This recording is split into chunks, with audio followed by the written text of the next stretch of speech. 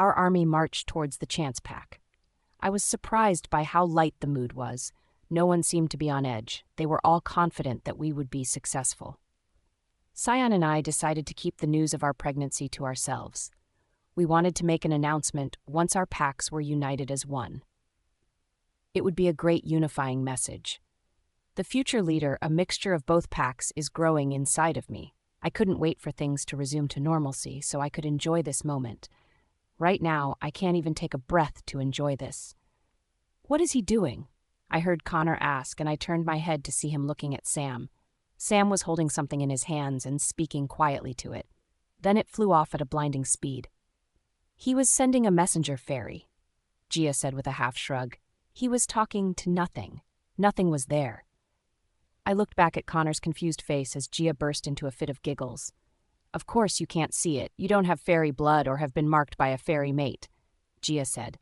Her last few words carried a sultry tone that had a loaded meaning. "Could you see it?" Connor asked as our eyes met. "Yes," I said, nodding my head. "Yep, I did too," Sion said casually as he snaked his arm around my waist. "So when you mark me," Connor began to say, but Gia cut him off quickly. If I mark you, then yes, you will be able to see them." I listened as Connor chuckled and he grabbed Gia's hand, lifting it to his lips. "I'm your Peter Pan, Tinkerbell." "Oh, I have a joke. What do you call a fairy that doesn't like to shower? Stinkerbell." Logan started laughing and looked over at us. "Get it?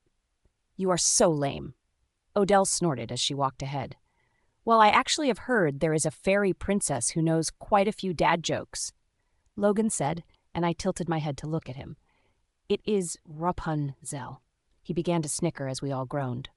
"Wow, that is so bad," Gia said as she looked over at Connor. "Sorry about him. We learned to put up with it." Connor leaned closer to Gia and then began to whisper something in her ear.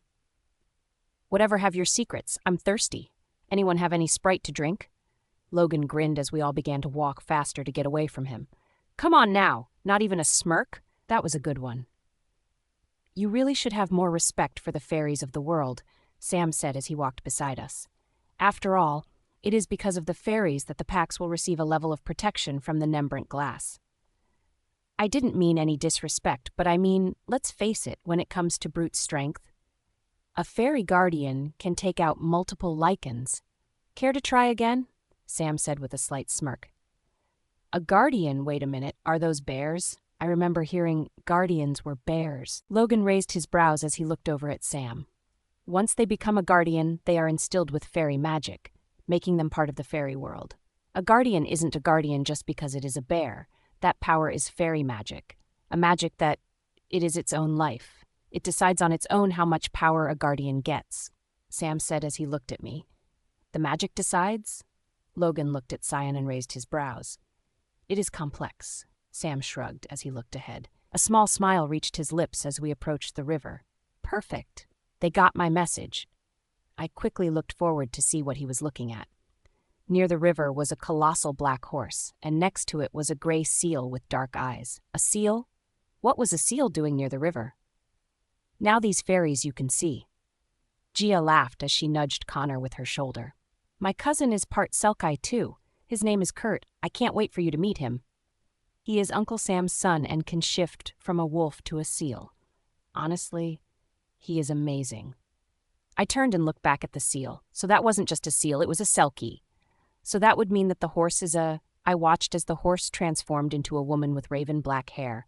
Her arms were folded and she looked agitated. "I met that one before. She is the one who pulled me from the river. Epona, I think." Sion muttered to me.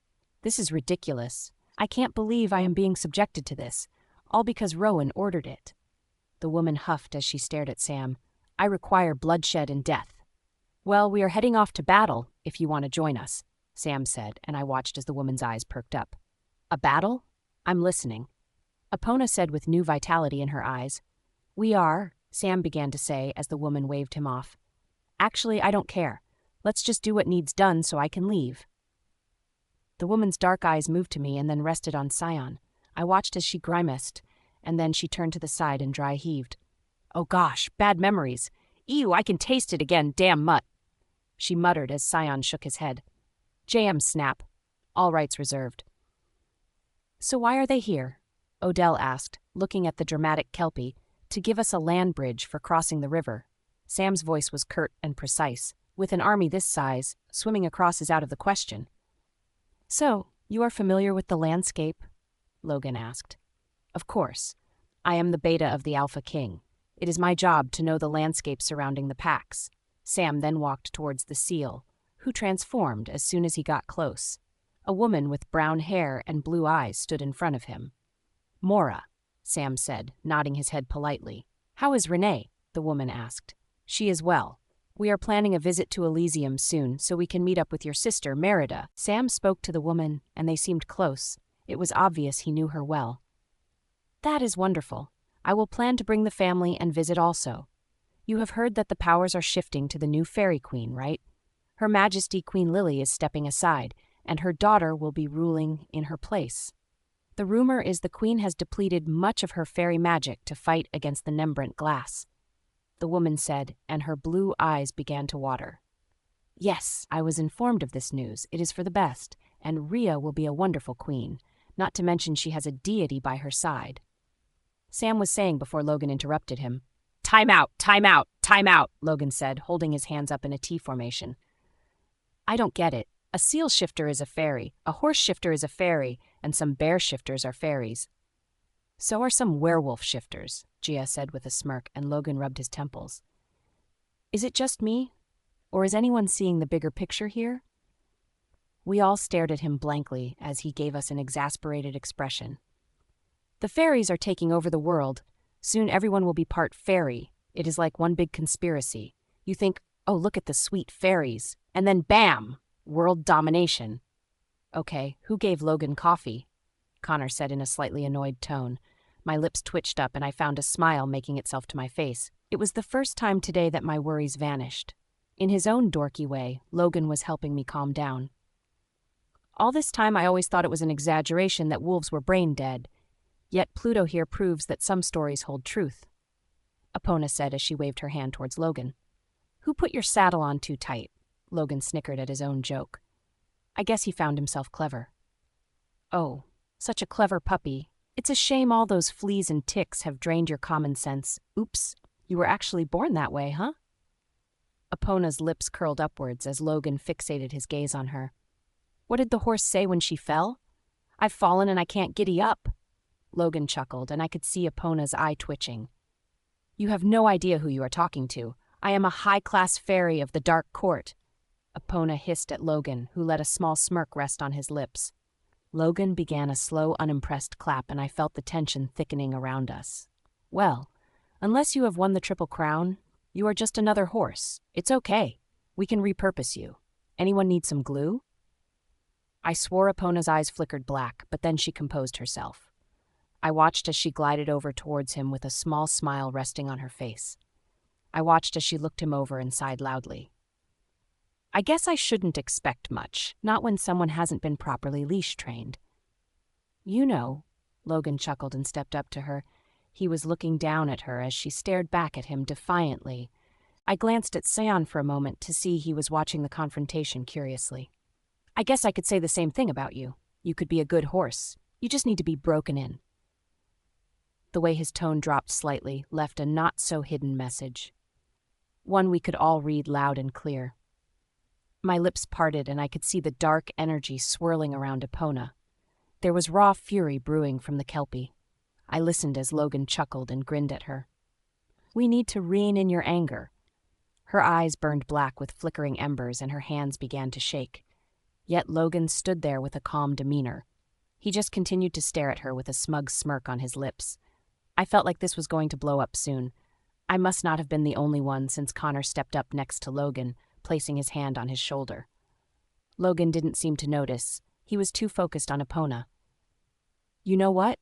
Mongrel? Epona's voice was as smooth as silk, and I watched as Logan's lips twitched upwards. I've always meant to have a pet. I see you need some training, but nothing a few light slams can't fix. I've had better offers, but I'll take that one. Logan gave her a flirtatious wink, which resulted in her face turning an angry shade of red. Okay now, Sam finally said as he stepped in between them. Let's get the bridge underway so we can cross. Sam turned and looked at Epona, who snorted and glared at Logan. She continued to stare at him for a moment longer before she turned on her heels and dived into the raging river. "Kelpies have such tempers," the Selkie, Mora, said as she chuckled to herself. "Don't worry, Sam. We have enough of us here to help. Go ahead and send your army across." "Thank you, Mora," Sam said, and I watched as the woman dove into the water, turning into a seal the moment she met the river. Woo-wee! I liked her. Logan grinned widely as Connor slapped him behind the head. "Seriously, I bet she is a tiger in—" Nadine snarled loudly and Logan laughed. "No offense, but you know what I mean. Logan, your timing with these sort of things," Sion muttered and turned to look at me. "Are you okay? You've been really quiet." I nodded my head and forced a smile. "I'm okay." I watched as he stared at me and then pulled me closer against his side. Then he looked up at Sam. "So what is the plan?" "They will form a bridge with their bodies we can walk across. This will be more efficient. Follow my lead." I watched as Sam walked ahead and stepped out on the river. He continued walking on top of the water, only he wasn't on top of the water. Just below the water's surface, you could see the backs of creatures. Then horse heads popped up out of the water further down. A bridge of creatures was made for us. JM Snap. All rights reserved. I watched as the others swiftly followed, and then Sion led me over the bridge. It felt odd. You could tell you were stepping on a creature, but some I wasn't even sure what they were. Only the Kelpies had their heads above the water. Sion kept his fingers interlaced with mine as he led me across. We just hit the other side when we heard Logan yell. I turned around to see Logan floating down the rapids. Then the next minute, a wave of water threw him on the shore. I watched as a black horse lifted its head above the water, nickering to itself as it swam back to the bridge. I was going to say something to Logan, but Sion began to pull me off to the side. "Keep going. We will catch up." Sion pulled me behind him and behind the tree line. He walked up to a large tree and pulled me in front of him. My back was resting against the tree as his hands rested on either side of my head, imprisoning me against it. My eyes flashed up to his, only to see his lids close as his face came to mine. Then his lips were on mine, threatening to melt them with his heat. I was enjoying the kiss, but I didn't understand what he was doing. "Sion," I mumbled against his lips as he growled against mine. He didn't speak, he only continued to attack my lips. This time his hands moved down my sides and he gripped behind me. His tongue plunged into my mouth and my fingers gripped in his hair. Maybe he needed this? Maybe I really needed this. In either case, I gave in to the temptation to enjoy his kisses. Just one small moment, one small blissful moment before we would meet chaos. The sparks from his touch reached my core, and there was a burning desire that was already growing. However, we both knew this wasn't going any farther than this moment. Reluctantly, our lips parted, and I instantly missed his contact and heat. Sion leaned his head against my forehead as our breaths beat against each other. We don't know exactly how things will turn out. We hope for the best and prepare for the worst, he began to say, and I stared into his warm hazel eyes. I have a job to do. We both do. I think it is important for each of us to trust in the other. We are going to make it through this moment, and then I'm going to love you like you deserve. Every day I will fill it with my love for you. Our child, he rested his hand over my stomach. Our children will live in a loving pack with parents they know love them more than anything. I listened as he let out a shaky breath. I'm going to be honest. I don't want. It is hard letting you go to battle, especially now that our son is growing inside of you. I'm going to keep you safe. I'll keep you both safe. Sion, don't take that on your shoulders. If something was to happen, that isn't on your shoulders. Because we are both strong, there might come a moment we need to divide our strengths. I've never been part of a war. Sure, I have fought in fights, but I know this is different. I gripped his shirt as he moved his arms around me. This moment is important for us. This has to happen in order for us to be whole.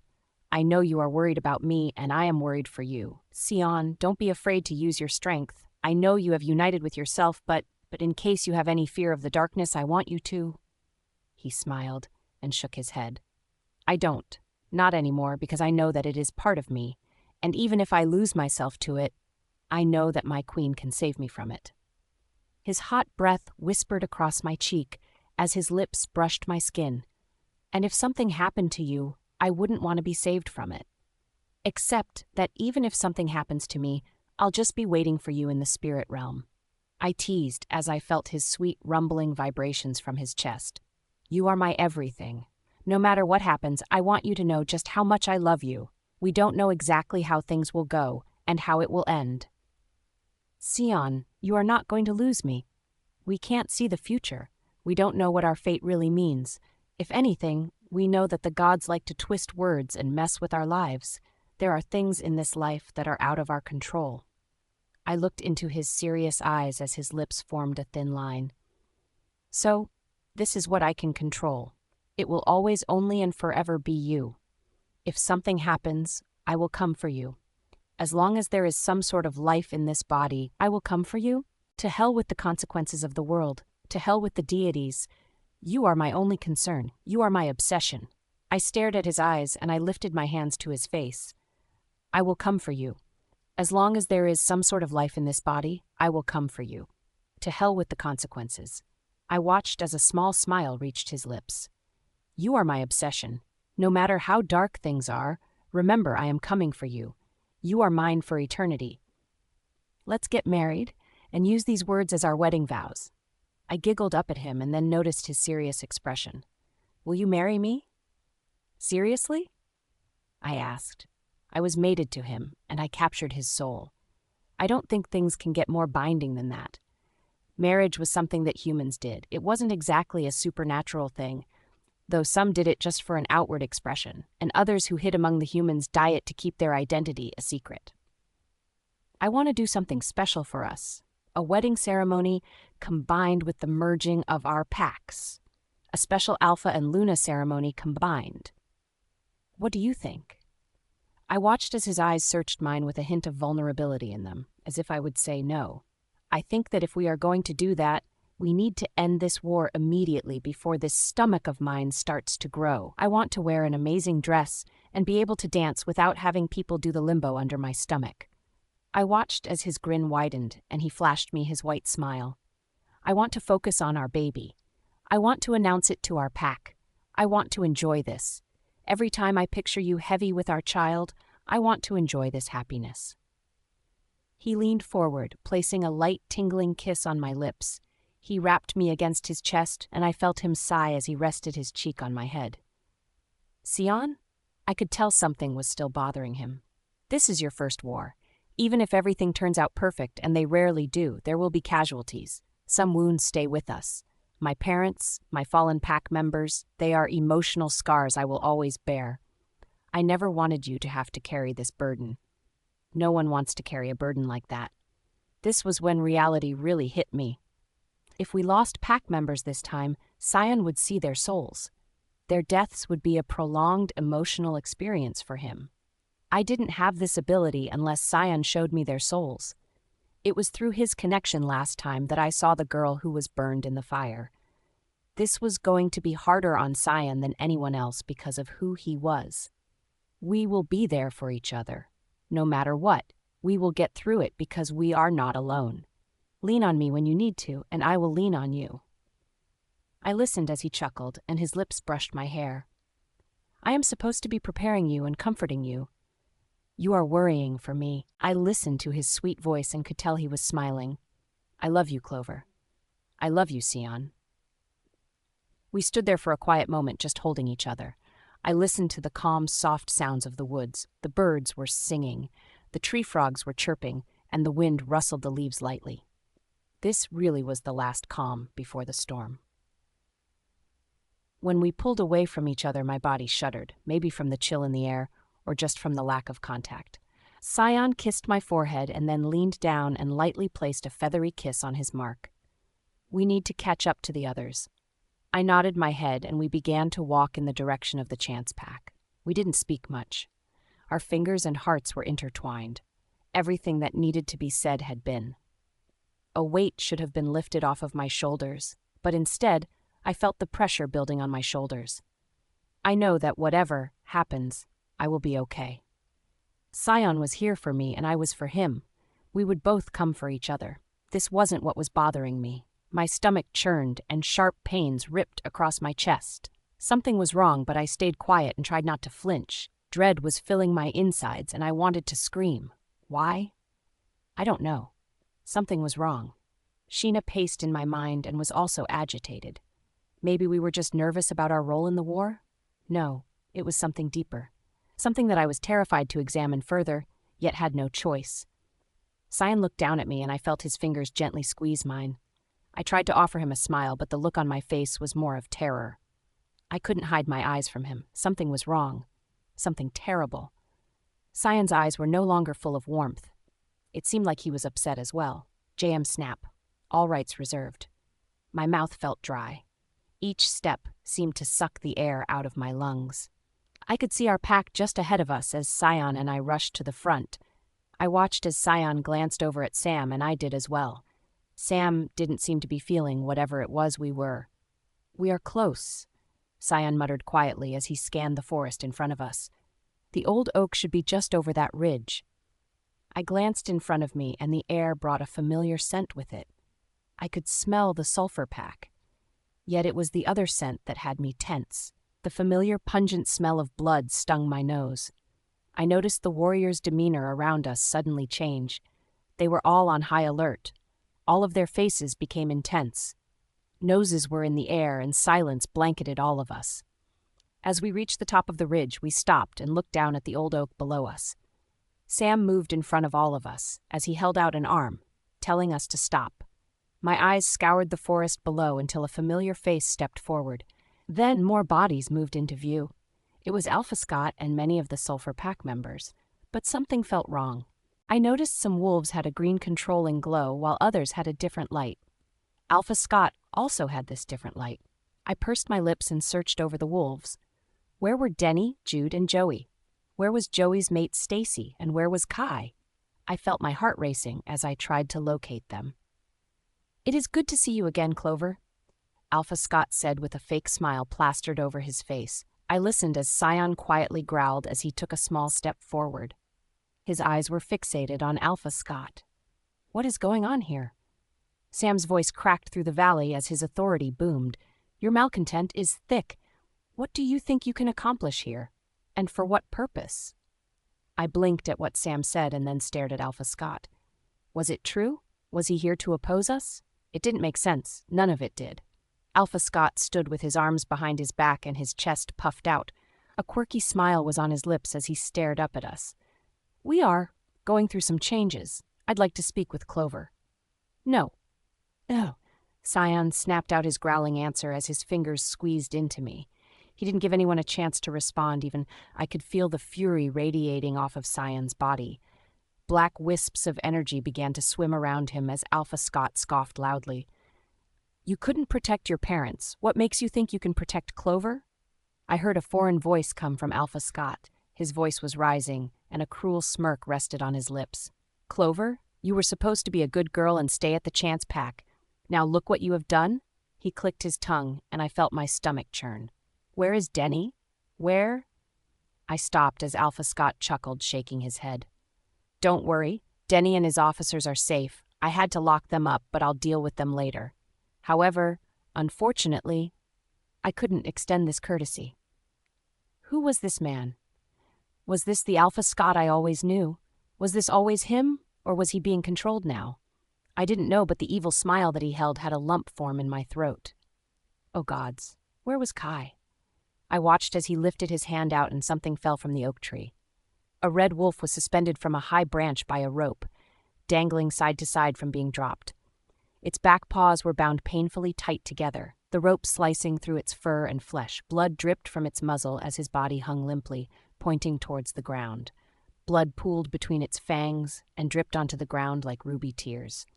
My heart clenched as my eyes filled with tears and my body shook with fury.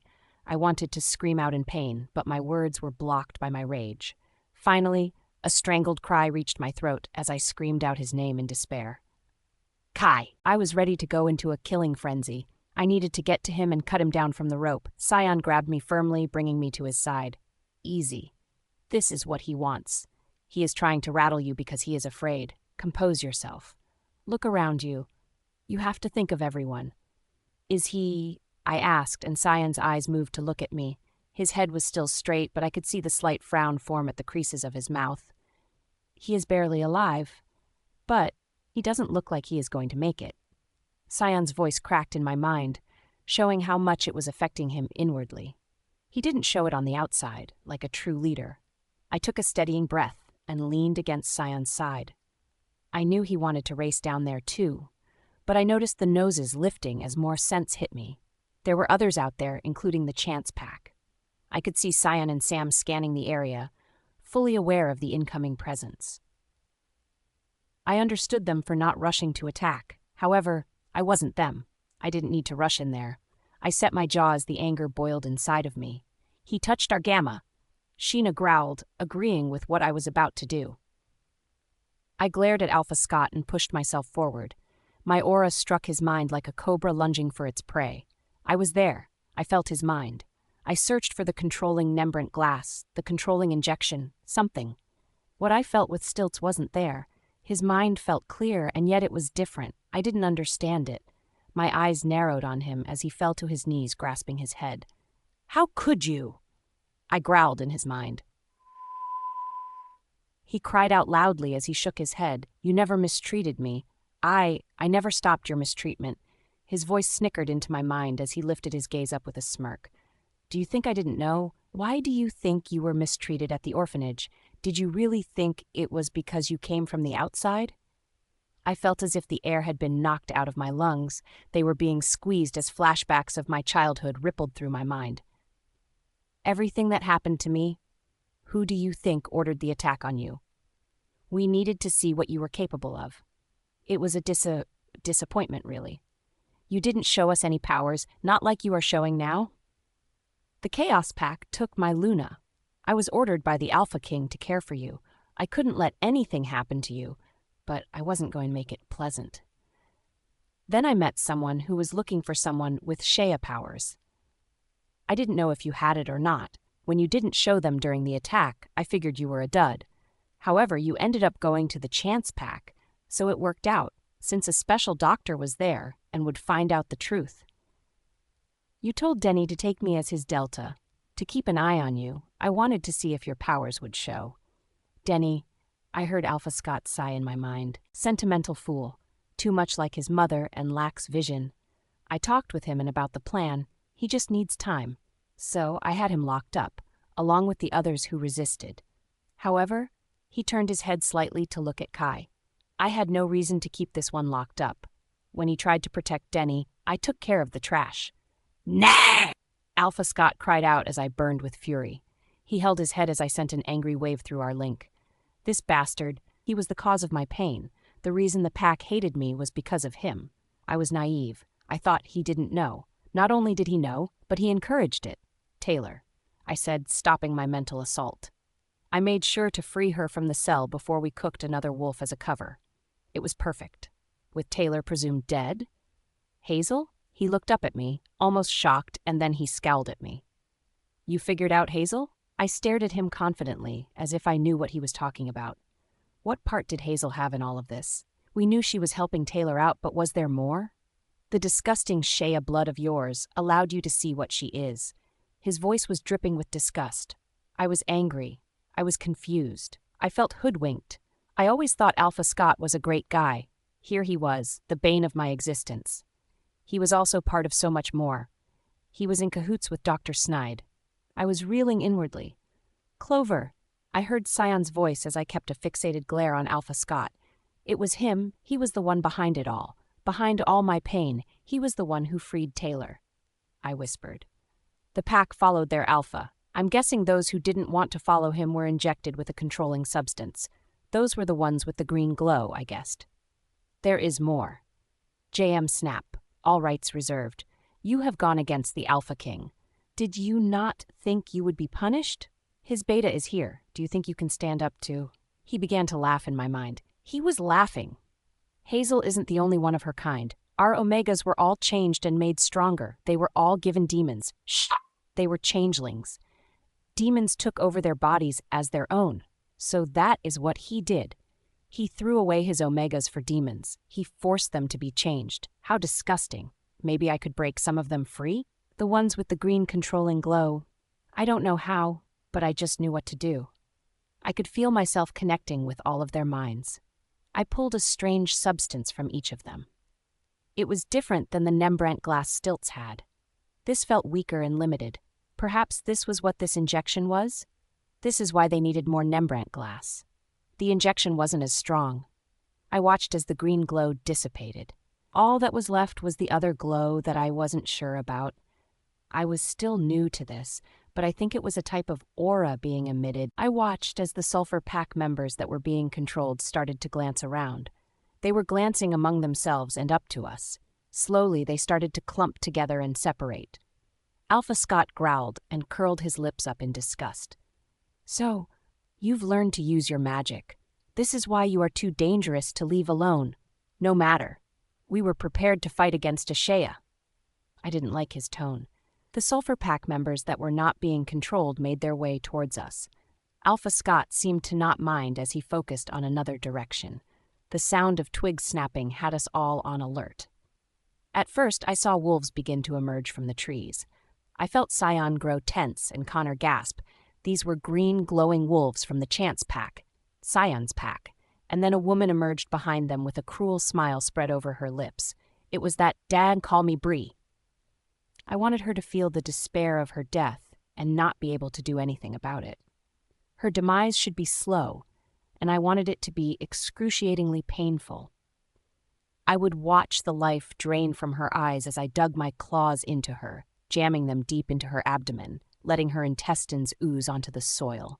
With her body unable to move, I would throw her onto an anthill, letting her suffer through being gradually devoured alive by the infestation. Her screams would echo like sweet music in my ears as she wouldn't find sympathy from me.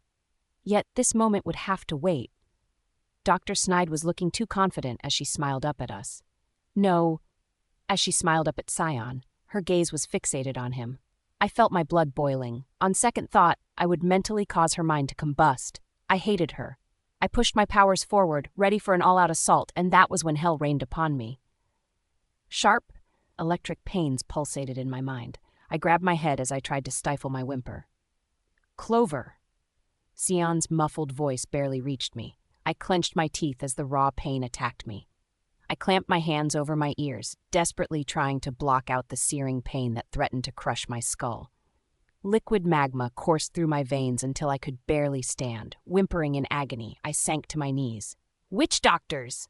I heard Stilts yell, and then a light glowed around me, stopping the pain. Stilts' hands were shaking as he held his staff, glancing back at me for a moment. Scion wrapped his arms around me, as dark, angry wisps emerged around him. "We have to take out the witch doctors. We can't do anything until they are gone. They will target Clover whenever they feel her magic." I listened as an unworldly growl emerged from Scion's throat. I looked up to see his golden eyes as he stared down into the valley. "Scion, I am so glad you have come back. We have missed our alpha." "That wannabe doctor," said in her sickening sweet voice. "You betrayed our pack. You betrayed me," Scion growled, still holding me against him as he knelt next to me. "It will be okay, Scion. We are going to help you. You are being controlled, but we will save you today." As she spoke, the wolves around her howled in agreement.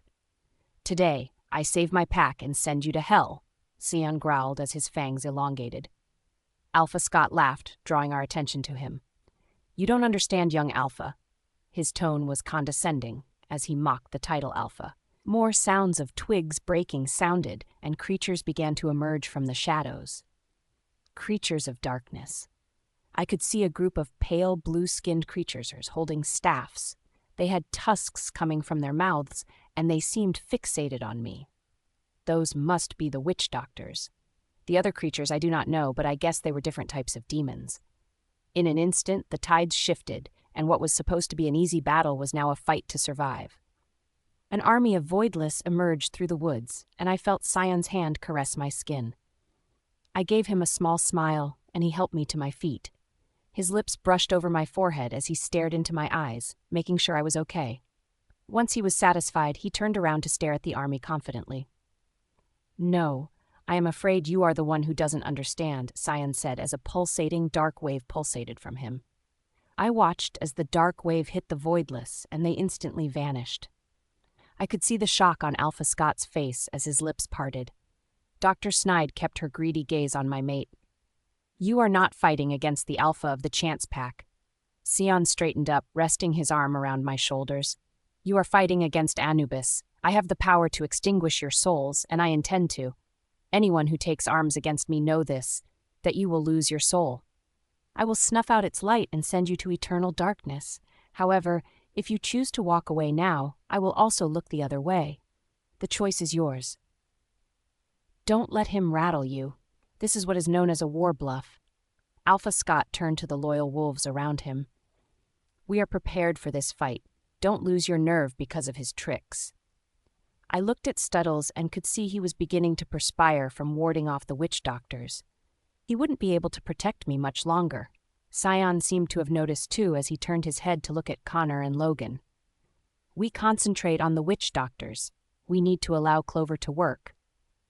I watched his eyes flash to Dimitri and Odell. They were standing at my side, and they both nodded over at him. We will watch over her, Dimitri said as he looked out over the army. We must clear the air for Clover. This is an all-out battle, and we protect ourselves first. Subdue if you can, but this is war.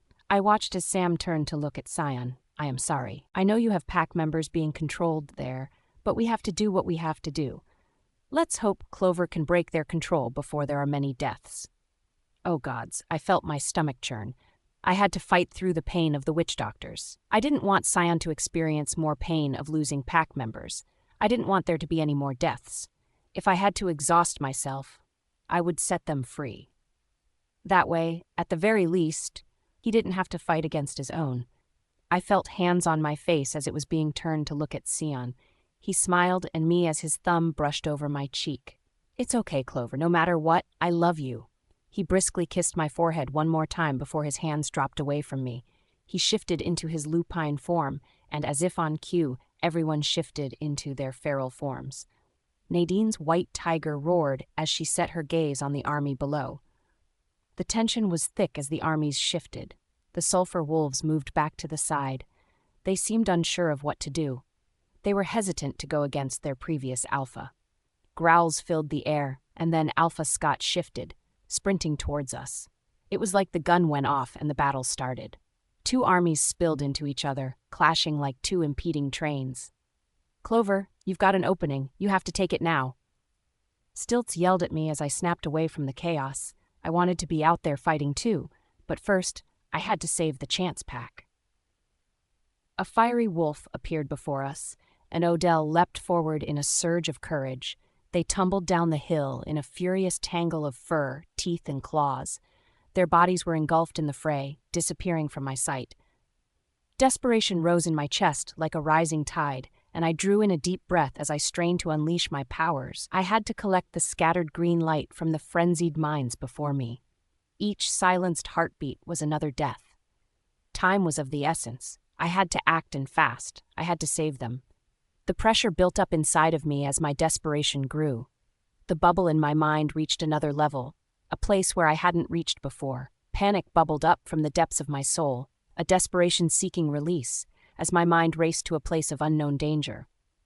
My body felt drained as the green lights all collected together. They whirled around me like a raging tornado, blinding me to anything else as I took them away, freeing the wolves from control. Faster, faster, faster. The swirls reached a crescendo as the colors swirled in dizzying circles as I embraced them within me. I felt my legs tremble as they gave out. I wanted to brace for impact, but my mind seemed to close as its receptors shut down. I have the awareness that I am falling. I heard muffled sounds of desperation as I collided with the ground. I'm in darkness, but I can't stay here. As I struggle to fight against the darkness and open my eyes, the sound of Dimitri's clashing swords and roars of fury fill the air. With a sudden burst of strength, I forced my eyelids open, revealing a horrific scene. A towering demon battled against Dimitri, but my attention was stolen away by a hulking wolf stalking towards me, his fangs bared and eyes blazing with hunger. Its sharp fangs glistened in the light as its menacing gaze locked upon me. Alpha Scott. Note: Stilts moved in front of me and held out his cane protectively. A light flickered from his cane, and then another light attacked his. My arms felt frail, but I managed to push myself into a sitting position.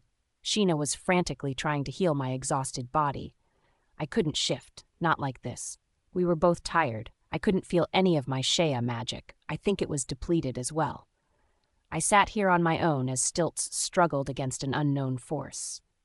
Scott's wolf paused for a moment. This was when a small red-skinned creature with horns and tusks came into view. A glow emitted from his fingertips as he stayed locked on Stilts. "Damn it all!" "An imp?" Stilts growled through his teeth, glancing back at me nervously. He was in no position to protect me. I struggled to my feet and tried to back away. Alpha Scott moved around the imp and Stilts, proceeding towards me. I heard the feral growl from Scion rip into the air. I glanced towards the sound of my mate. Briefly, our eyes met. I could see he wanted to get to me, but couldn't. In front of him was a monstrous fiery hound, the likes I had never seen before. Was that a hellhound? I have heard rumors how even guardians have struggled against those creatures. What the hell was all of this? It was as if the gates of hell opened up right here. "Clover!" Scion's frantic voice entered my mind as the hellhound blocked his every move. "I'm okay. Concentrate on your own fight." Scion didn't know how I was feeling right now. He didn't know I couldn't shift. I didn't need him worrying about me, especially if that was a hellhound he was fighting against. I'd figure this out. I just needed to stall and buy myself some time. I couldn't connect to anything. I couldn't shift to Sheena, and I couldn't use my powers. Everyone was busy with fights of their own. I watched as Alpha Scott bared his teeth at me as a low growl escaped his throat. "We only need you alive. We don't need you unharmed." His unwanted voice crashed into my mind as his feet shifted. He was now in an attacking stance. I would have to try to dodge his attack if I could. My limbs felt unresponsive, and I knew I was in no shape to even evade him. This was going to hurt. The massive wolf lunged at me, and then a streak of gray clashed into him. My mouth parted as the gray wolf came to stand in front of me protectively. "Denny," he turned his head slightly and our eyes met. "Are you okay?" His eyes searched mine as I nodded my head. "I'm okay. I just exhausted myself, but I'll be ready to fight soon." "Clover, I'm sorry. This man isn't the father I know. Maybe I never knew him." Alpha Scott growled angrily and started pacing to the side. More wolves made their way up to us, emitting the strange glow. I didn't know what this color meant, but Scott had it too. Denny curled around me protectively as the wolves' eyes fixated on me. I knew a conversation was going on between Denny and Scott. I hate that I didn't know what was being said. I could tell by Denny's growl that he wasn't happy. Then more wolves arrived, only they came next to my side. Joey, Jude, Andrea, and the other wolf must be Stacy. I wanted to know what happened. I wanted to ask them how they were here now, but suddenly ferocious growls ripped into the air. Denny charged forward, and the other wolves collided with a brutal force. My muscles quivered with rage, aching to join the melee. Yet, I remained still, a powerless witness to this raging inferno as Denny and Scott's wolves toppled down the hill in a wild heap of fur and fury. The two massive beasts rose like towers of fur and muscle, claws outstretched as they clashed.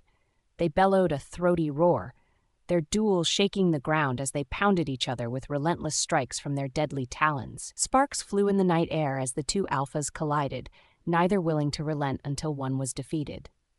Scott's wolf had the advantage of size, but Denny's wolf was quicker. Denny's wolf was in his prime and the stronger wolf. As they exchanged blows, at first it was clear Denny would win. However, Scott's aura began to glow. "What is that?" I murmured in horror, watching Scott's wolf begin to dominate over Denny. "Demons! Clover!" I turned my head to see Stilts fighting with several imp-like creatures.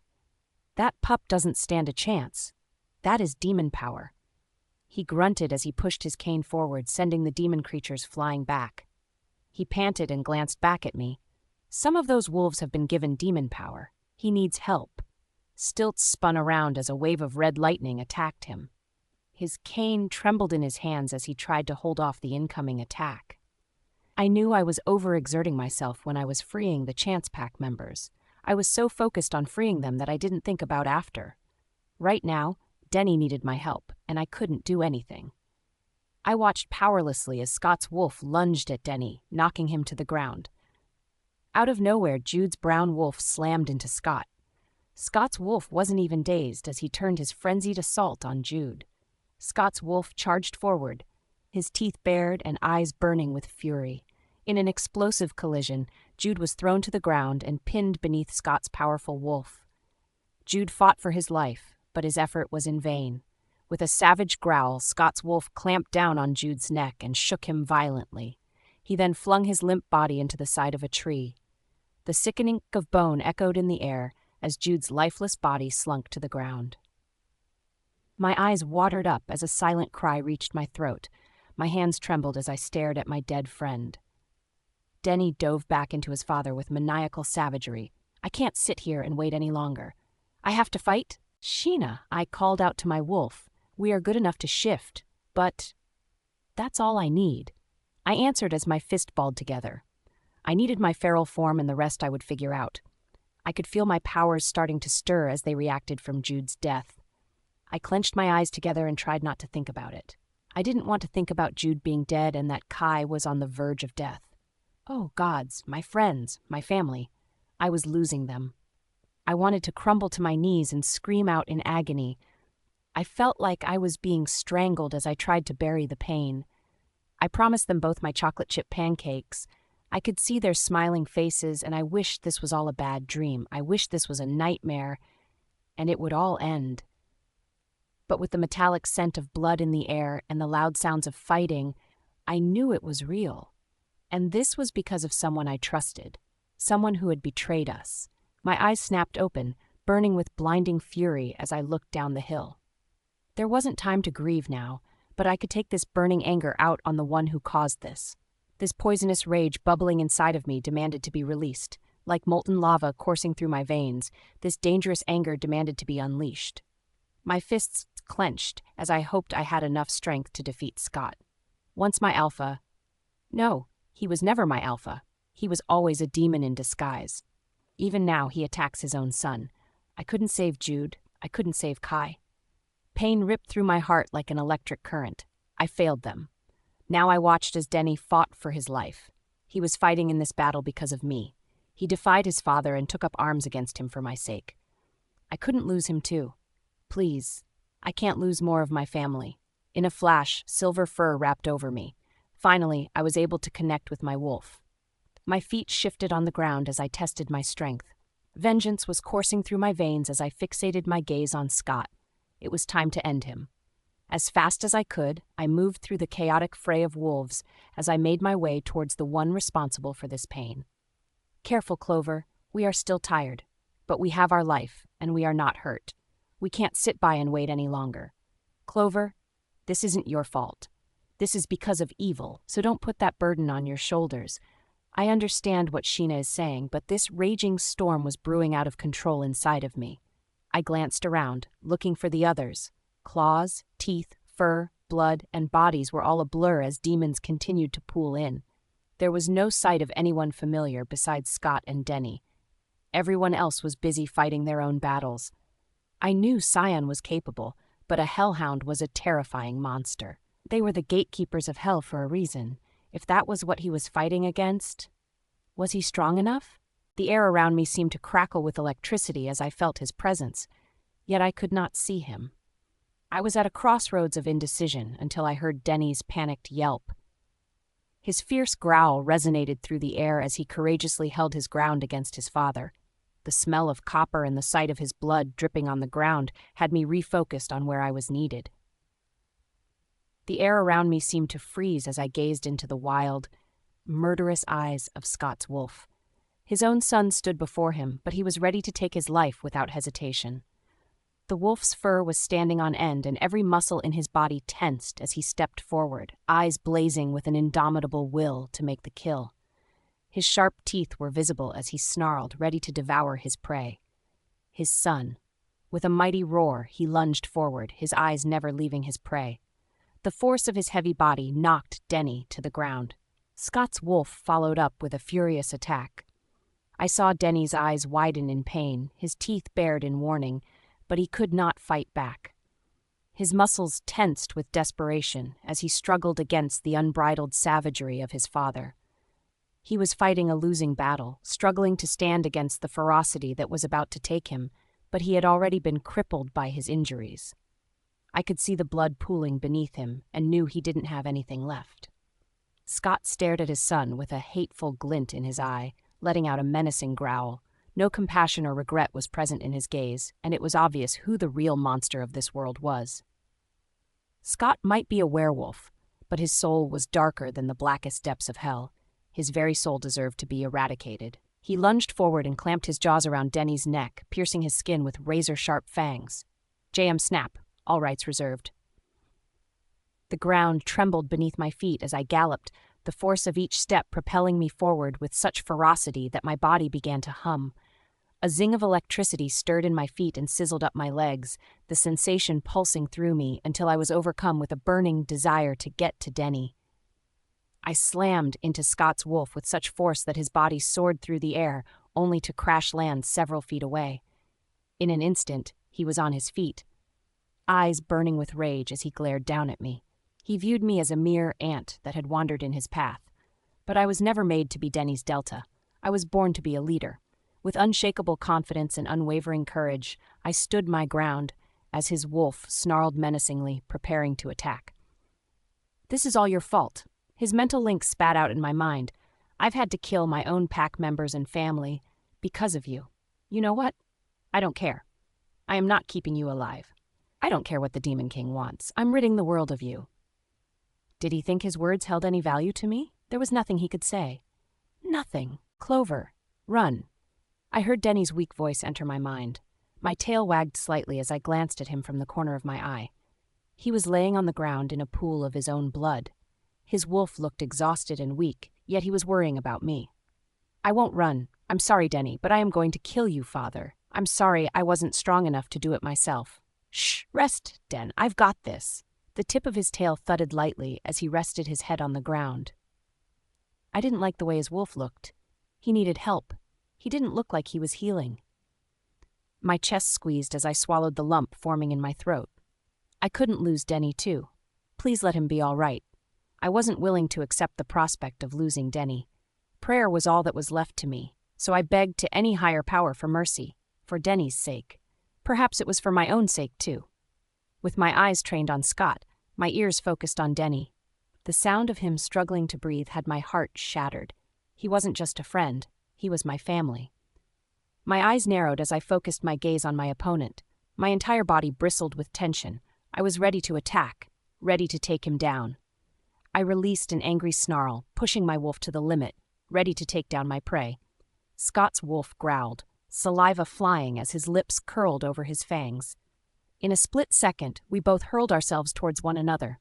Our formidable creatures collided with a powerful boom that reverberated through the air. The ground shook beneath us with a deafening crash, and the air was filled with the frenzied cries of battle. In a matter of moments, all would be decided and only one of us would emerge victorious. Note: join JM Snap, Snapper Society on SSS. Our bodies moved like raging bulls, muscles straining with each powerful thrust. I dug my claws into the ground, desperately seeking firm ground as a lifeline. My fate hung in the balance. One misstep, and I'd lose the fight. We pushed off from each other, and I bared my teeth at him, letting out a menacing growl. I watched as his ears twitched, and it seemed like he was checking on Denny's condition. I couldn't help but wonder what he was thinking. Was he concerned for Denny's well-being, or was he merely assessing whether the job was done? I didn't know how this man felt anymore. Hell, obviously I never knew anything about him. Despite his feelings towards me, I am still stunned to the core at how he viciously attacked his own son. Was this the same man? Or had the insidious power of the demon filled him with an unquenchable thirst for blood? Denny was his son, his beloved only child and heir. My claws dug into the mud as a murderous intent seized me. How could he? This man didn't deserve to live. How could he cause so much pain? And for what? Was it really for revenge, or was it something deeper? I looked over and caught Denny's wolf's eyes with mine. At one point, I was going to be sworn in to protect him. Seeing him like this now, I will never forgive Scott for this. There was so much concern in Denny's eyes for me, and I felt guilty that I couldn't protect him. With a savagery I didn't know existed in me, I dashed at Scott. I jumped out of the way of his gnashing teeth and sank my fangs into his side. His blood splattered on the ground beneath him as a sweet, painful yelp escaped his throat. The cry soon turned into a murderous growl as he turned to me. Scott lunged towards me, his hulking frame pushing against mine with the force of a charging rhinoceros. I moved with the blow, my reflexes on fire as I used his strength against him. But he was prepared for this. All the years I lived in the Sulfur pack, I have never seen Alpha Scott take part in our training. He trained separately, but he was always there watching us, watching me. He knew how I fought, and I didn't know anything about him. He knew that I would use his own strength against him. Suddenly, our fight halted, and he rolled beneath me. Before I had time to react, I felt his sharp fangs sinking into my hind leg, and I let out a howl of surprise and pain. The dirt drank up my blood, turning the ground into a muddy mixture. I twisted and growled to get out of his grip as Scott's fangs ripped into my flesh. I couldn't let him win. I wouldn't. Sheena wasn't at full strength, but I knew we were stronger. I dug my claws into the ground, ready to pull myself forward even if it meant I would injure myself more. With a violent thrash, I managed to break free. My blood spilled into a steady stream as it mixed with the mud. I was going to have to face him head-on, and with a lame leg, Scott wasn't going to give me a moment to recover. He was a killer and knew now was the time to take me down. Relentlessly, he dove back into me at full speed with his jaws agape. My heart raced and rage surged through my veins as I reared back to lunge at his throat. All I wanted was a fraction of a second to grab the vulnerable flesh to sink my jaws around it like a vice. Once I got a hold of the weak, soft tissue, I wouldn't let go until his body quit moving. I knew I couldn't move fast enough to escape the blow he would inflict on me, but hopefully I could take him out with me. Right before his teeth were to sink into me, a body leaped into his jaws. The sickening crack of bones and painful yelps had me frozen. In shock, Scott released the gray wolf who fell down at my feet. Another wolf dove at Scott and they tumbled away from me as I scrambled to Denny's side. "Denny!" I screamed and nuzzled his muzzle gently. The noise around me seemed to vanish as I focused on Denny. I watched as his eyes opened to look at mine. Blood was oozing from his mouth and his chest heaved with labored breaths. "Clover, are you okay? Thanks to you? Denny, please don't go." "Please." I pleaded with him as I shifted back to my human form. I cradled his head in my lap and watched as the werewolf transformation wore off from Denny's body. I gripped his hand tightly as tears streamed down my face. "It's okay, Clover, I'm just happy it wasn't you." His words were forced out as he coughed on the blood filling his lungs. "Den, you'll be okay. Everything is fine. It is going to be just fine." I lied to the both of us. He offered me a bloody smile and I could see he knew better. "A moment of truth," Denny whispered out. "I love you, Clover. Even without Andrea, I couldn't take you as my mate because I view you as my sister. My sweet, feisty sister who makes the best chocolate chip pancakes that I wish I could taste again." "You will, Denny. I'll make them for you. You are going to make it. Please, please don't go. Please, I'll do anything. Just don't leave me." My voice was a strangled whisper as I wiped the blood from his mouth with my hand. I tried to put on a brave face, but my voice cracked with a sob as I begged him not to leave. I ran my hand over his cheek, trying to keep him in the moment, and pleaded with him to stay. "You can make it, Denny. I'll do anything for you to live. Just don't leave. Please, I love you too, Den." Despite my best efforts, I felt my emotions running wild and my heart shattering as I realized that he was going to die. "Live, Clover. Live for us both," Denny whispered as his eyes closed shut. I took in a shuddering breath as his body began to convulse as the life left him. I held him tight against my chest, my arms wrapped around his neck and body. Tears rolled down my cheeks, mixing with Denny's blood, spilling onto the ground that drank it greedily. His body stilled. His beautiful eyes stared up at the sky as his body went limp. I leaned down and kissed his forehead, gently holding him close. My arms were shaking as my vision blurred. He was gone. The man I loved like a brother was gone. The first family I had, a piece of me died with him at that moment. I would never be the same again. A mighty scar formed over my heart. I was dazed as I stared at Denny's lifeless body. My mind was numb, and I couldn't make my thoughts process. I wanted him to come back. I wanted Denny to jump up and tell me it was a joke, that everything was just fine. It wasn't. I tried to swallow back the lump that was forming, but couldn't. I let my tears freely fall as I clenched my teeth furiously. Scott, all of this was because of that damn bastard. He killed his son? Anger surged through my veins and boiled to the surface. I was injured and needed more power. Black wisps began to form around me as my body shook, demanding vengeance. Somehow, subconsciously, I was tapping into Sion's powers and flowing them with my own. It helped refuel my Shea powers that had been depleted. "I'm so sorry, Den. It wasn't supposed to be like this," I whispered as I laid his lifeless body on the ground. I squeezed my hands into angry fists as I snapped my head in the direction of Scott. Pure fury blinded me as I screamed out in pain and power. His wolf flew into a tree as the black wisps of energy encircled him. A thundering boom cracked in the air around us as the earth shook under my feet. Pink and black energy wisps frenzied out of me, wrapping around Scott's wolf.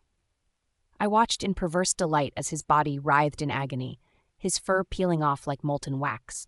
He screamed in pain, a deafening soundtrack to the macabre show. The fur that remained on his body was now drenched in his own blood, charred and blackened by the energy wisps. "You killed him," I heard myself say in a voice I didn't recognize. "You killed my brother. You killed your own son." I shrieked, my body trembling with fury and anguish. His eyes met mine, and in them I saw an eternity of sorrow and regret. Yet it was as if these emotions bounced off of me. I didn't care. Regret? How dare he have regret? I didn't mean to kill him. Scott's voice reached my mind as my body shook with the exploding anger inside. "You didn't mean to kill him? You didn't mean to kill your only son?" My voice was a hoarse shout that reverberated my anger and grief. "I didn't mean to kill him. It was supposed to be you. It was always supposed to be you who died." He growled in my mind. His eyes narrowed on me, clearly blaming me for this incident, blaming me for him killing Denny. My body moved on its own volition, and a primal desire took over. It was as if something imploded from inside of me, and it all unleashed upon Scott. The sound of his bones cracking filled the air as his body distorted, howls of agony ripped from his throat. The wisps of black and pink energy raced around him in a frenzy, and suddenly his wolf exploded. A mass of flesh and fur flew in all directions. Blood splattered everywhere, globs of teeth, muscles, and his organs littered the ground where he once was. I was hoping I would find some sort of internal relief. I didn't. Instead, I wanted to curl up and cry. I wanted to puke. I wanted anything but this. I wanted Kai to be okay. I wanted Jude back. I wanted Denny back. I turned and took a few staggering steps back to Denny and fell to my knees. I cradled him in my arms. His body was cold and limp. My body shook violently as my tears spilled down my cheeks. "Den," I whispered. I'm sorry." I felt a hand land on my shoulder, and I looked up to see gentle hazel eyes staring down at me with worry. "Sion," my voice cracked as he knelt down behind me, scooping me in his arms. "Kai, Logan took him away from the battle." His voice trailed off, and I bit my quivering lip. "He is in bad shape." I turned my head to look at Denny's body. "He died protecting me. This is my fault." "Shh." Sion gently cooed into my ear. "This isn't your fault. This is Alpha Scott's fault, and this is Brianna Snide's fault." The sound of that woman's name lit a fire inside of my heart. I lifted my gaze from his chest and stared at him. "Where is she?" I growled. "She ran away after I defeated the Hellhound." Sion's warm hands were holding me delicately, as if I was about to break. "Then it's time to finish this." I growled as he nodded his head slowly. I watched as he lifted his gaze from me, and I turned to see Connor laying Jude's body down next to Denny's. Sion gripped my waist tightly, and I went to say something, but then my breath caught in my chest. The colors of the world changed, and then I could see them. Through Sion's power, I could see Denny and Jude's souls. They were standing there with a faint smile on their lips, watching me. The living world vanished as I rose to my feet. I took a small step away from Sion, and then I ran into Denny's arms. Jude's hand came to rest on top of my head as I began to sob uncontrollably. "What are these tears for?" Jude chuckled as Denny held me tight against his chest. "Clover, it's okay. Don't cry," Denny said, and I lifted up to look at his face. Then I looked over at Jude. It's not fair. I hiccuped as I wiped my tears from my face. I watched as Riapus appeared behind them and I shook my head. It isn't fair. Clover, life isn't fair. You know this better than anyone. Denny rested his hand on my shoulder and gave me a reassuring smile. We are re-entering the life pool. We are going to give this living thing another shot. Maybe this time I'll be born with powers that are able to shred a soul. Jude chuckled and I looked at him, clearly missing something. Alpha Scott, you, shredded both his living body and his soul. My lips parted in shock. Even his soul was corrupt, Clover. It is hard for me to grasp, but at some point my father changed. He chose to take in demon power. The power didn't change him, though. This was the person he was. I just didn't realize it until it was too late. Denny gave me a small smile and leaned his head down to look into my eyes. You are okay. Everything is okay. You have a new pack and a mate who will love and treasure you. You have a family now. You don't need me anymore. I still need you, Denny. I still need you both. Warm tears trickled down my face. No, you don't need us. We needed you. Jude said as he placed his arm around my back. Keep an eye on Joey for me. Tell Joey to take over as the alpha of the Sulfur Pack. He will be a great leader and the Sulfur Pack needs a new face. Tell him this was the final order from his alpha. Denny glanced up at Scion. Maybe help guide him. We will. Scion said as I hugged Denny and Jude in one last embrace. I wish I could keep you both with me. I sniffled as I felt my heart being torn apart. We will always be with you, Clover, Denny said as he tapped my forehead. We are in your memories, and we are with you whenever you think of us. So, remember all my cool moments. Don't replay any of the dumb ones, Jude said, roughing up my hair as he stepped away. Tell Andrea she will be okay, and when she is ready, find a new mate, to live her life to the fullest. You too, Clover. If there's anyone that deserves happiness, it's you, little sister. It's time. I'll escort you to the life stream, Riapus said, and Denny stepped away from me. At the same time, I felt the heat of Scion's chest on my back. There was nothing I could do. I wanted to reach out and stop him, but knew I had no choice. Hot tears trickled down my face as I looked between Denny and Jude. Don't cry, Clover. This was the way it was meant to be. Denny gave me a crooked smile. I'll see you in my next life. Take care. I love you both. I whispered as I watched them fade away with Riapus. It was both a blessing and a curse being able to say goodbye. It was not long enough. It would never be long enough. Who was ever ready to say goodbye forever? A lump formed in my throat as I realized that this was the last goodbye. The tears came hard and fast as I fell into Scion's arms. I wanted nothing more than to let go of my pain and allow the sorrow to finally overtake me. But I knew I had to push it down for now. There was a battle that still needed to be won, and no time for mourning. I knew time was of the essence, but I needed this tiny moment to release some of my pain. In spite of the agony, I had to move forward. We had a fight to finish. I felt Scion's grip tighten around me, crushing me against his hard chest. The realm we were in seemed to pause, as if time itself was waiting for us to take action. Scion, it's time to go and finish this. I'm sorry that I couldn't save you from this agony, he whispered in my ear. I understand the ache and desolation that you feel all too well. It isn't your fault. It is just too raw right now. I didn't want to think about it. I just wanted to pretend it didn't happen. This was when Scion tilted my chin up to look at him. I just want to get the fighting over with. I'm ready to fight and end all of this madness, but I am not going to leave you in this darkness alone. I'm not going to let it swallow you up. It almost did me. I won't allow it to happen to you. I can't bear to see your sorrow. I wish I could take it away. I can't. However, I will be here with you. You aren't alone. Scion, I sighed and gave him a small smile. I'm hurting, but it isn't going to consume me. It just doesn't feel real, and I honestly don't want to think about that reality, not when there is a battle to face. I pursed my lips together and stared into Scion's eyes. Denny and Jude knew what they were getting into. We all did. It was naive to think we wouldn't suffer casualties. My voice cracked and I paused for a moment. I hope their next life is good to them. They deserve real happiness, and maybe this time a proper fated mate, Scion said, and with my eyes downcast, I sadly nodded in agreement. Though I wanted them to stay here with me, In my heart, I knew that a new life would be the best thing for Denny. He had been through so much horror with his father, and I only wanted him to find peace and love in the next life. As much as it pained me, I had to accept that they deserved the chance at happiness, even if it meant being apart from me in this life. Though it did make me think a little bit. "Scion?" I lifted my gaze to him as he brushed his thumb over my cheek. He hummed gently. "Do you think they will remember any of this?" I looked at him as his brows knitted together. "I don't think everyone is given the choice. Sometimes it is chosen for them, and some are never granted rebirth, whereas most who are reborn have no knowledge of the previous life. Sometimes they have dreams of their past life, but it would only seem like a realistic dream to them." "Are you worried about them remembering what happened, or remembering you?" Cian asked, and I shook my head. It was neither. I didn't want them to have any previous memories, because this would only cause them pain. I was just curious, and it made me wonder about my parents.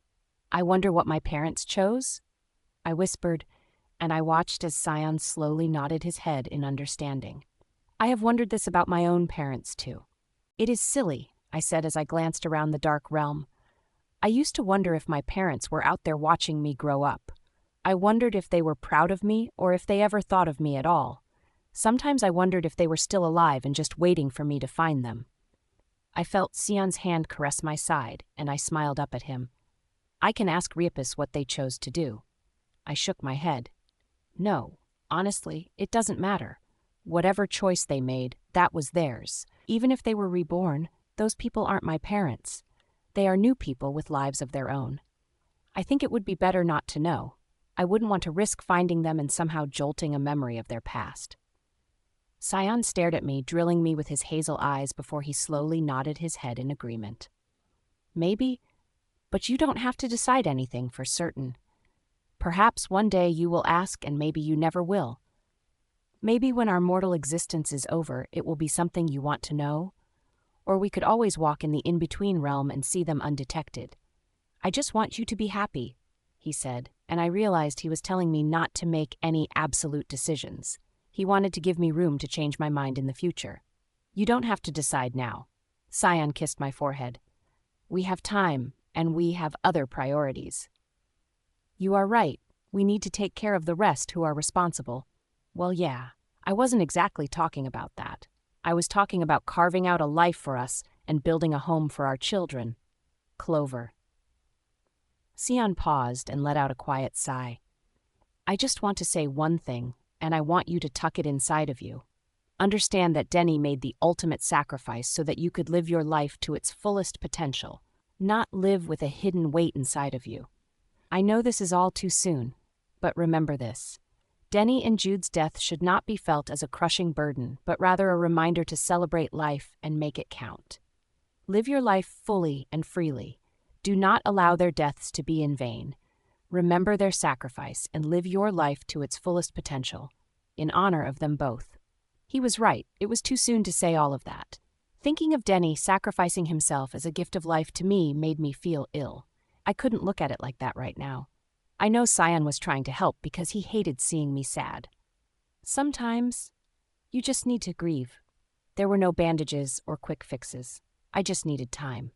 Time to come to terms with the loss and to mourn them properly. No amount of time would ever heal this wound. I would carry their loss with me forever. However, in time, I know I will be able to smile when I think of them. Right now, I stopped and closed my eyes. I slowly filled my lungs with the thick air and looked back at him. Everyone deals with pain differently. The best thing for me is to fight. I need to take this helpless frustration out on the enemy. I don't care if it is healthy, it is what I need. I felt the corner of my mouth lift slightly. It will be therapeutic. You know, the best way to find peace in the middle of war is to fight. To concentrate on the physical pain and not the emotional. But to be honest, I'm not even sure if I want peace. I want these bastards to suffer. I clenched my fists and let out a savage snarl. I want them to feel the same pain Denny and Jude did. I want them to feel each bone break and feel the life drain out of them. I closed my eyes for a moment and took in a shaky breath. I want to hear their screams so I can replay them as my lullaby before I sleep. The curves of Sion's lips twitched up as he leaned forward and kissed my forehead. I understand. I need this too. I need to kill the one who slaughtered my parents and pack members. I think I also need this so that I can find peace. But Clover, let's be clear, we do want peace. We want to destroy those responsible, but after that, we don't want to be consumed by the dark. We will want to live a quiet life with our children. His hands cupped my cheeks as I stared back at him. I nodded my head. Of course I wanted this. But could he just let me hold on to this anger for now? I just wanted to kill and think about that. I didn't want to think any further ahead than that. But for now, he murmured, brushing his thumb over my cheek, we can do both. We can fight for the sake of revenge and peace. I let out a small sigh and then slowly gave him a small smile. So I get to shred, call me Bree. I said her name in a mocking tone and watched as amusement flashed in Sion's eyes. I never used my mental nickname for her out loud before. Call me Bree? He chuckled and smiled at me. Yeah. Remember, that is what she said, to just call her Bree. It's sort of stuck. I shrugged and he laughed. I'll be with you if you need me. I won't, I said, smirking up at him. He pulled me hard against his chest and rested his head on top of mine. What would I do without you, Clover? You'd be all right. You're strong, I said in a teasing tone, and I felt his chest vibrating against me. I pulled back and took a step away from him, but before I could take another, I felt his hand grip my waist. He gently pulled me back against him and stared at me with a serious expression. I'm nothing without you. His eyes pierced into mine and brushed his nose over mine. No matter what happens, I want you to know that I love you, he said softly as his hot breath pelted against my skin. I love you too, I said as he leaned forward, pressing his hot lips gently into mine. No matter the pain, no matter the devastation, I know I can continue to move forward as long as I have him. We have one more big fight to finish, our last hurdle, and then life could hopefully slow down for us. Together, we would help heal our emotional wounds. The world around us began to shift, and the air was suddenly lighter. The colors faded back in, and we were back in the land of the living. The fighting was over. I looked around, seeing everyone tending to the wounded. I heard sobbing behind me and turned to see Andrea sprawled over Denny's lifeless body, a bitter reminder of the devastation this battle had caused. Her painful wails made me clench my fists in anger. Sion's hand rested on my arm as we both stood there looking at Andrea, who was beside herself with grief. My eyes teared up as I glanced towards the night sky. The moon shined above us, striking the dark. The darkness of our current journey was almost blinding, but I know that the light of our future was waiting for us. Just like the moon was always there to greet the dark, we just had to keep moving forward and never forget to look for the light. Clover. I turned my head to see Joey's red, swollen eyes. Stacy was at his side, holding his hand. I gave him a small smile, trying to hide behind a brave face. He sacrificed himself for me, I murmured. Andrea doesn't want the responsibility of the pack. She has relinquished being the Luna, Joey said quietly. Denny must have already known this would be the case.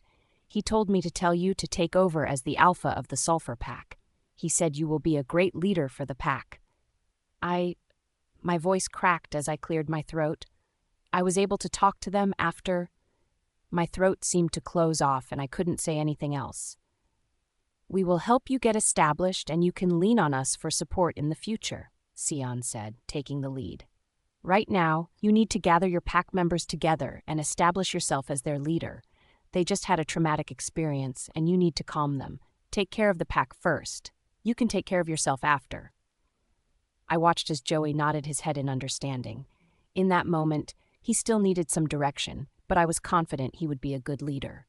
With Stacy by his side, they walked away to gather the pack together. What Denny told me to tell Andrea I would in time, but right now wasn't the moment for it. She wouldn't want to hear it.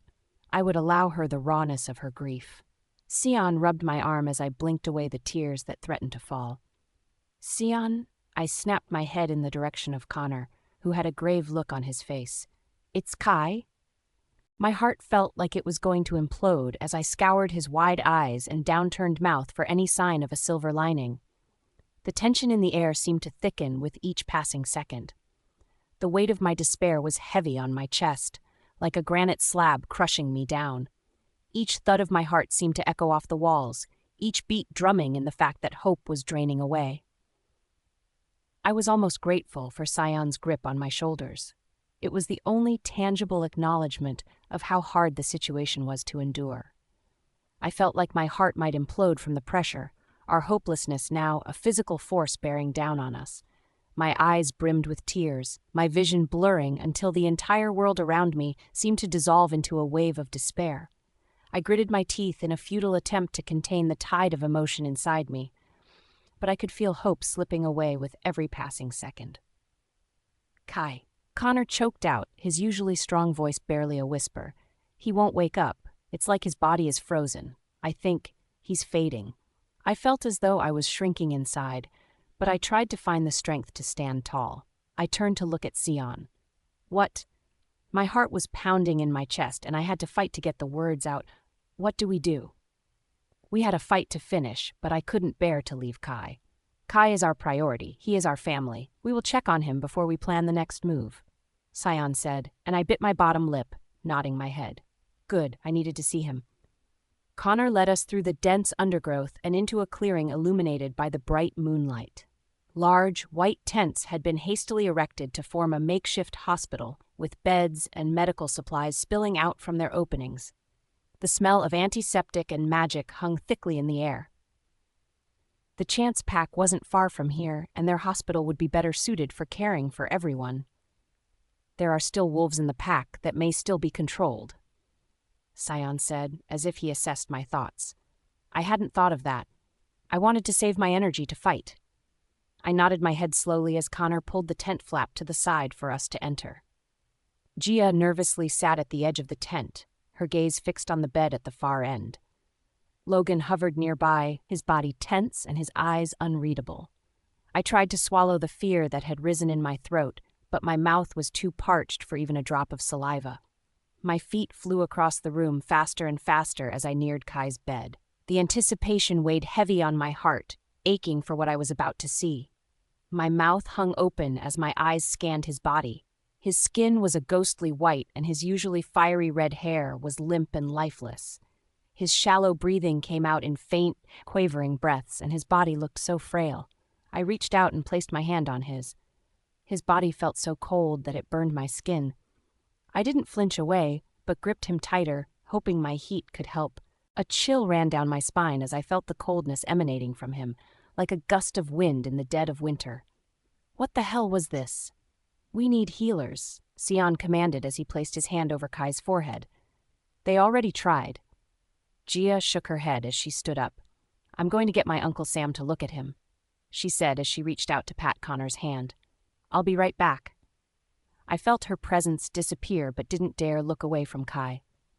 We will find a way to save him.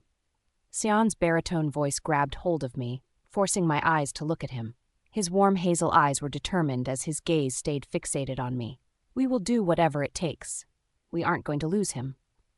I pursed my lips together as my nose burned. I nodded my head, unable to speak. This was my fault. Kai would never have gone to the Sulfur Pack if he had never met me. He wouldn't be lying here with his life slipping away. I heard a slight ruckus behind me and glanced back to see Gia, Sam, Stilts, and an angry Epona. I don't do charity work, Epona snorted out as she stomped our way. Her eyes landed on Kai, and I watched as her lips pulled down. Stilts reached out and hovered his cane over Kai's body. We have to link her now if we want him to stand any chance. I haven't exactly agreed to anything, Gramps, Epona snorted, but her eyes looked at Kai in sympathy. What are you planning? Sion asked, looking up at Sam. There is a way to transfer energy from one person to another, Sam said, glancing over at Epona. The thing is, it is risky for most of us in Kai's situation. This energy is poisonous, he said, pointing at Kai. For all of us except a Kelpie. Will transferring the energy help him? I asked and watched as Sam shook his head. No, but it will keep him alive, Sam said, looking at me. It will give time that he doesn't have right now. What exactly is this? Sion asked, and I watched as Sam shook his head. I don't know, but I could feel the energy as soon as I entered the tent. As soon as Gia mentioned what was wrong, the little man here appeared dragging Epona with him. He looked down at Stilts, waiting for him to explain. There isn't time. He doesn't have time. Stilts growled and poked Epona with his cane. You can't force me. Do you understand what this will do? I watched as she talked through her teeth. I am well aware. Little pony. Who do you think you are speaking to? Would you see him die? Stilts snapped and Epona let out a dry chuckle. The Kelpie's eyes flashed with rage, her voice ringing through the air. Now who do you think you are speaking to? I am a Kelpie, not a simpering light fairy. Killing and death are my thing. Why should I suddenly have a change of heart? Because his life is important to someone else. I watched as her face twisted as if she was agonizing over something. Do you think I can just wave a wand and it will all be all right? I can't purify this with my blood. This is no mere poison. You know this. This is like a demonic curse. There is only one way I can save him. Please. I felt my voice plead, despite myself, as my eyes met hers. I expected her to turn away in disgust, but her gaze stayed fixed on me as she looked deep into my soul, searching for answers I wasn't sure I had. Epona's lips curled down as she closed her eyes. Damn it! She spat between her teeth. There is only one way I can link my energy to him and allow him to live. I have to claim him. She paused and then looked at me. I will, she started to say, and then Kai's body began to twitch. I turned to him mortified as small tremors ripped over his body. They are losing him. Sam yelled as Epona muttered curse words beneath her breath. Bloody hell! I gaped as Epona bulldozed past Scion and flung herself towards Kai. Her hands were shaking as she reached out for his, their fingers entwining. A subtle blush crept up her pale cheeks, whether from exertion or something else I couldn't tell. Her brows pinched together as she stared down at Kai. Quit fighting me. I watched as she placed another hand on his forehead and closed her eyes. Epona's body trembled as she began to chant under her breath. The words were unfamiliar and seemed to echo with a deep force. Her voice was low and guttural, almost like a growl. I felt the air around them thicken, and the hairs on my arms stood up in response. I could feel the energy building up around the two of them, crackling in the air like lightning. It was a raw and powerful thing, something primal and ancient. Epona's face was contorted in concentration as beads of sweat rolled down her forehead, and her breathing grew heavier. She clenched her fingers over his skin and gritted her teeth, the effort of whatever she was attempting apparent in her strained expression. He is really weak, Epona muttered as she lifted her finger up to her mouth. She pricked the skin and a small round ball of blood formed. I watched as she moved it with her finger, and it turned into a hardened ball. She moved the ball to Kai's lips, pushing it inside of his mouth. What are you doing? Scion asked as he moved next to me. His hand reached for mine, and he grasped it tightly. He needs strength and energy. My blood is pure and powerful. It will help sustain him. Epona's voice was strained as she spoke. Her legs trembled slightly with the effort of holding her up. I was just about to get her a chair when Logan quickly pushed one up behind her. I watched as she gave him a tired smile of appreciation as she sank to the chair. She moved and interlaced her fingers with Kai's, and I could see the color returning to his face. He seemed to revive under her touch. His body was now warmer to the touch, too. So is he good now? Logan asked, and I watched as Epona shook her head. No, this is all I can do for him. I will stay by his side and continue to offer my energy to him. He needs help. Epona lifted her gaze to Sam, who nodded his head, as if some unspoken communication was spoken. I'll send a messenger out immediately. We will need to take Kai, he said, his voice strong and determined. My eyes widened as I snapped my head to look at him in surprise, expecting him to have a different plan. He needs to go to Elysium. If anyone can help him, it is the royal fairies. You are taking him away from us? Scion asked, and I glanced up to look at his concerned face. I tightened my fingers with his and looked at Sam. Yes, this is the best chance you can give him.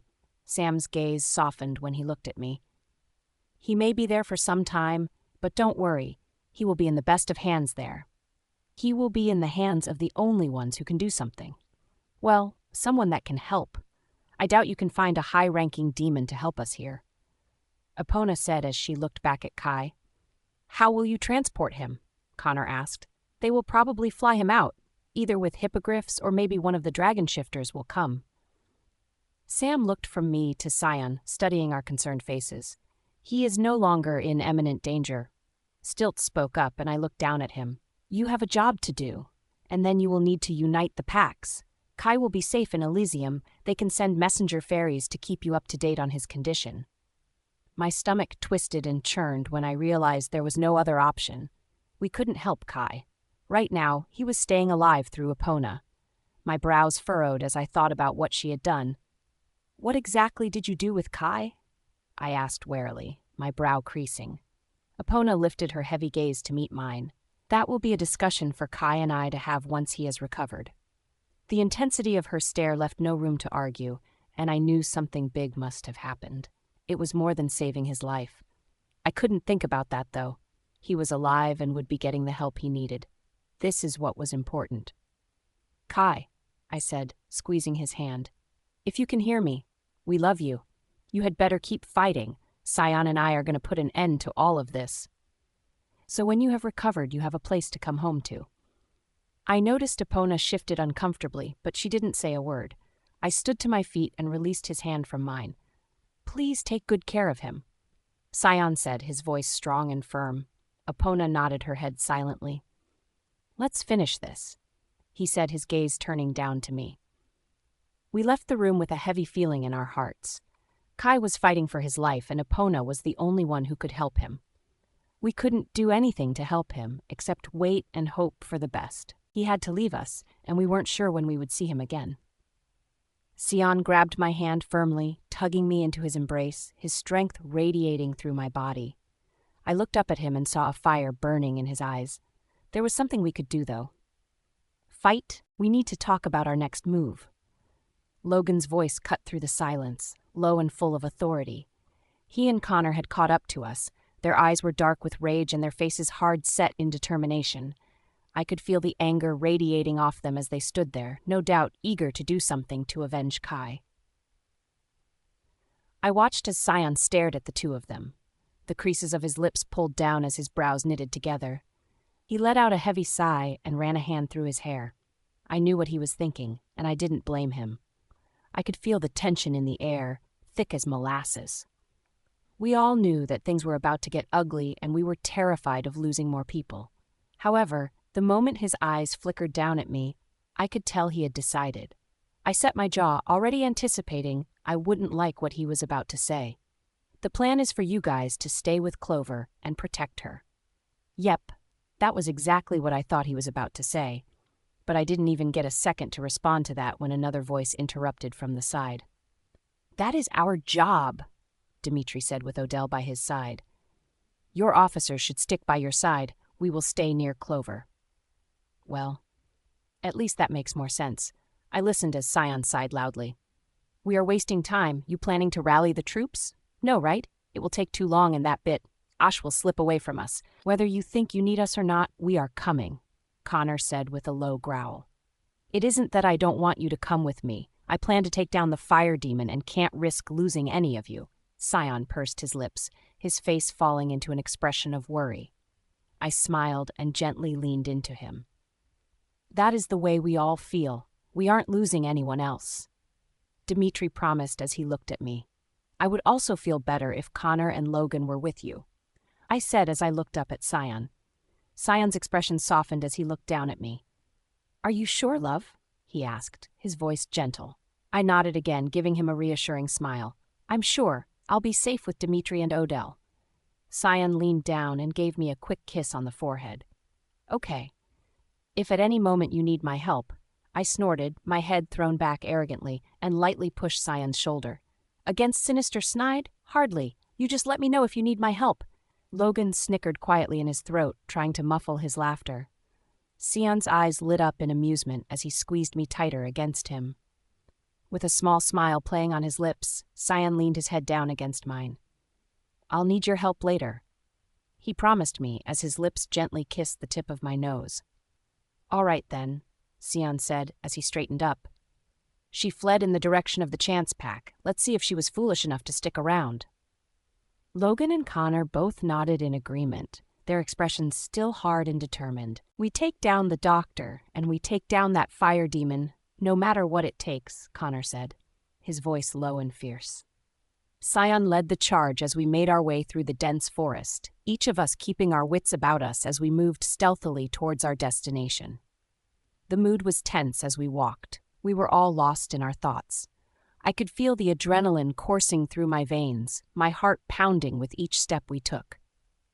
My veins simmered beneath my skin like molten lava, each step bringing me closer to the end of whatever lay in wait for us.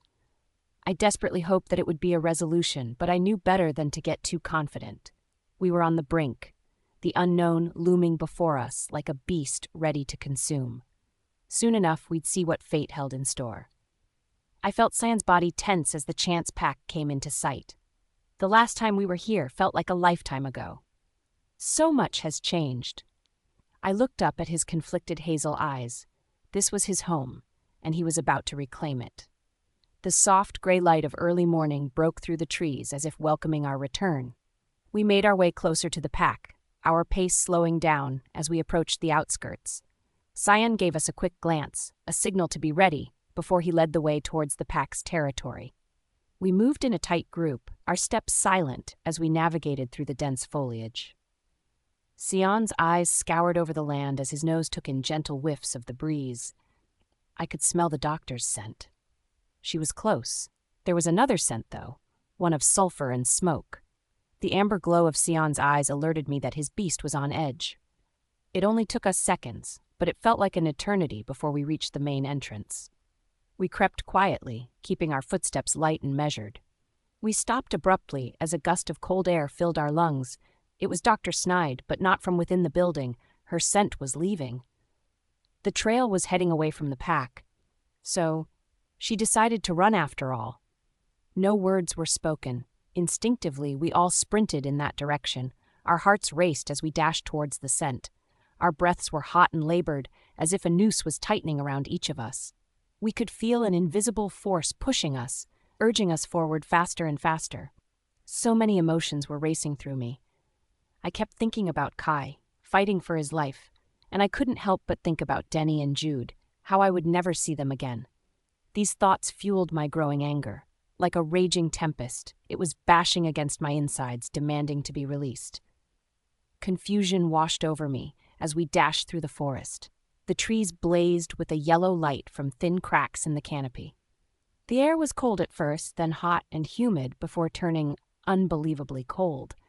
Confusion grew until it was nearly impossible to breathe. It felt as if someone had punched me in the stomach, my muscles seizing up, making me doubt my own instincts in a heartbeat. I shuddered violently, despite Scion's grip around my waist. Having broken through the trees, we burst into an open field, where the smell of sulfur would soon overpower every other scent that could be perceived around us. Despite the sun hiding behind the clouds, the sky was a pale yellow, an eerie combination of yellow and golden. There was something off about all of this that made me feel uneasy. Scanning the area, there was no sign of the doctor. Her scent was lost in the bitter stench of sulfur. It was thick, so thick that it shocked me. It was as if someone had poured a can of yellow paint on the ground, and the more we walked through it, the deeper the sulfur seeped into our flesh. Seconds passed. Scion's body stood tense and rigid in the clearing. My heart pounded against my chest. I could feel Scion tensing and relaxing as he struggled to control his animal side. His amber eyes gazed towards the horizon, shimmering with an intensity that pierced me to the core. A low growl escaped his lips, a warning to anyone who wanted to start this fight that he didn't plan on backing down. There was no turning back now. The wind blew in our faces, covering my skin with a thin layer of sulfur that felt like dry ice. There was no sign of the doctor, but we all knew she was near. We knew it by the way the air was suddenly charged with tension. "This is disgusting. I can taste it in my mouth." Logan grimaced and smacked his lips together. "It's like I am swallowing fart." "Shut up, Logan," Odell hissed as Logan smirked at her. "Want to come over and make me?" I looked over at Logan in exasperation. Did every moment have to turn into something like this with him? "Shh, they are near." Scion's voice instantly silences Logan. I looked up and tried to look around. My eyes were stinging from the sulfur. My nose was burning. All of my senses were messed up. Which was their plan? They knew we were coming. They were trying to get the jump on us. It was hard to see as we slowly walked ahead. I noticed the ground began to look different. The grass was blackened and charred, as if it had been set on fire. The trees were bare, as if they had been stripped of their leaves by some unknown force. It was as if we had stumbled into an entirely different world. An orange glow suddenly caught all of our attention. Near the far side of the field, a monstrous creature came into view. The ground below the creature turned into boiling lava. It bellowed loudly in the air, and flames erupted from its mouth. It looked like a monstrous wolf, only one made of lava and fire. Its hair crackled and sparked around its head as if it were ablaze. The glint of gold in its mouth was dazzlingly bright in comparison to the rest of its body. The tips of its fur emitted embers that burned bright orange, fading out into red and yellow at the extremities. A burst of flame arched out from around the beast, promising to devour anything in its path. "That is the one," I heard Connor whisper, and I glanced up to look at Cyan. His eyes flashed to amber and were fixated on the fire demon. A menacing chuckle echoed through the air from the opposite side of the field. We swiveled our heads toward the sound, squinting through the thick haze to make out several figures emerging from the shadows. My heart seized in my chest as I recognized Taylor and Hazel, but then my eyes landed on her. Brianna Snide, the conniving bit who tortured Kai's wolf aces and usurped control of the Chance Pack, the same woman I had vowed to kill. This was it. The moment I had been planning for had finally arrived. A cold realization struck me like a bolt of lightning. I shuddered at the thought and looked away from them, my eyes drawn to the demon at the far end of the field. With a sinking heart, I realized that our worst fear was coming true. They wanted to pull us apart. "They want to separate us," I whispered, and Cyan's eyes immediately met with mine. I could see his worry as his golden eyes flickered back to amber. "They want to make it easier for themselves," Cyan growled lowly. I nodded, my heart beating faster with determination. We had come too far to let them win now, not to mention we still had an ace up our sleeves. "You haven't fought as Anubis." I smiled up at Cyan. "They won't be expecting a death god." His eyes didn't change, however. He was still looking at me, heavy in contemplation, which meant he was worried about me. "Looks like we can't fight this one together. We are going to have to believe in each other."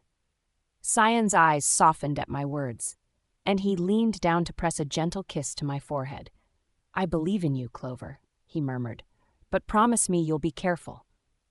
"I will," I whispered, pressing a quick kiss to his lips before stepping away from him. His eyes locked onto mine, an unspoken understanding passing between us. "You can't send your two strongest in the same direction. We had to split up. It was time to end this. It was time to start our lives with this as a memory." "I love you, Sion," I said as his eyes changed to yellow. "I love you with my everything." He smiled at me as he took a step backwards. I watched him as he turned around, heading towards the fire demon. "We will keep him safe," Connor said as he and Logan trotted after him. I watched them for a second longer before I turned and walked in the opposite direction. Dimitri and Odell were with me in an instant, their eyes burning with determination. We marched towards the three women, our fierce resolve resounding in the air. They might have brought demons, but we were the ones who would be bringing them hell. My eyes were fixated on the demon. The closer I got to it, the further away I got from Clover. It burned me up inside that she wasn't by my side. She was capable and strong, but I still couldn't shake the feeling that she should be protected at all costs. This transformation into Anubis had brought out something new in me. I had become a possessive beast, one who would do anything to keep her safe. Anubis and I are one, but we also aren't. It is like I took on a new personality that wasn't my own. His presence is a looming shadow in the back of my mind, menacing and sinister, threatening to break out at any moment. I haven't said anything to Clover about this, but maybe she already knows? After all, it is her light inside of me that stops the darkness from taking over. Her light is strong, flickering brightly even in my darkest moments and reminding me of who I really am. I need her. She is my obsession. She is carrying our child. It is so hard to just let her walk towards a fight. I desperately want to wrap her in a cocoon of protection and hide her away until the fight is over. However, I can still rationalize that this is the best decision. The sane part of me knows I can't smother her. I know I need to have faith in her abilities. We each have a battle that we need to win. The weight of worry and overprotectiveness pressed down on me like a boulder, suffocating my resolve, but I couldn't let it stop me. I had to trust my mate. I couldn't fight worrying about her the whole time. The overprotective side of me clashed against me. I had to will myself to move forward. The memory of my dead parents and fallen pack members drove me forward. I would avenge them today. As I approached the demon, I felt Anubis's power surging through me. I couldn't help but feel a sense of exhilaration and fear all at once. This was my first time fighting as a death god, and I didn't know what to expect. But I was ready for whatever was thrown my way. I have accepted this new side of me and knew I needed it for this battle. I kept my eyes ahead, taking in the beast before me. I could feel its heat radiating off of its body, the flames licking at my skin. The claws sparkled in flames as lava-like saliva dripped from its mouth. I felt my skin begin to sizzle, and my body was now constantly regenerating my skin. I halted and turned my head to look at Logan and Connor. Their skin was boiling and charred. Their faces were contorted in agony from the excruciating pain, but they didn't dare make a sound. I couldn't allow them to come any further. They couldn't help me with this fight. "This is as far as you two can go. Stay back," I told them, and their determined gazes told me their answer. This is why I loved my officers. They didn't know the word fear. Their loyalty and devotion knew no bounds. They would die just to stay by my side. Who could ask for better friends, better family? I hated to do this, but they left me no choice. I would protect them the only way I could. They'd give me hell for it later, but at least they would have a later. "Connor, Logan, I order you both to stand down. Protect our Luna. Protect our future Alpha." I watched the emotions on their faces change, from anger to complete shock. "Are you saying?" Connor gasped as he winced in pain. Even in pain, I watched as a smile reached both of their lips. "Surprise. We planned to tell everyone after this was over, but given the circumstances, I needed you two to know. I am ordering you to leave to protect my mate and child." They both nodded, understanding the gravity of what I had just told them. Their faces were a mixture of happiness and concern. I know they hated to leave my side. This is why I gave them extra motivation. I could have just commanded them, but this way was better. "We won't let anything happen to her," Logan said, his voice firm and unwavering. "Don't think about her at all. Worry about your own fight, because if anything happens..." Connor stared at me, and I gave him a small nod in understanding. "I'll see you when this is over." I watched as they both turned around and sprinted in the direction Clover had gone, leaving me to face the demon alone. I watched them until the haze began to blur them out of sight. Then I turned my attention back on the demon in front of me. The fire demon seemed to be sizing me up and looked at me confidently. The fool had no idea what it had just awoken. A dark force that was about to explode like a volcano, wreaking havoc and destruction. It was finally time for me to shift. I let out a primal roar, my body transforming in a cloud of shadows. My body grew, a light layer of black fur covered my skin. My clawed fingers came into view, and I straightened my back, showing my full monstrous size. I felt my power coursing through my veins. I was no longer the human scion. I was Anubis, a death god. The demon's eyes shone with a new, wicked glint. It shifted on its feet, and I could see there was now a sense of unease. The flames around the beast grew higher, as if it was trying to scare me off. The beast let out a deafening roar that shook the very foundations of the earth, its eyes blazing with an infernal light. "Things will go differently this time. You killed my parents and members of my pack. This time I will claim your life," I growled, my voice echoing across the field. It took my words as an instant challenge. In a fiery flash of dust, it charged forward. It moved with a speed that would have seemed impossible to follow for most. I moved quickly and dodged its fiery claws as they swiped by. The fur of fire attacked my skin. The smell of burnt fur and flesh filled my nostrils. A cloud of black smoke burned my eyes as the demon's claws slashed towards me. "Clover." I walked towards the three women who stood there as if they had conquered the world. The looks on their faces made me want to choke slam all three of them. Taylor's body had a red glow around it. It looked like she had also taken demon energy. Hazel was different, though. She seemed to have the ability to mask herself. There was a presence around her that was not of an Omega wolf, and judging by her confident face, she was a lot stronger. An Omega wolf that was given a demon changeling. How strong was she? I guess we would soon find out. Though I wasn't worried, I would be able to use my Shea power to control them. Of course, Brianna Snide would know this, so why did she look so confident? Well, there is a face I had hoped I would never see again. Taylor snorted, folding her arms over her chest. I glared at her. How did she get involved in all of this? I never quite figured her part out. Did she just hate me so much? As if she was reading my mind, her lips curled up in a smug grin. I had hoped my cousin would have been able to deal with you. Oh, well, I guess now I get to witness your demise. Brianna Snide was part wolf and part witch. It never occurred to me that she was related to Taylor on her wolf side. Well, why would it? I never heard them talk about outside relatives. As far as I knew, all her family was in the Sulfur pack. Well, we aren't really preparing for her demise, Taylor. Only her friends will die. I know of someone else who would want the little Shea. Call Me Bree gave me her sickening sweet smile. Someone else is approaching. Hazel growled as her eyes glowed, looking behind us. I heard the sound of feet pounding against the ground and turned my head slightly. It was Connor and Logan. I looked at them, confused, as their eyes met with mine.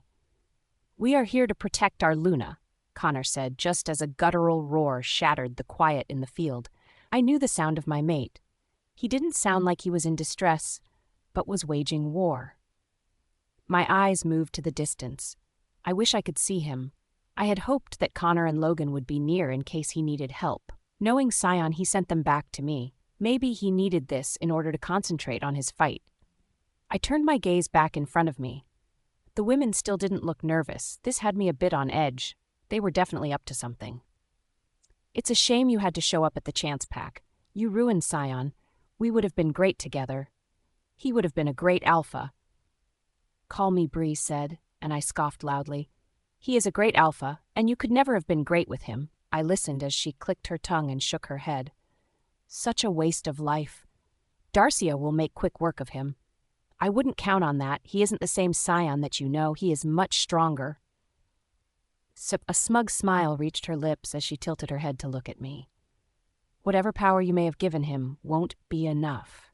I wasn't talking about anything I had given him. I shrugged. It doesn't matter to you anyways. I didn't come here to chat. For what you did to Kai, to the Chance Pack, to the Sulfur Pack, for Denny and Jude, I am going to kill you. My voice was cold as I focused on what needed to be done. It was time for me to play judge, jury, and executioner. I took a step forward as power began to surge through me. I was going to make them all pay. Suddenly, the world began to shift and my body was shifting with it. I was standing in the air and now looking down at my panicked friends. Clover, where did they go? Dimitri shouted as I watched his feet dance around sporadically. I listened as Call Me Bree chuckled as she hovered in the distance. And now you can watch the fun, safely in an area where you can't use your powers. So this was her plan. Clover, Odell shouted. Will you shut up already? Damin? Hazel growled. Why don't you give Clover a show? Give her a going-away present she will never forget. Taylor's ugly grin had me curling my hands into a fist. She can see us? Connor asked. She can see and hear you. My cousin has the power of astral plane manipulation. Right now, Clover is in a place where she can't help you. All she can do is watch. Taylor turned her head to Hazel and nodded. I watched as she transformed into a dark blue monstrous creature. It was a nightmare. Her eyes were filled with blood and several wicked horns crowned her head. Her mouth opened wide to reveal rows of razor-sharp, triangular teeth that glinted in the dim light. With a thunderous roar, she flung her head back, sending a fierce gust of air across my friends. I watched as my friends shifted quickly into their beasts. I frantically dropped to the ground and crawled, feeling for any cracks or crevices on the invisible solid floor beneath me. My hands waved violently over the invisible solid, searching for a weakness. I needed to get down there and help them. I watched in horror as Hazel charged towards them, her long claws outstretched towards my friends. Clover. My friends scattered, barely avoiding the demon's claws as they slashed with fury. Odell leapt into the air, spinning, and somersaulting before she landed gracefully on the beast's back. Without warning, she chomped down hard on its neck, and I felt a surge of pride for her courage. Dimitri roared with ferocity as he lunged forward with his sword, while Connor and Logan swiped their powerful claws at the demonic creature. The air filled with the sound of ripping flesh and angry screams. The battle had begun, and it was unrelenting. It bellowed loudly in the air as it fought to get Odell off its back. Hazel made contact with her claws and tossed Odell across the field. Her body skidded off of the ground, but instantly she was back on her feet, charging back towards the beast. The demon reached its claws out to scatter my friends, but I could see what it was doing from my aerial view. "Look out!" I cried as I watched the demon's spiked tail flail around, piercing into Logan. His loud yelps filled the air as his blood spilled onto the ground. With a violent whip-like action, the demon sent his body flying through the air. He landed with a loud thud, and I watched as his body shook as he laid there. "One down," Call Me Bree said with smug satisfaction. I scoffed and snapped my face in her direction. "It will take more than that to end him," I growled, but watched her lips curl upwards with a cruel smile.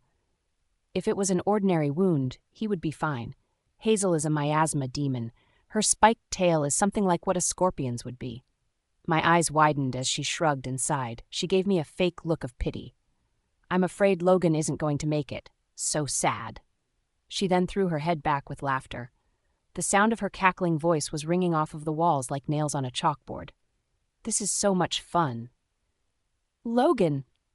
I heard Dimitri's panicked voice, and I looked below me. Dimitri was at Logan's side, and I could see the defeated look in his eyes. "No, please, I can't lose anyone else." I began digging my fingers into the barrier below me. It was like I was scratching an impenetrable barrier. Frantically, I clawed at the ground, getting nowhere. My fingers began to bleed from the intensity of my digging. "Damn Nit!" I heard Dimitri bellow as he clenched his fists tight, the veins in his hands bulging under his skin.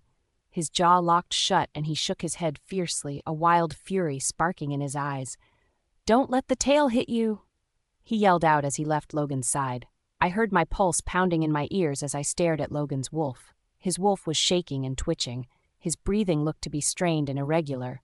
At this rate, water began to pour from my eyes.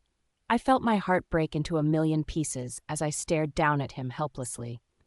He began to gasp for air, making a gurgling noise, the sound of blood filling up his lungs. His paws began to shake and thrash about. "Logan," I cried out, and I heard my voice. "Please, you can't leave us." I begged the wolf below me. "Watch out." I heard Dimitri's enraged shout rip through the air. My gaze shot from Logan to the fight, my heart beating so painfully it felt like it would burst from my chest. The demon's tail thrashed wildly as it pummeled Odell across the room. With inhuman speed, Dimitri managed to grab her before she could crash into the ground, holding her tightly in his arms as he raced away and gently deposited her near Logan. "Damn, Nit." His face twisted with agony as he was forced to turn away from her. He sprinted back to Connor, but all hope had already been extinguished in his eyes. My rage reached its boiling point as I watched them. It felt like a white-hot fire had engulfed me, and I could no longer contain my fury. With a guttural roar, I charged towards Call Me Bree, but like a brick wall, a mysterious force barred my way. The power that contained me only fueled my hatred further, and I was driven wild with anger. "Do you really think it will be that simple?" she sneered, her lips curling in a malicious grin as she stared at me, gloating. Her eyes sparkled with venomous disdain, and her voice dripped with a mocking undertone. I was unable to move through the realms like Scion. This wouldn't be a problem for him, but I could only do it with him. This was another plane. It was like another viewpoint of the world that existed alongside it. I pressed my fingers into the invisible barrier. It felt different than the one separating me from my friends. Of course, it must be different. After all, she can see me and we can communicate. I pressed my fingers on the invisible barrier, this time searching for the energy that created it. There had to be a connection somewhere. I was going to find it, and I was going to kill this bit. Cheyenne. The air sizzled around me as I faced the demon, my skin already blistering from the intense heat. Any mortal would be reduced to ash in seconds, but as Anubis, I can withstand this inferno. Still, even for me, the fire feels like 1,000 suns burning through my veins. I approached with caution, ready for any tricks or traps lurking within the flames. The demon looked like it only had fire attacks, but I couldn't let my guard down. Every step closer sent waves of heat crashing against me like ocean waves in a storm. The demon seemed confident, cocky even, as it lashed out at me with waves of searing heat. But I was too quick for it, slipping and dodging around its attacks with ease. As I struck back, however, I realized my mistake. My hand connected with the creature's skin, and the pain was unbelievable, like plunging into molten lava. My flesh charred and blackened before my eyes, leaving only bones behind. Thank goodness I had fast regeneration. I stumbled back, gasping for breath, as I realized that physical combat was useless against this beast. It's not just fire, it's pure destruction in corporeal form. I needed another plan if I wanted to survive this encounter.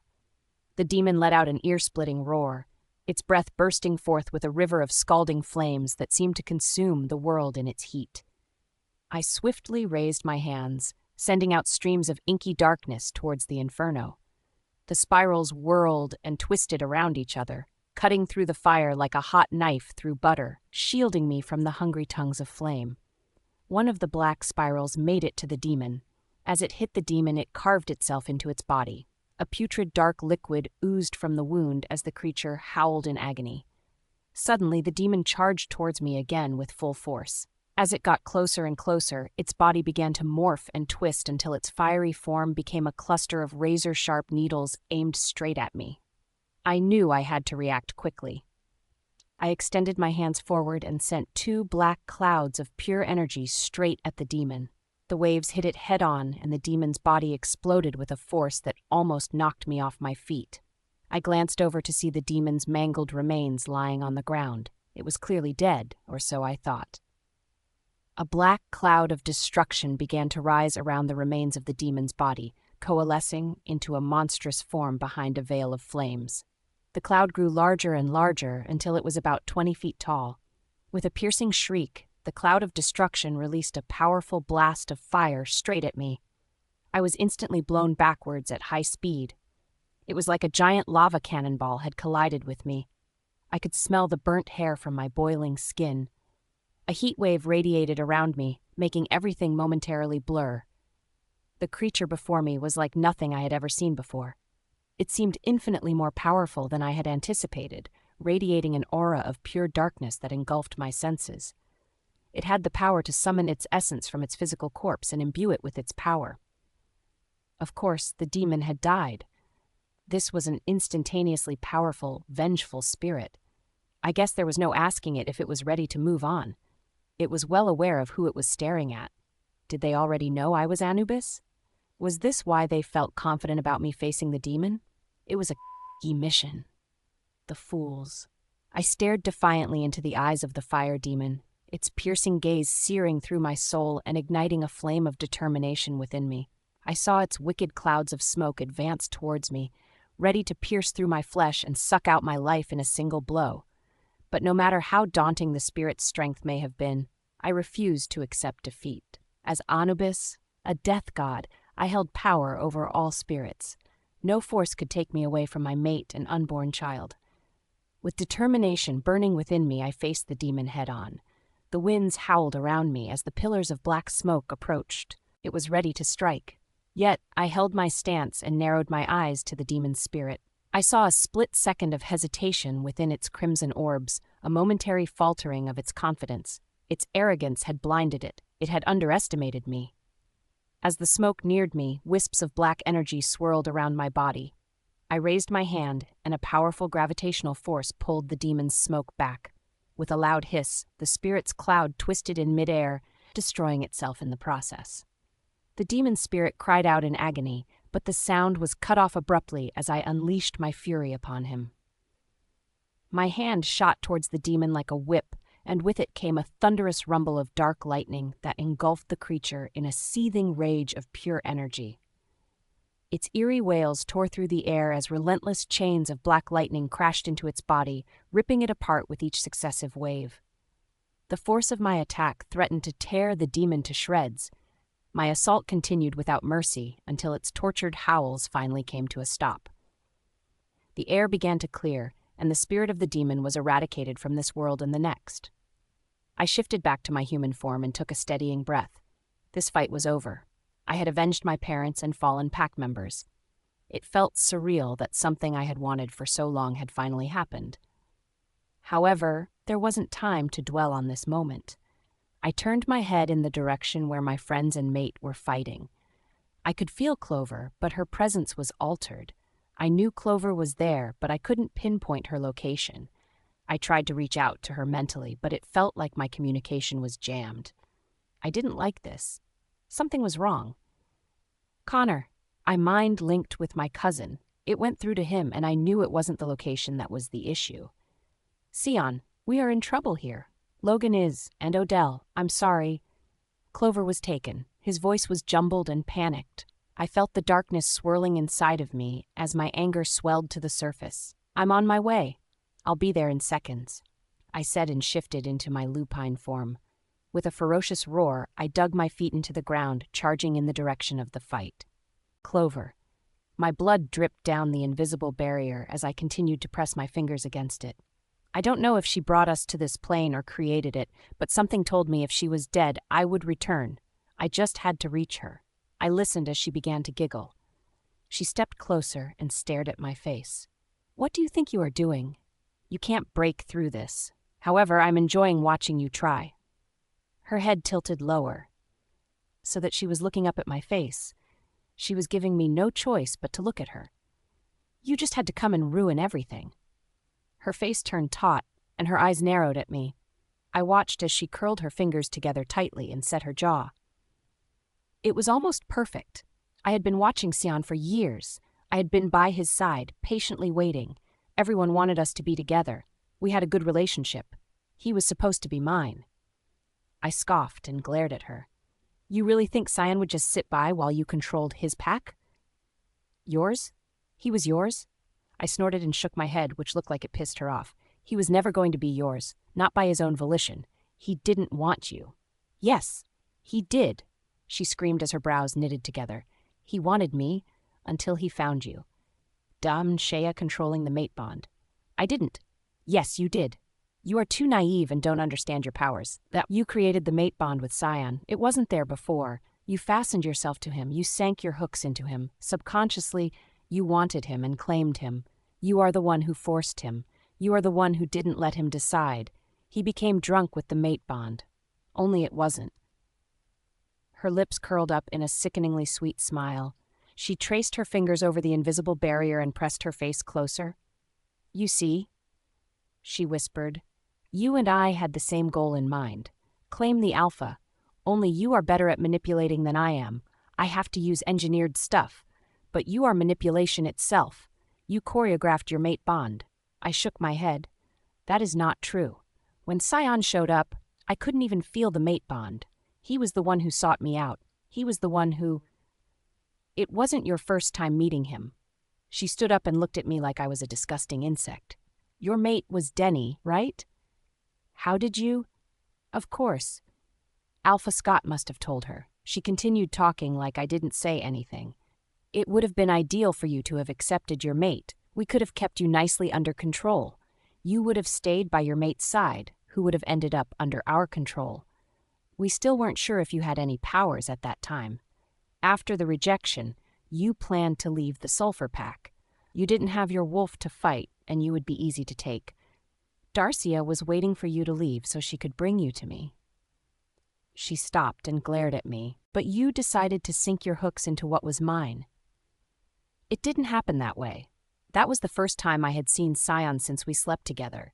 He said he knew I was his mate then. I chewed on my inner lip as I mulled over our first time together. Before we slept together, he didn't act like we were mates. Could I have done something? Did I want a relationship so much I forced a connection with him? No. Even Sheena recognized him as our mate. Right, Sheena? I felt the mate bond. I didn't like how she stopped, but I said as I swallowed the lump in my throat. It doesn't matter, Clover. We are mated and are mates. It does matter. I screamed at her through our mental link. Could I manipulate the bond even for you? Yes, you could have willed me to feel the bond. I'm sorry, Clover, I don't know if you did, but we are mates now. We are having his pup. Sion loves us, maybe. He only thinks he loves us. Clover, don't overthink this.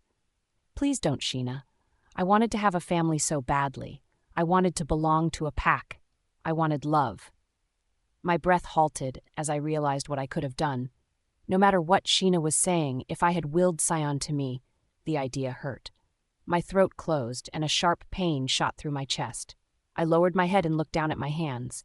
What had I done? I stared at my fingers, desperate for the truth. Did I really force a bond with Sion? Could my subconscious have been pulling the strings like a puppet master, guiding Sion towards me, even if I hadn't known? A wave of nausea and guilt washed over me as I stared at my trembling hands. Call Me Bree tried to make him hers. Did I do the same thing? You are not like her. I heard Sheena bark angrily in my head. Maybe not exactly, but if I forced a mate bond, then Sion's true mate is still out there.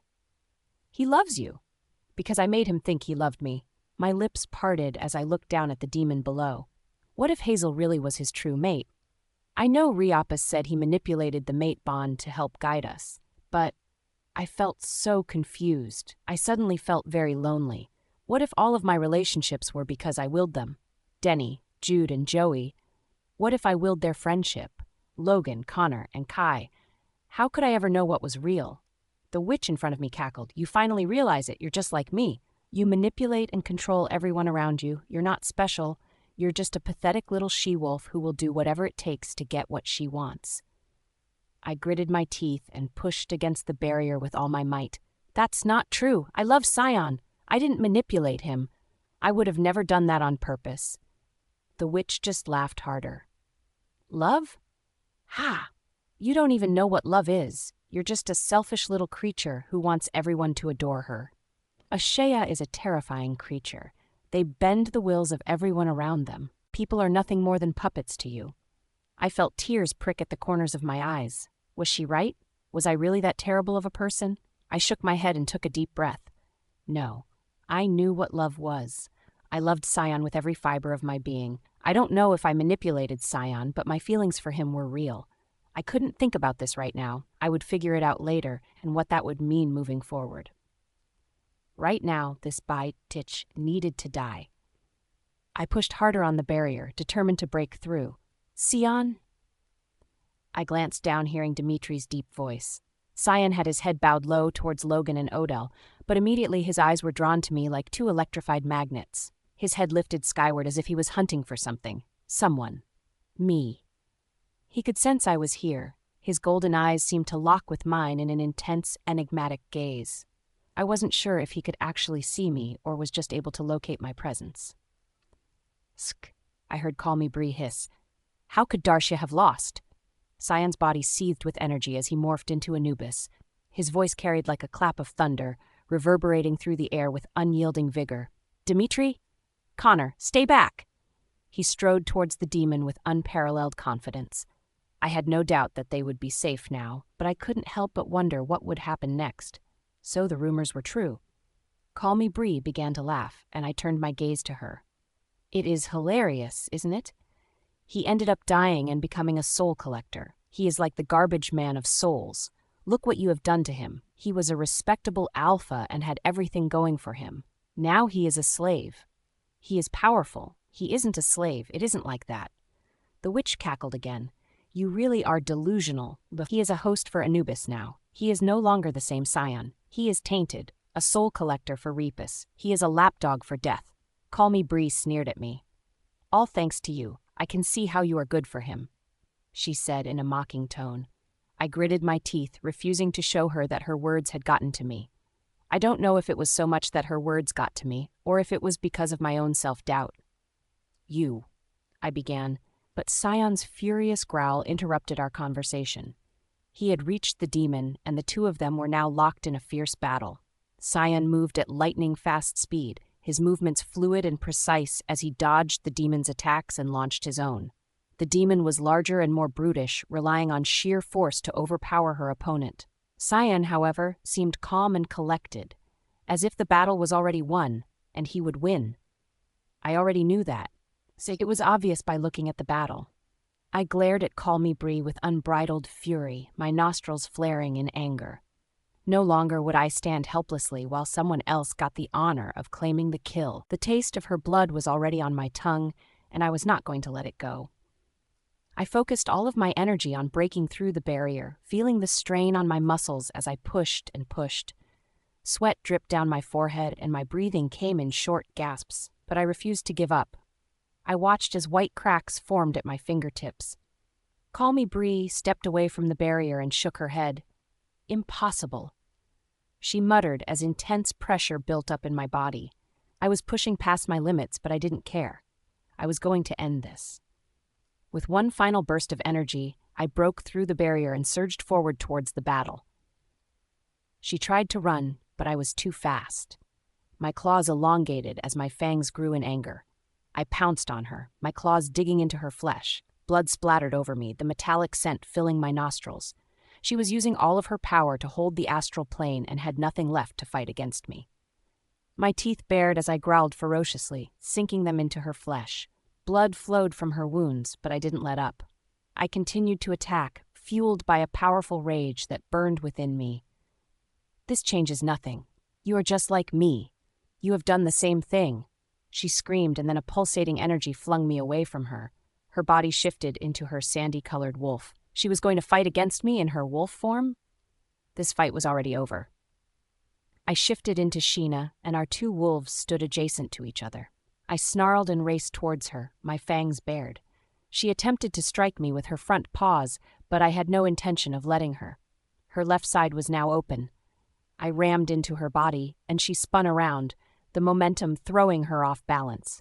She spun around, her large, sharp teeth grazed my flesh, and she bit into my shoulder. Her movements were so fast I barely registered that she was coming towards me until I felt the pain.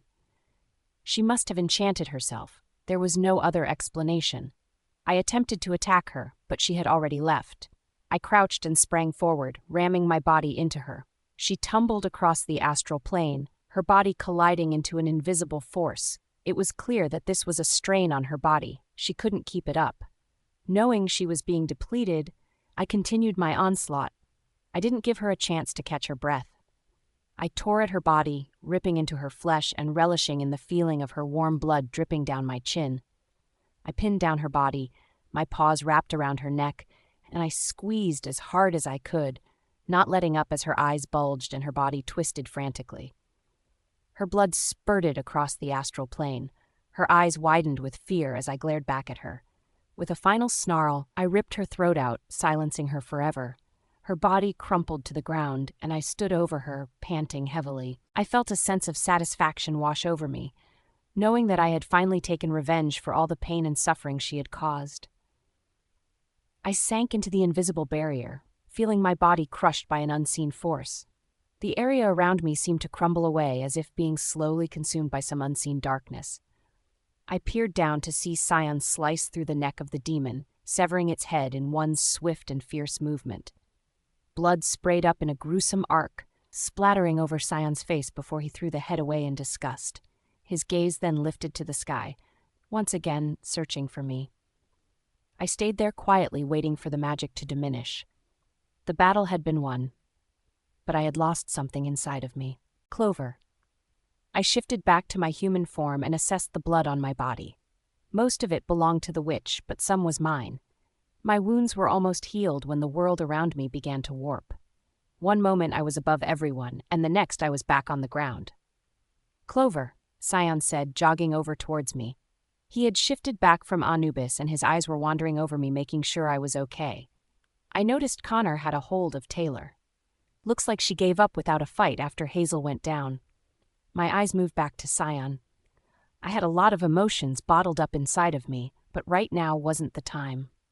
I turned away from him and ran towards Logan and Odell. Dimitri was kneeling next to both of them. His face was crestfallen as he looked up at me. He shook his head. "I'm sorry, Clover," Dimitri said, and I skidded on my knees next to them. "They aren't going to make it." I felt Scion kneel next to me. He placed his hand on my back to offer me comfort, but it didn't. Everything was wrong. We won. The battle was over, but I couldn't stand the pain of losing anyone else. I didn't feel like I deserved Sion's touch. I scooted away from him on my knees. I didn't dare look at him and kept my eyes focused on Odell and Logan. Please, you two have to make it. I can't handle losing anyone else. I watched as their chests rose and fell with deep, labored breaths. Their eyes were closed, and they remained unresponsive. Clover, I know it is painful. But, Sion began to say, but I shook my head. No, I'm not accepting it. Why didn't I have more power? Why did I have to keep losing people I cared about? I don't know if I forced them to like me, but I did like them. Of course, Dimitri and Odell were different. They both came to me without my influence. Maybe they were the only ones whose feelings were real. My head swiveled sharply towards Dimitri, my only living relative. He had been my guardian angel since before we even met, never expecting anything in return. He cared about me before he knew me. I didn't take advantage of him. I didn't force his feelings. I could feel rivers of tears pouring from my eyes as I realized what a true gift this was. I knew that Dimitri's feelings were real and not something I manufactured. I didn't want to let what Call Me Bree said affect me, but there was truth in her words. If I manufactured these feelings, even if I didn't mean to, it was wrong. No matter how much I loved Sion, it was wrong if he didn't choose me on his own. I was petrified of how the conversation would go. I was certain he wouldn't listen to anything I had to say, regurgitating all the words that would make me feel loved and protected. A false sense of security, since my own emotions were in disarray. And with me carrying his child, this event became an even more tangled web of lies and deceit. I didn't know what was real or how to determine what was true. I needed Sion's comfort, but I couldn't accept it right now. I reached out and placed my hand on Odell's paw. She didn't even stir. It was as if she was in a coma while her remaining life drained from her body. "What should we do with this one?" Connor said as he pulled Taylor with him. "She is a member of the Sulfur Pack. She is theirs to deal with. I am sure Joey would love to deal out her punishment." I heard Sion's voice from beside me. He was staying close but didn't try to touch me again. "What is that?" I heard Connor's voice, and I looked up to follow his gaze. Two giant shadows cast down on us from the sky. Outlines of two monsters slowly came into view, making my lips part in shock. They were dragons. An enormous red dragon landed on the ground, and next to it, a dragon with crystal scales and a white mane. I wasn't sure what to expect, and was getting ready for a fight when Dimitri's hand landed on my shoulder. "They are friends," he said calmly. I watched as the crystal dragon eyed Logan and Odell. Without a sound, she leapt into the sky and began to fly in a circle. The wind began to pick up until we were all inside of a cyclone. The pressure pulled at my insides, and I felt a hand grip around my waist. A second later, I was being crushed against Sion's strong chest. His heady scent filled my nostrils as his body's warmth encompassed me. I wanted to cling to him. I wanted so badly to forget everything that the witch had said. The wind began to slow down, and I pushed away from Sion. I glanced up at him to see his eyes darken. He didn't say a word. I expected to see confusion, but instead I saw anger. I stared at him for a moment until I heard a noise behind me. "What? The fight is over?" I heard Logan's voice. Both him and Odell had shifted and were sitting up. "You two are okay," I shouted and wrapped my arms around Odell. I felt stupid as I began to sob. My emotions flooded out of me, unable to hold them back. "Clover." I felt Odell pat my back softly as my tears fell on her. "Brian, you two came in the nick of time." I lifted up my head and watched as Dimitri trotted over to two people. A man with dark brown hair and hazel eyes stood with his arm around a beautiful woman. She was stunning. She had pale ivory skin with shining silver hair. Her light gray eyes were mesmerizing and staring directly at me. I haven't met this one yet. This is Bella. She is my mate. We were asked to come here with some others to pick up a wolf. Shiva specifically asked Bella to come along. You know how they work, always pulling the strings. Brian squeezed the woman next to him. I lived with Shiva, so I understand her subtle hints and meanings.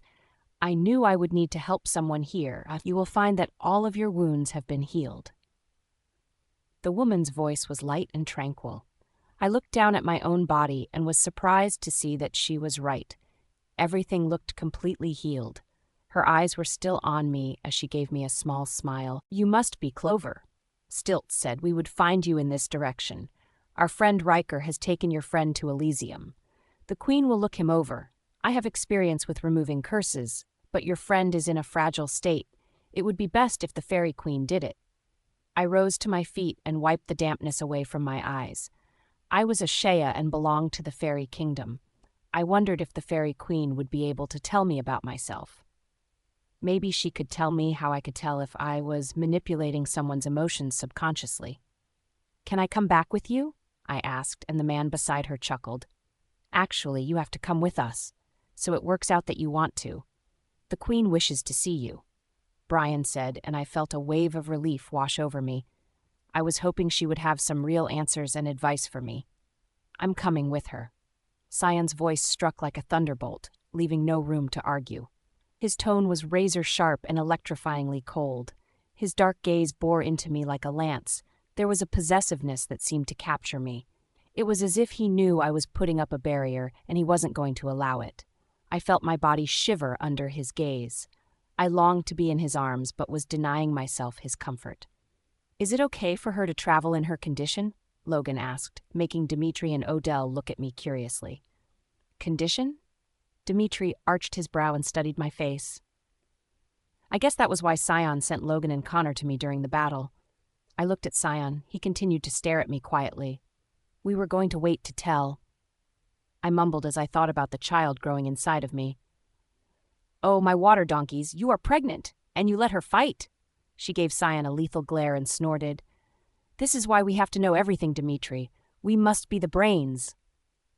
Odell shook her head in irritation and waved her hand in the air.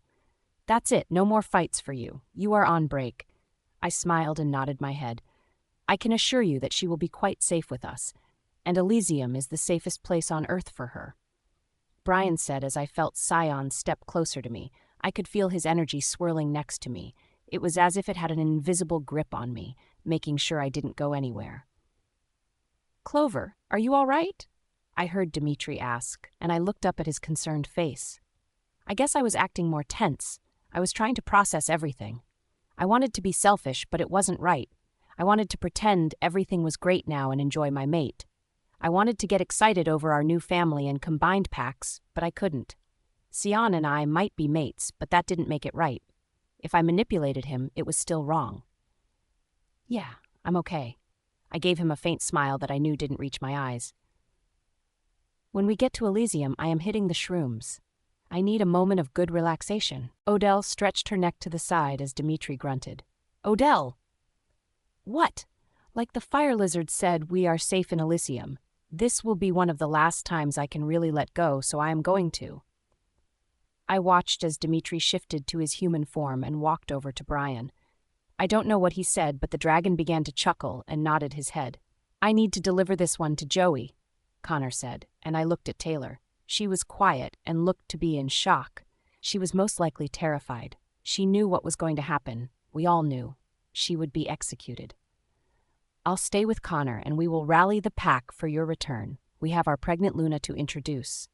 Logan beamed at me happily, which only made me feel nauseous. I wanted so badly for this to be my home, for this to be my life. I fought hard to get to this point. As badly as I wanted it, I couldn't just claim it. If I did manipulate Sion, what did this mean now? I was carrying his heir.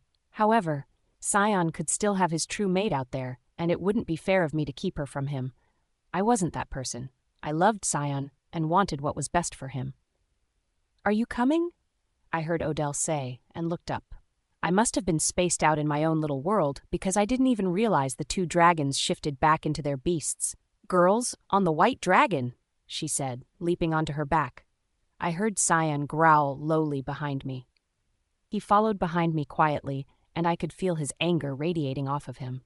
Clover. Before I could comprehend what was happening, his strong hands were already encircling my waist, spinning me to face him.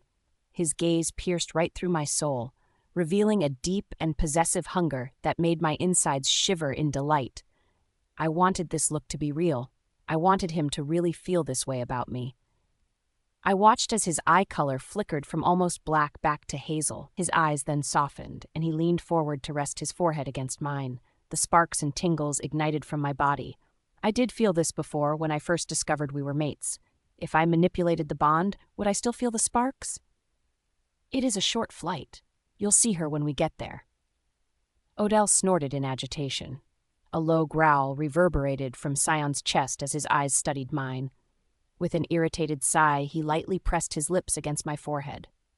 "I love you," he whispered against my skin, making my eyes water. When he looked down at me, I could see he looked shocked to see my tears. "Let's get going." I leapt out of Sion's grasp, my feet already running before I had taken more than 2 steps. I jumped onto the dragon's back with a powerful thud. "On your marks, get set, go!" My voice tore through the air, and Bella responded with an energized roar that echoed in the air.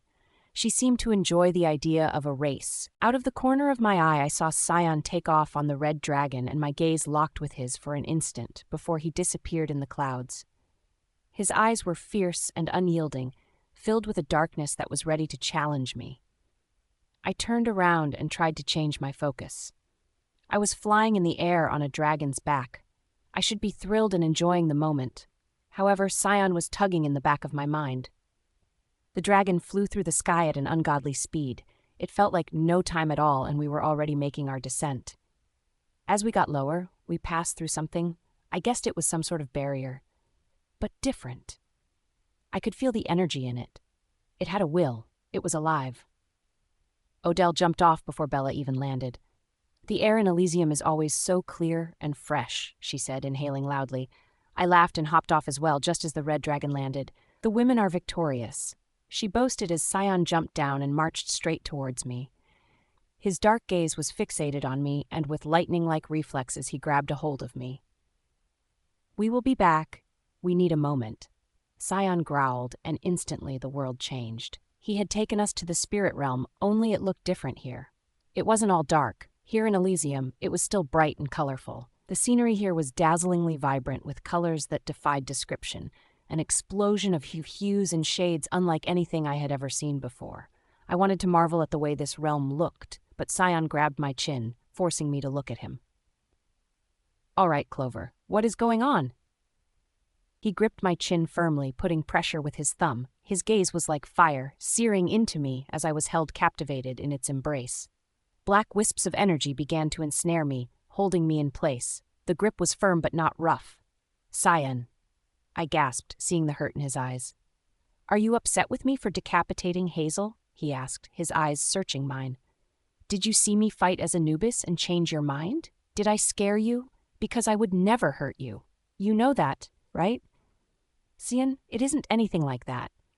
"Then what is going on?" I listened as he sighed and turned his head to the side. "You can't change your mind, Clover. You can't. I'm sorry. I won't ever let you leave me. It's impossible for you to leave me. I've already claimed you as my queen. That can't be undone." I felt his hand tremble on my face as his pained eyes came back to search mine. I pursed my lips together and looked away from him. I couldn't stand to see him like this. I was going to have to try to talk to him. What if we weren't supposed to be together?" I mumbled, and his eyes turned dark. His hand wrapped around my back, ensnaring me, and he leaned his head closer to mine. "You are mine," he growled as his possessive eyes locked with mine. His eyes wandered over my face, and then suddenly he smashed his lips against mine. I tried not to respond because I didn't want to keep taking advantage of him. I felt his teeth bite down on my bottom lip in frustration, and the moment I opened my mouth, he attacked. His tongue invaded like a war general and conquered without mercy. My mind was spinning with desire and confusion. I wanted to pull away, to resist his advances, but my body was betraying me. I moaned softly as his hands roamed over my body, exploring every inch of me with a fierce hunger that left me breathless. As his lips trailed down my neck, I found myself gasping for air, drowning in a sea of pleasure and lust. His hands were everywhere, tracing the curves of my body, leaving a trail of fire in their wake. I felt like I was losing control. I was being overwhelmed by fiery sensations. But even as my body was consumed with desire, my mind was still reeling with uncertainty. I loved Sion with every fiber of my being, but what if he did have a true mate out there? It wouldn't be fair of me to keep him from her. If I manipulated this relationship, it wasn't fair of me to keep him, no matter how badly I wanted to. If I have to reclaim you right here, I will. Sion growled into my lips, nipping my soft skin with his teeth. You can't deny what we have, Clover. What if it isn't real? I finally shouted, and confusion settled in his eyes as he held my gaze. How isn't this real? I watched as he leaned back on his heels, still keeping a grip on my waist. What if I manipulated the bond? What if I wanted to be with you so badly, I made you think I was your mate? What if I manipulated my wolf into believing you were our mate? Sion sighed and stared at me. Where is all of this coming from? The corners of his lips curled up in a tired smile. Sion, I am serious. What if I manipulated the relationships around me because I wanted a family? I watched as Sion raised his brows, looking at me as if I suggested trying to lay an egg. Seriously, where is this coming from? Did Dr. Snide say something? I pursed my lips together, and he moved his other hand to rest on my waist. So you just decided to make us like you? You didn't use your power on the whole pack? Just us. And when your powers were still dormant, you were able to manipulate me into thinking you were my true mate? I blinked at him and then just slowly raised my shoulders in a shrug. Furthermore, Clover, my love, you can't control me. I blinked at him, and then my brows knitted together. Yes, I can. No, you can't. Yes, I can. Have at it then, Clover. Control me. Sion smirked and gazed down at me. But in the bedroom, when I let you, he said in a simple tone as he searched my eyes. I can feel your will and what you want. I allowed you to have control, my love. I'd do anything you ask except to let you go. His brow arched as a sly smile spread across his face. But once I transformed into Anubis, even if I had been under your influence before, there was nothing left to control. I died.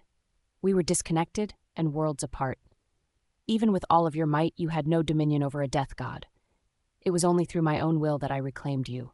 We chose each other again and again, and I have marked you as my queen. Even if you die now, you will remain by my side. You are mine for eternity, and nothing can change that. My heart pounded in my chest as I listened to him. I absorbed his words as I stared at him quietly. The bond was real. I had let Call Me Bree nuke my mind with treachery. She made me doubt my relationships. She made me doubt what was real. However, Sion was right. I didn't have my Shea powers when we first met. I didn't start to develop them until after I had lost Sheena. I then folded my arms over my chest. You let me control you? I listened as he chuckled, pulling my waist closer so that I was touching his chest. It is hard to explain. I trust in our bond enough that I submit to your powers. I could choose not to, but why would I? I can't be manipulated, Clover, but you are allowed to do whatever you want with me. I will always submit to you, my queen. His hands moved over my sides, sending sweet tingles through my body. I sobbed, fresh tears cascading down my cheeks. No matter how hard I try to have faith, no matter how hard I try to believe in Sion, the scars of my past remain with me. Years of being treated as worthless has left its mark on me. Having Sion as my mate is too good to be true. I want him so desperately that it is hard to believe that this is real. It was easier to believe that I had manipulated it all. My bottom lip quivered uncontrollably as I uttered the words, "It's okay for me to keep you." His hands moved to cup my cheeks, and he lowered his head to mine. Clover, is it okay for me to keep you? I'll never be good enough to deserve you. Do you know how terrified I was? I thought, she finally sees me for the monster I am. She doesn't want to be with me anymore. I smiled through my tears and looked up at him. How could I ever think that? You are everything to me. We have some work to do on ourselves. We never feel like we are good enough. I'm not good enough, but that doesn't matter. You make me better. Your light is what saves me, and no matter what, I need you. I may never deserve you, but I need you.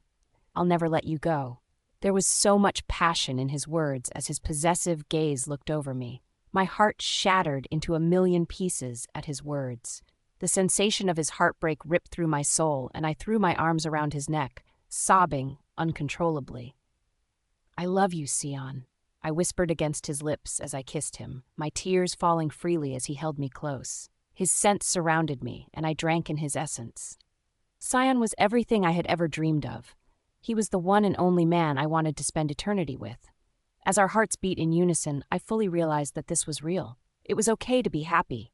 I could finally look to the future and enjoy the present. I love you too, Clover, forever and always. His words were a promise as he continued to kiss me.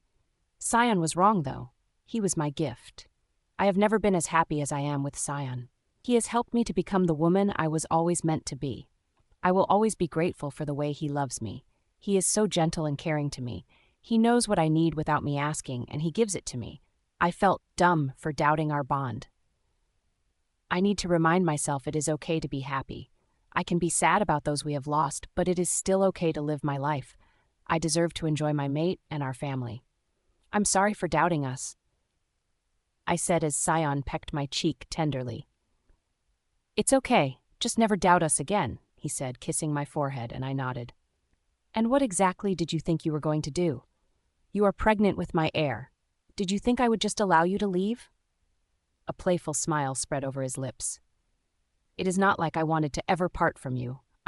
I love you so much that I couldn't stand the idea of robbing you of something precious.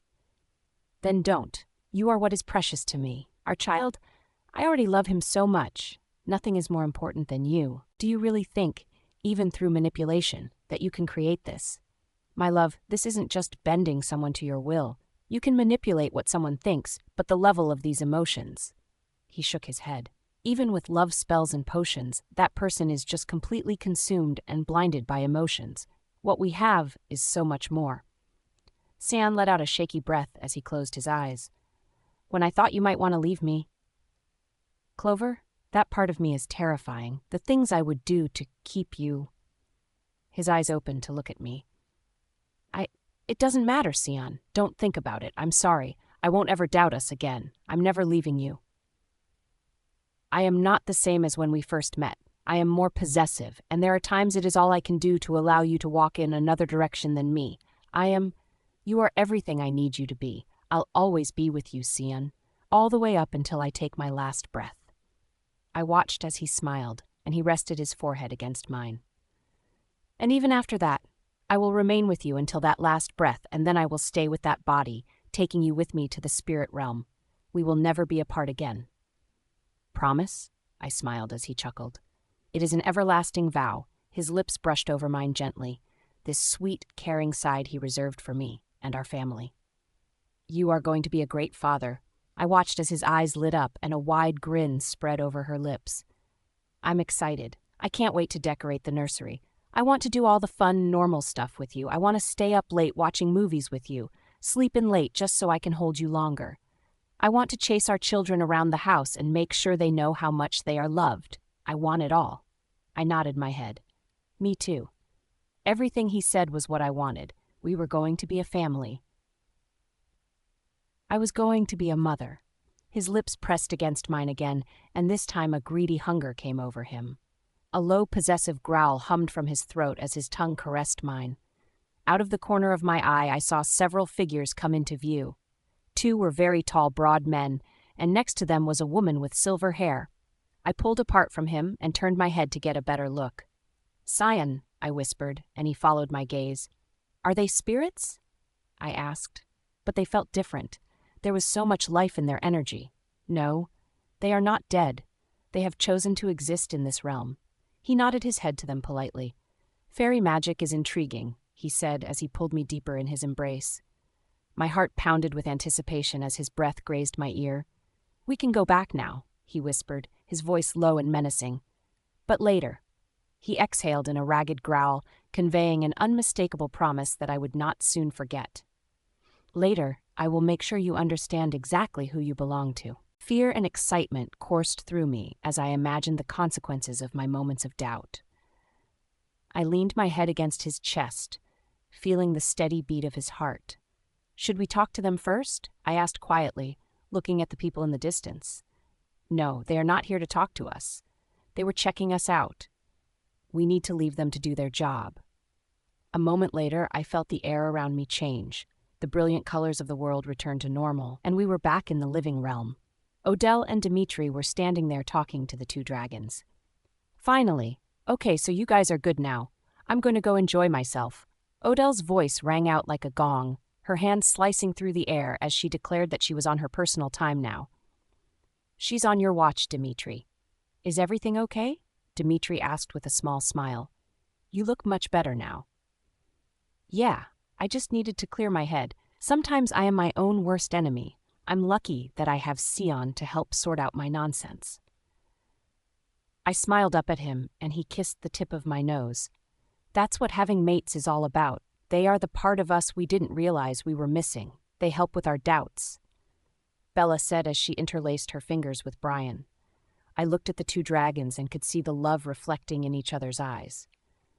The half we try our hardest every day to deserve, but will always fall short, Brian said as Bella shook her head. You never fall short. I guess for a lot of mates this was normal, the feeling that you didn't deserve the other because of how wonderful they were to you. More proof that Sion and I were true mates. I'll take you to your friend. The Queen should be with him now, Brian said, and I nodded, feeling Sion's fingers grip around my waist. We were both anxious to see Kai. We knew he wasn't in any danger anymore, but it would be a relief to see him awake. We followed behind the dragons as they led the way towards a beautiful, shining building in the distance. Welcome to Elysium. My eyes were drawn to the building like a siren's call. The sun glinted off the top of the ivory top, making the castle look like it was a shining star. It was like looking at a beacon of hope. Maybe that is what the fairy castle really was. As I took in the beauty of the majestic building, I was struck by feelings of familiarity and confusion. The smell of Elysium was like a warm welcome to a place I had never been before, yet it seemed almost homely. The castle itself stirred a forgotten memory. I've seen this place before, but it was in a dream. At least, I thought it was a dream. Maybe a part of me was always called to this place since I was part of the fairy kingdom? Brian and Bella led the way, and the guards lowered their heads in respect and stood to the side. I knew dragons and fairies were close, but this sort of reverence seemed extreme. I wondered if they were important people in the dragon kingdom. My breath caught in my throat as we stepped inside, like I had stumbled into an alien world. Everywhere I looked was blindingly bright and beautiful.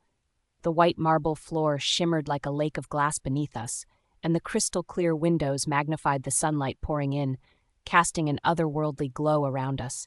I was transfixed by the surreal beauty of it all. As we approached a long hall, a tall, muscular man stepped forward to block our path. He had brown hair and amber eyes that seemed to settle on Sion and me. "Halt!" he bellowed, his voice echoing through the courtyard. "State your business in Elysium." "Dad, quit being weird. What are you doing here anyways?" I heard Brian say as I looked between the two men. "I came to pick up our crystal shard. Lily has finished making all the detectors. We place them in our kingdom, and they will alert us if anyone has Nembrant glass. I'm not sure of all the details, but this is a start to fight against this." The man's eyes then moved back to me. "Who are they?" "Rhea asked us to bring them here." Brian began to explain, but the man he referred to as Dad interrupted him. "If Rhea asked for them, then get moving. They are all in the dining hall." The man with amber eyes looked at Sion and seemed to study him for a moment before continuing. "I'm the Dragon King of the West. You can call me Titus. If he was the Dragon King, then Brian was the Dragon Prince. Why did such an important dragon come and bring us here, and on the Fairy Queen's behalf?" "Sion," answered and then pulled me against his side. "This is my mate, Clover." I smiled, and the man nodded at me. "From the Sulfur pack," Titus said, and my eyes widened as he chuckled. "I've heard about you." He turned and then nodded his head down the hall. "Shall we?" he said, and then started walking without waiting for a response. Either my aura isn't what it used to be, or you two are very interesting people. I glanced up at Sion, my shoulders tense with confusion. His brows furrowed in response, not comprehending what Titus had just said. "My father and I have incredibly powerful auras," Brian stated, observing our confusion, "so strong that only higher-level dragons and a select few can handle being near them." I felt a sudden surge of intrigue, wondering what it should feel like to be in the presence of such power. It was like a secret world was opening up before me, full of hidden abilities and unimaginable strength. Maybe because Sion was Anubis, and I was his queen. Their auras didn't bother us? As we walked down the hall, I noticed the intricate carvings on the walls and the rich tapestries hanging from the ceiling. Everything was so ornate and delicate, it felt as if we were walking through a museum of priceless artifacts. The decor was unlike anything I had ever seen. The walls were covered in tapestries that depicted scenes of the fairy kingdom and fairies in battle, and the chandeliers were made of pure crystal.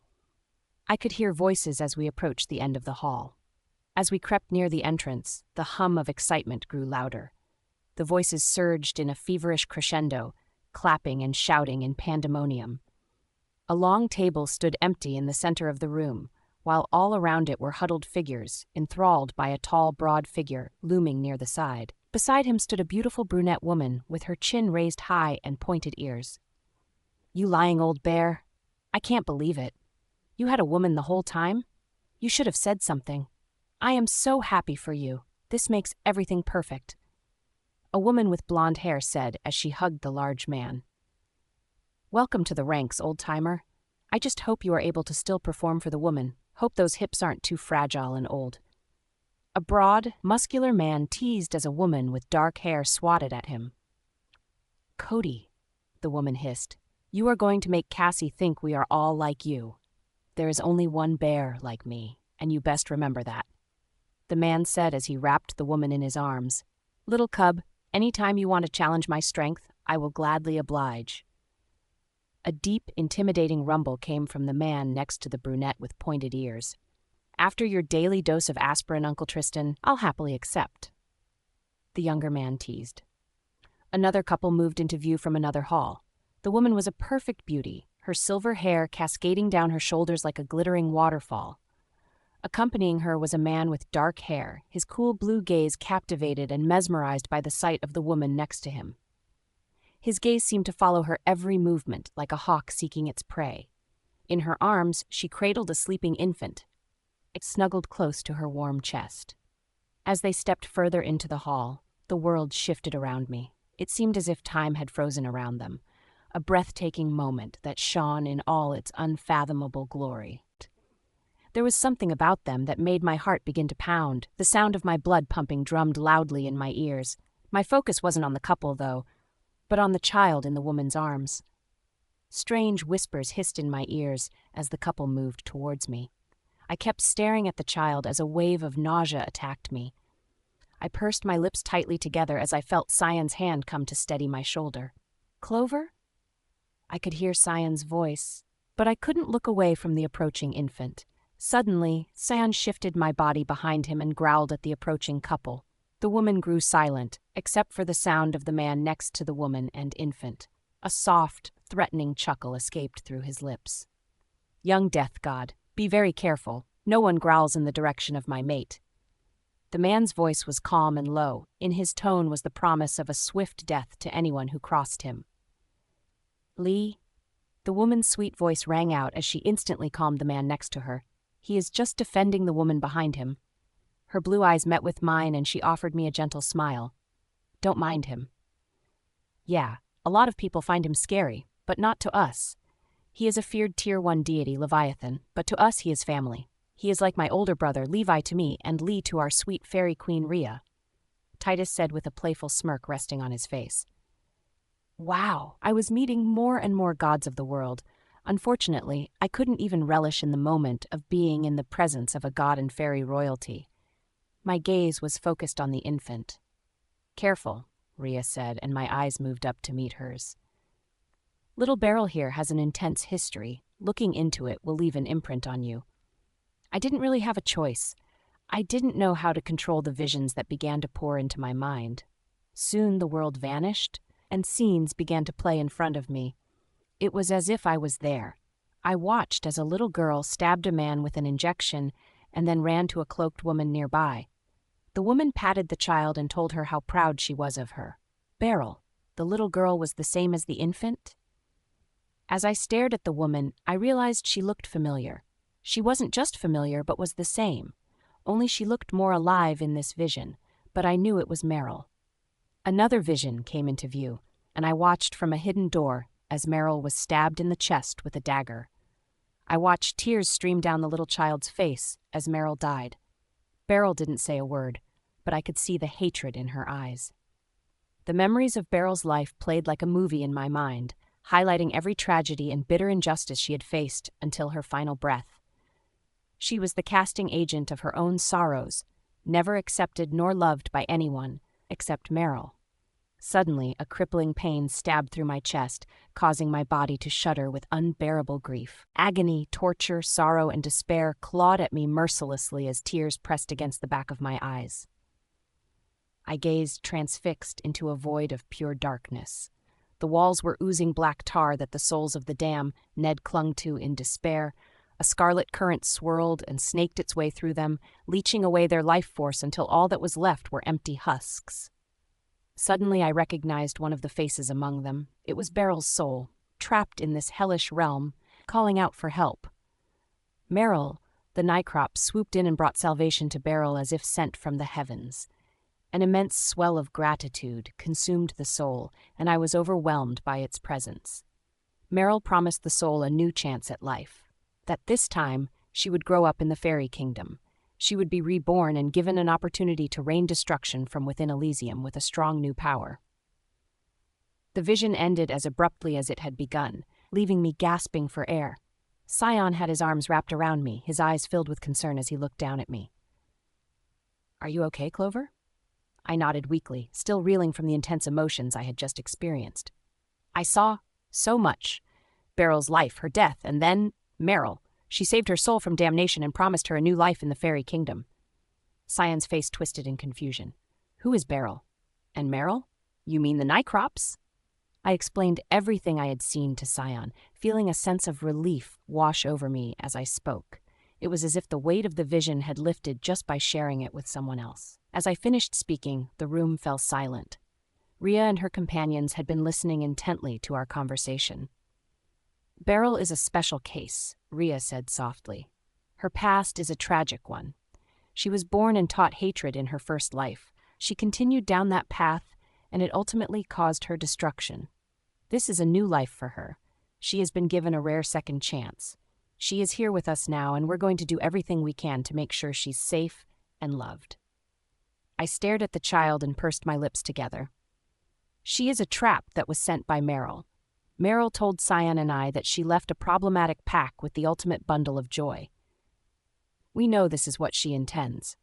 However, I believe that with the right foundation, built upon love, things will be different." Rhea's blue eyes met with mine calmly. "She has her past memories." My words hung in the air like a thick fog, settling over the room like a blanket of dread. Every eye turned to the small figure resting peacefully in Rhea's arms. I could feel the collective breath caught in their throats as they thought about what this would mean for the baby and her tumultuous past. Not a sound was uttered in the room, until at last a whisper broke the silence. "She has her past memories?" I glanced up to see a woman with beautiful blonde hair walk up to the front, stopping next to Rhea to look down at the baby. I didn't know who this woman was, but it was obvious she was someone held at great importance. A man stayed close to her side and was analyzing the child with her. The two of them seemed to be communicating together seamlessly. It wasn't like mind-linking, but they seemed to just know the other's thoughts. The man I saw earlier, Tristan, I think they called him, came to stand slightly in front of the blonde woman. He had an accusing gaze as he stared at Scion and me. It was clear he didn't trust us. The woman's green eyes were full of compassion, and her voice was soft as she spoke. "I am Lily. I am the queen of the fairy kingdom, but am no longer the ruling queen. This is my husband and mate, Tyler." I watched as her eyes moved up to the tall, brooding man. "And this untrusting man is my guardian and dear family, Tristan." The woman looked at me, and I could feel sincere warmth coming from her. "Meryl has made a mistake, honestly. It is the best thing that her memories were left intact now instead of returning to her later. As an infant, these memories will not stay as strong and vivid. We will love her and care for her. We will create new memories for her filled with love and acceptance. These will be the memories that will be the most fresh. She will be given a real chance at happiness. She deserves to know real love and not conditional." I watched as her face grew serious as she glanced up at Rhea, who was still holding the baby. Unfortunately, there are those whose memories will return, and we can only hope that with his new life, he can overcome his haunting past. I wasn't sure who they were talking about, but both women nodded and then looked back at the baby, Beryl. Lily reached out and brushed the baby's cheek with her finger. Let love heal your heart, little one. You are safe here. I hoped they were right. Meryl was still out there, and she would be waiting to sink her claws in Beryl when she is older. She is our daughter now. This is her new life with a clean slate. Rhea said, and, as if confirming her words, her mate reached out and embraced the child, cradling her with a loving tenderness. My gaze lingered on the deity. His features softened with such profound love that it was clear any malice of the past had been forgotten. He had taken the child into his embrace as his own, reflecting an unconditional bond between father and daughter. I can't explain how much it touched me to see them love a baby like that, who had once caused them pain. Honestly, it was emotional for me. I was an orphaned baby and was never given parental love. At the time, I had thought this was normal. I understand it more now. I know that Alpha Scott had allowed my mistreatment, but still, those pack members did not have to treat an innocent child like she was a monster. So, this was how it was supposed to be. Because of my past, I was able to see this moment from another perspective. I could empathize with an innocent baby and understand she needed a fresh chance, one that wasn't judged from the past. I listened as Sion sighed, and I lifted my eyes up to his. I'm glad she's found a home where she'll be loved and accepted, he said softly, but I could see something else in his eyes. What is it? I asked, and everyone's gaze shifted to my mate. I watched as his hazel eyes met with the blue eyes of the deity, Leviathan. Her life force has a black cloud in it, Sion said. He then looked down at me with a solemn look. Meryl already anticipated possible betrayal. She has implanted something in the child. I can't see what, but I know it disrupts the lifeline. I am guessing if she doesn't do as she is told, she will use it to obliterate her.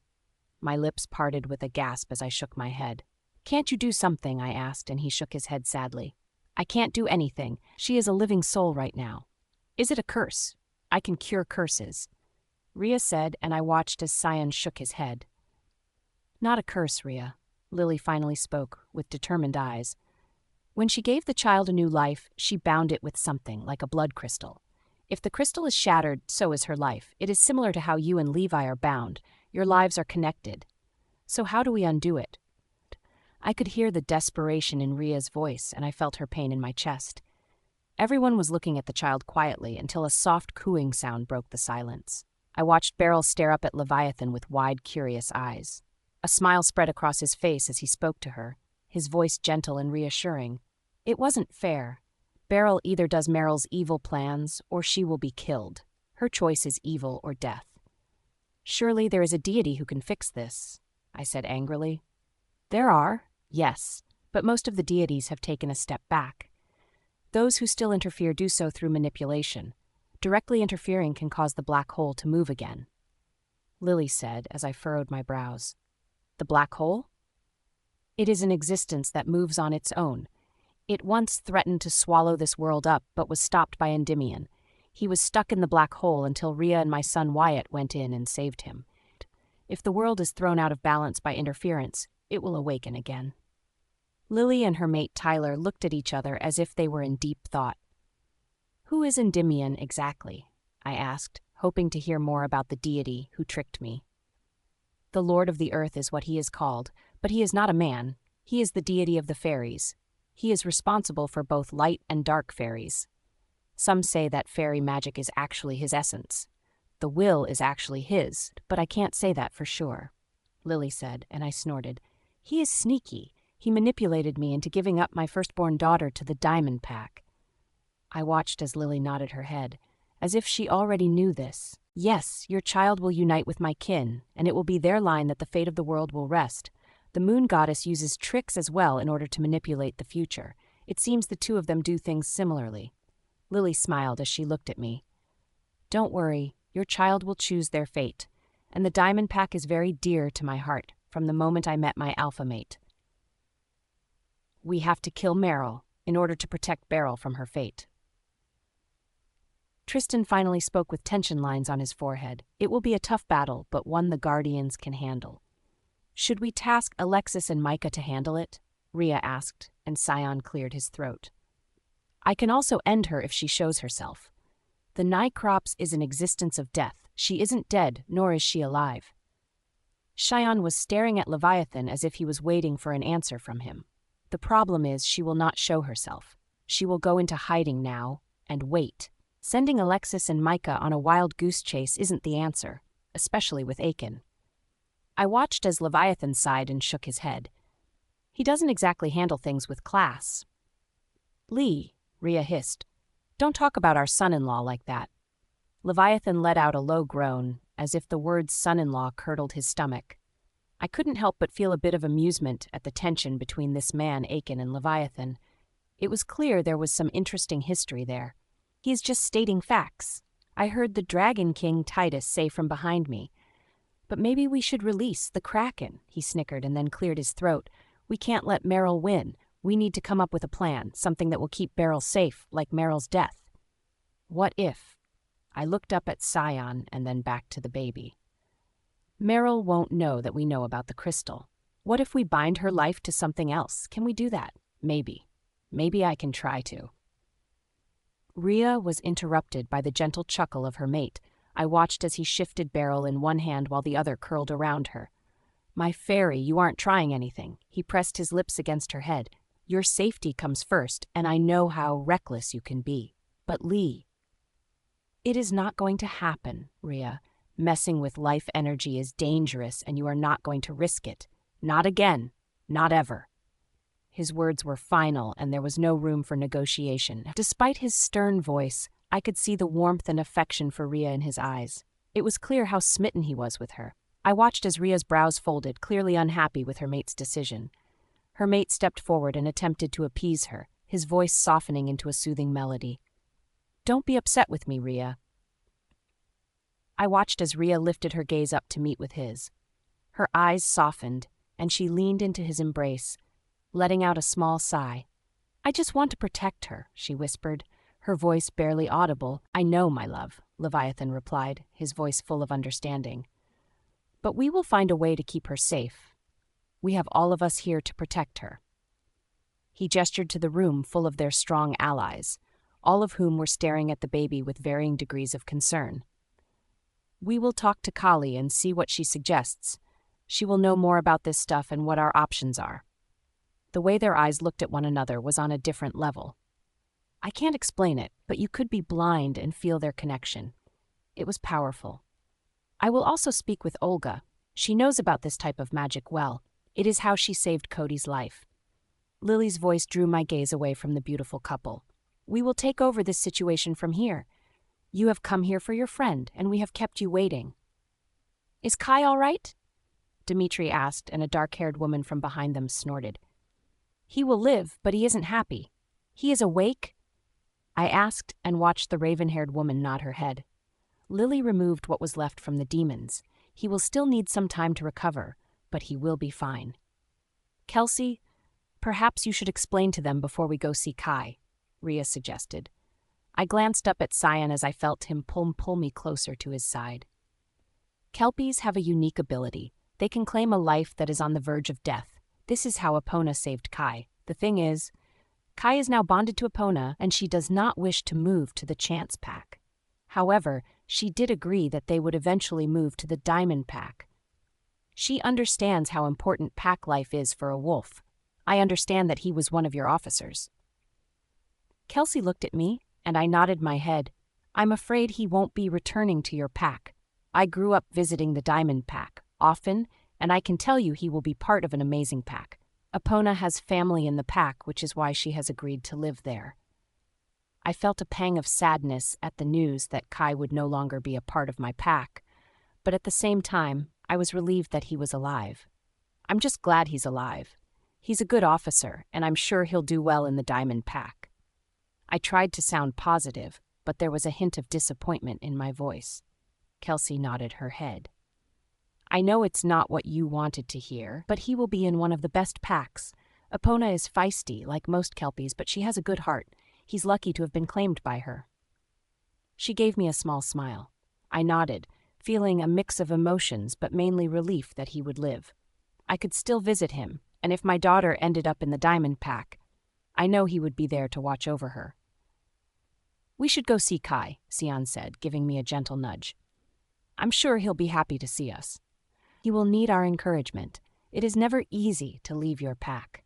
Sion was right. Kai needed our support and strength right now. Please take us to Kai. We trailed a small entourage through the winding corridor, my heart pounding in anticipation. I didn't know what to expect. The last time we saw Kai, he wasn't conscious. We arrived at a room, and Ria nodded towards the door. He is in there, Ria said, and then looked up past me.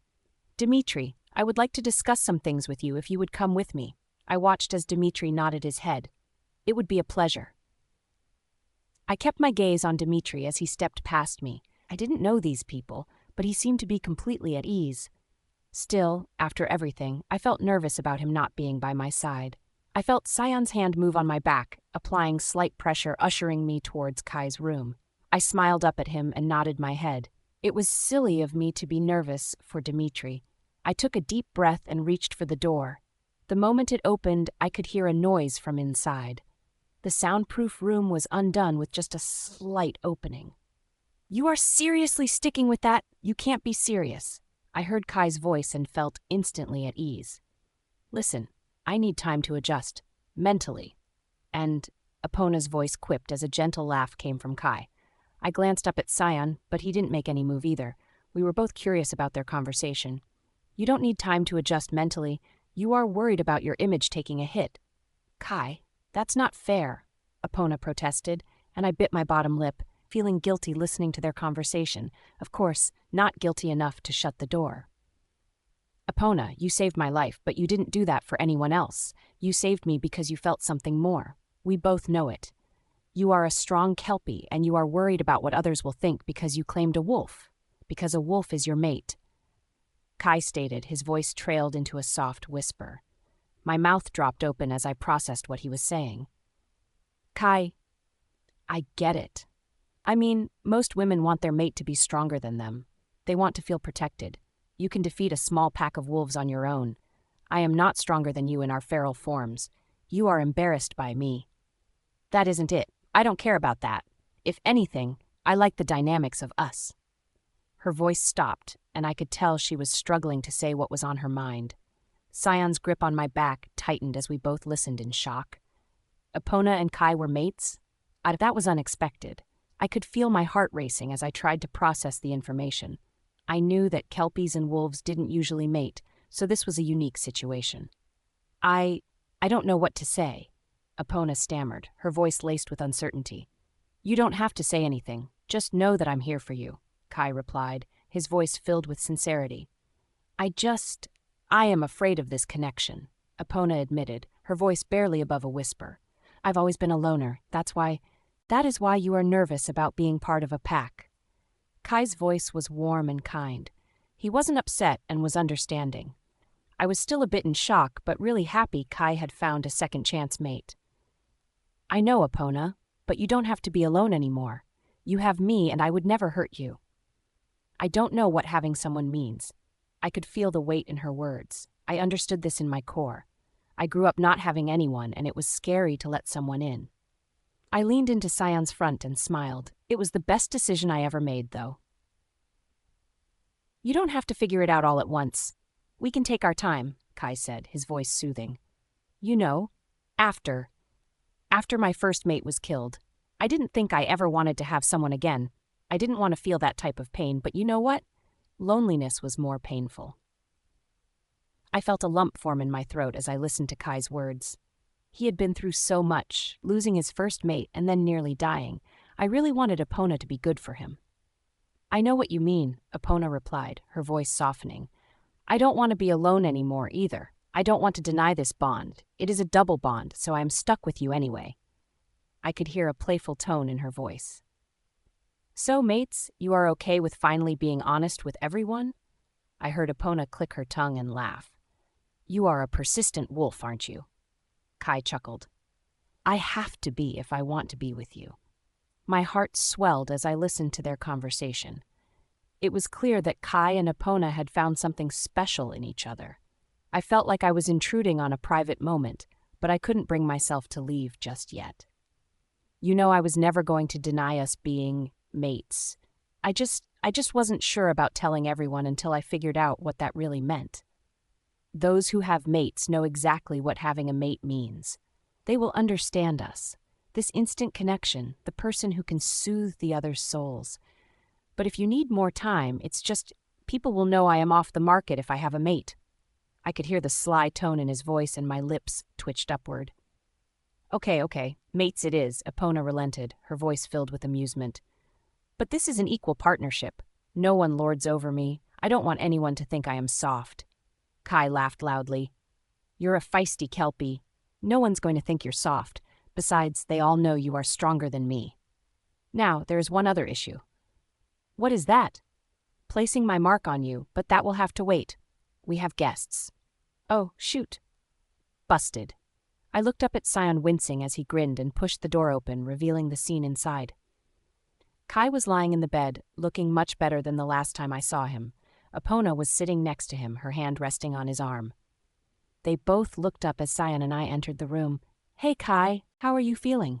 I asked, trying to keep my tone light. I knew my face was completely red with embarrassment. Kai grinned at me. I'm feeling much better, thanks to Epona. I watched as he grabbed her hand when she tried to remove it from him. My mate. She cleared her throat and then looked away. She was acting uncharacteristically shy, but it was a sweet moment. I take it we won? He chuckled, pulling her hand up to his lips. Of course, we won. We still need to unite our packs, but it is finally over. Sion smiled and then looked over at Epona. Sorry to interrupt. We just wanted to check in on Kai. It's all good, man. I'm just happy to be alive, Kai replied, still holding on to Epona's hand. And speaking of the pack, there's something I need to address. We looked at Kai, waiting for him to continue. Epona and I will return to the chance pack for a little while. We haven't worked out all the details yet. Eventually, we will move to the diamond pack. I smiled and nodded my head. Actually, that is reassuring, I said, and he looked at me curiously.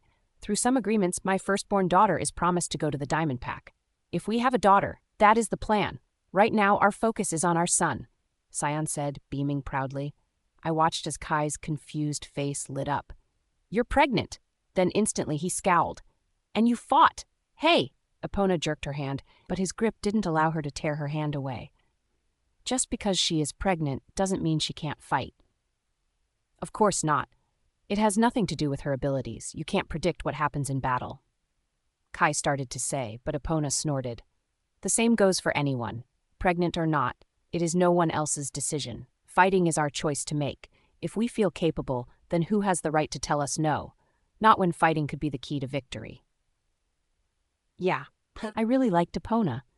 Kai grinned, clearly amused by Epona's fiery response. I stand corrected. He then turned his gaze to Sion and me. I'm happy for you both, and I hope our children can grow up together as well. I watched as Epona's face changed to beet red. She turned her face away from us, and Kai chuckled at the sight. I think she's embarrassed, Kai said with a smirk. Epona glared at him playfully. I am not embarrassed. I just don't want to talk about it.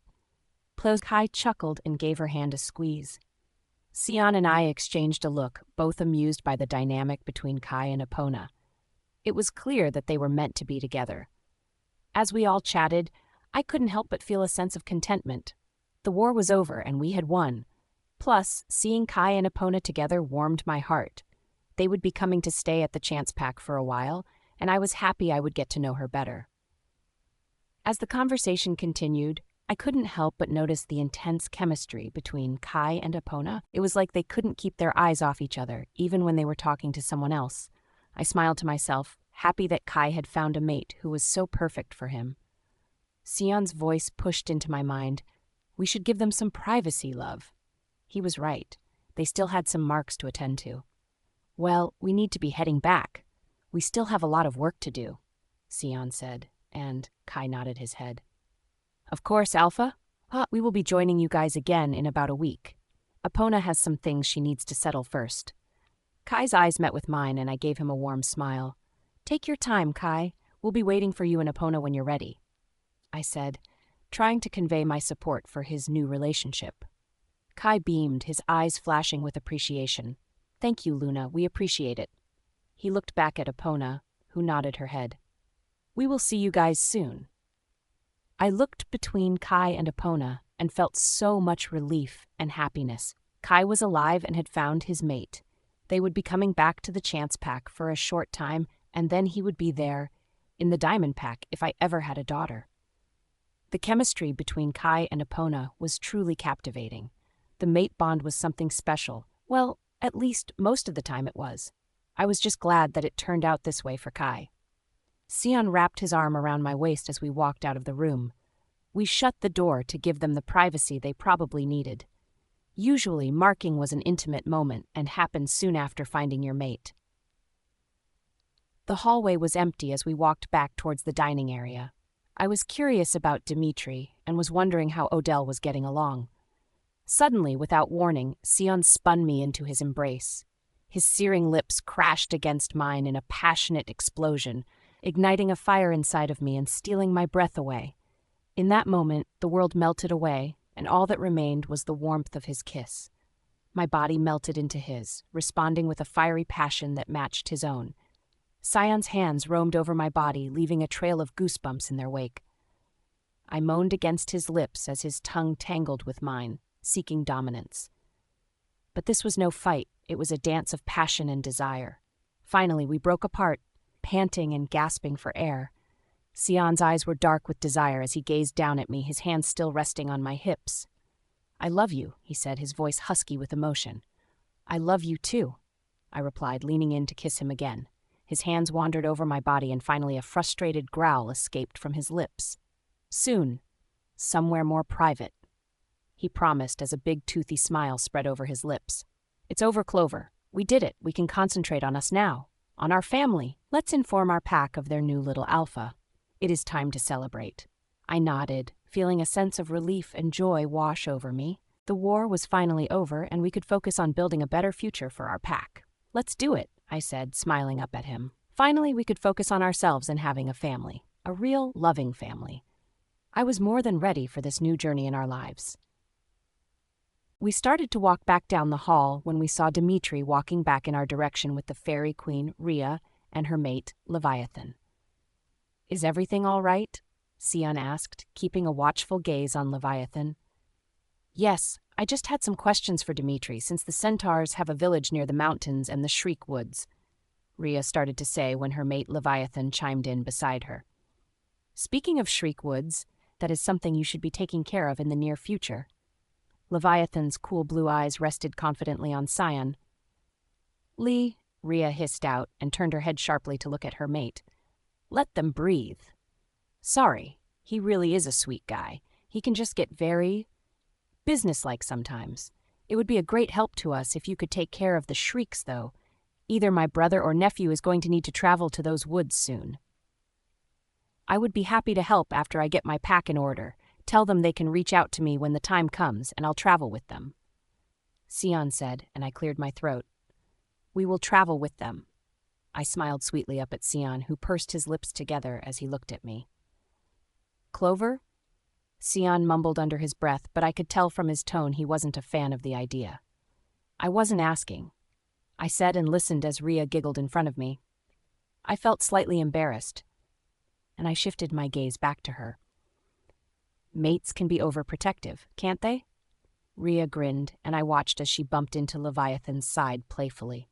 "Especially when they are pregnant," Sion muttered, and Leviathan snorted. "At least you know about it. My mate put herself in danger while she was pregnant. I didn't find out about it until after. You would have locked me away and I wouldn't have been able to help anyone. Locking her away? Not a bad idea." Sion smirked and looked down at me. "Try it and see what happens." I challenged back and watched his smile grow. Sion leaned down to whisper in my ear, "You know I would never do that to you." His hot breath sent shivers down my spine as I leaned into him. Leviathan chuckled. "Ah, the joys of being mated, but we wouldn't have it any other way, would we? I remember those days with Rhea. Heck, sometimes I still have those days. Except you most certainly would lock me up." I watched as Rhea folded her arms over her chest as her mate pulled her to his side. "I would have. I won't pretend I wouldn't. I have promised you several times that I would lock you away, and I meant it. I will protect you, even if I have to protect you from yourself, despite the guilt and heartache I would have suffered. The thought of you being disappointed in me, hating me for my choices, with just a disapproving look, you can break my heart. You are everything to me, my fairy." I watched as Rhea's eyes softened, and she turned her head up to Leviathan and smiled. I watched as she reached her hand up to stroke his cheek, his head leaning into her touch. He closed his eyes, clearly relishing in her touch. "I wouldn't change anything about you. You are my everything, my Lee."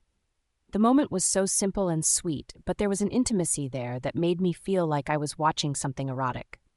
"So what about the Shriek Woods?" Sion said, interrupting the moment. I glanced up at him and could see he wanted more answers. "Why will they need to travel there? What did you need my mate's beta for?" "Sorry about that," Rhea giggled as she tapped Leviathan's nose playfully and turned to face us. It seemed there was something promised in the little touch. And we all know what that was. "There is a pack of werewolves there that have become quiet. We haven't had any word from them. I was curious if Dimitri had heard anything from the other centaurs, but he hadn't. My brother has been planning to visit them, but now it seems he can no longer wait. The children of the moon needs to be addressed. We need to know whose side they are on." I watched as her blue eyes moved to look at me. They are purists. They are a pack that doesn't mix with other species. They also have an extreme hatred for vampires, which is why my brother hasn't visited them yet. He has vampire blood in him, and so does my nephew. Shayas have very unique abilities. It isn't just mind control. You have the ability to calm crowds.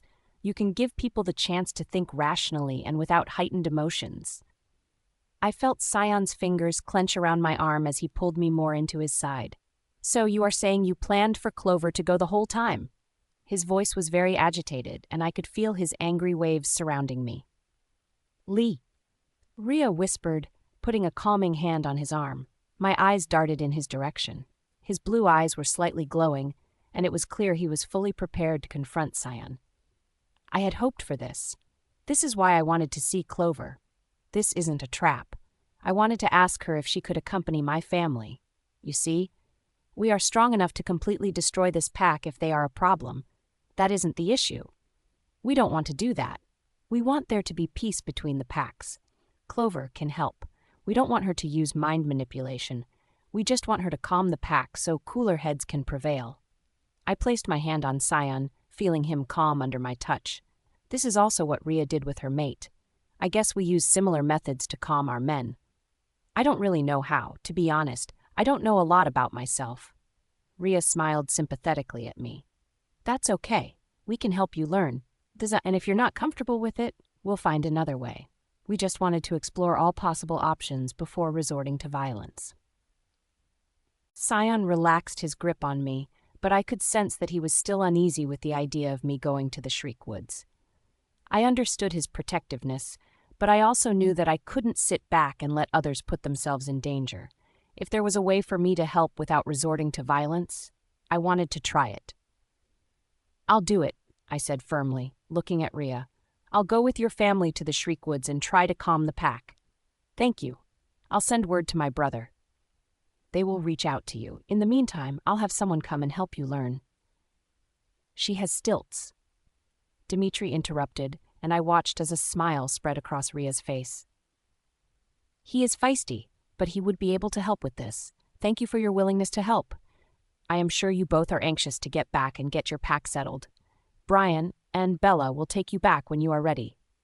I nodded my head and smiled in appreciation. I wanted to explore the fairy kingdom, but this wasn't the time. Sion and I were both ready to finally go home. "Dimitri, can you find Odell? We really need to address the pack." "I'll go and retrieve her," Dimitri said as he turned and left. "Before you go," a woman's voice said from behind us. I turned to see the shining blonde hair of the previous fairy queen, Lily. She held out 2 clear crystals and placed them in my hands. "You can see Nembrant glass at work in someone, but others can't. This will detect anyone who has Nembrant glass or essence at work. There is one for your pack and one for the Sulfur pack. Place it in the pack house where it will be safe. It will automatically form a radius around the pack lands. Anyone who enters the territory that has been tainted will be able to be detected. The crystal will shine to notify you.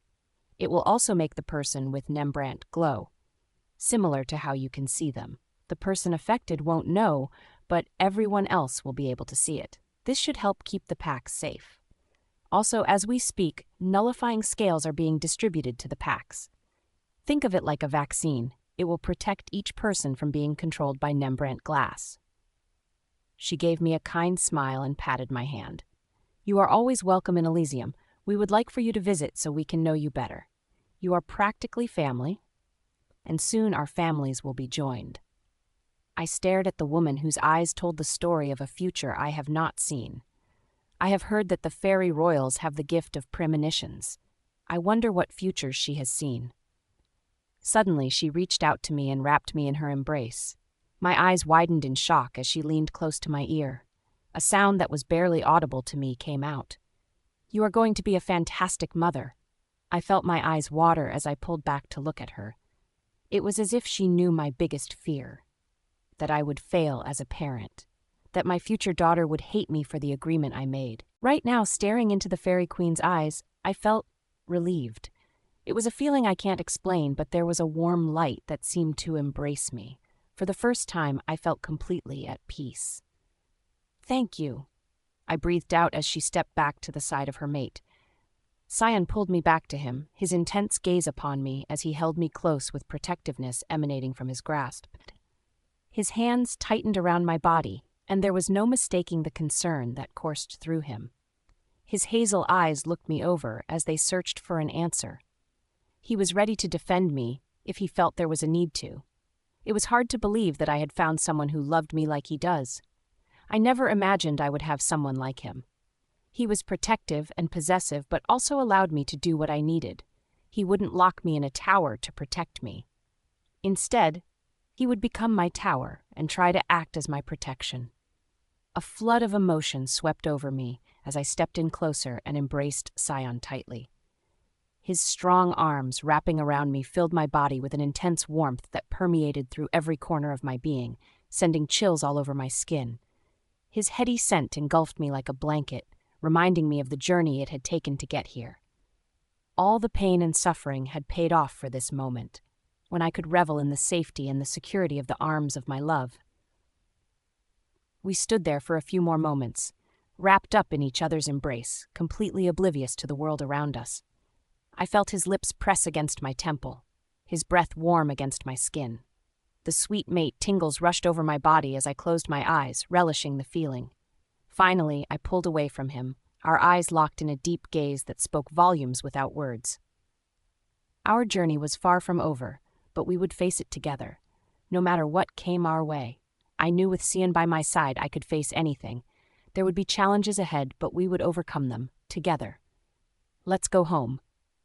Sion's voice rumbled through his chest as he leaned in to press a soft kiss to my forehead. I smiled up at him, feeling a sense of contentment wash over me. With his hand in mine, we nodded our goodbyes and made our way down the hall. Bella and Brian were waiting for us by the doors along with Dimitri and Odell. So ladies together again? Odell asked, and Sion instantly growled, clinging to me tightly. Not a chance. Sion growls with conviction, his voice laced with possessiveness. He pulls me flush against his front, his arm wrapping tightly around my waist like an unbreakable chain. His eyes bore into mine with a dangerous intensity, daring anyone to try and take me away from him. I can feel the hard planes of his chest against my front. The overwhelming scent of his musk fills my nostrils as he leans his head closer to mine. He buried his nose in my hair and inhaled gently. I need her close. I listened as Brian chuckled, and he turned to wink at Bella. That sounds familiar, doesn't it? He said as he grabbed her hand and walked away with her to shift. Odell snorted and rolled her eyes. Mates, she mumbled, shaking her head. Bella and Brian shifted into their dragons. Sion led me over to Brian and helped me onto the dragon's back. As his wings began to flap, Sion pulled me tightly against his chest. I shivered as I felt his nose rub against my skin, sending an electric jolt through my body. A soft sigh escaped his lips as he reveled in the comfort of having me near. I understood it since I felt the same way. We were finally heading back. The chance pack was safe, and we were going home. Sion leaned in closer to my ear, his voice husky and low. I'm never letting you go, my love. After the pack is settled, we are locking ourselves away for a couple of weeks. We have some catching up to do." I smiled, feeling my heart swell with love for this man. That sounds wonderful. I leaned my head back and rested it against his chest. I listened to the sound of his heartbeat and relaxed under its gentle rhythm. Sion's strong arms held me in a blanket of support as he soothingly rubbed my arms. "Clover?" Sion's tender voice hummed out. "Yeah? What did the fairy queen say to you?" My lips curled up in a content smile as I stared out over the vast forests and mountains we were flying over. "She said that I would be a fantastic mother," I whispered. I felt Sion's lips brush over my head, and then he nuzzled his nose into the crook of my neck. "Of course you are going to be a fantastic mother. Anyone with a heart like yours wouldn't be any less.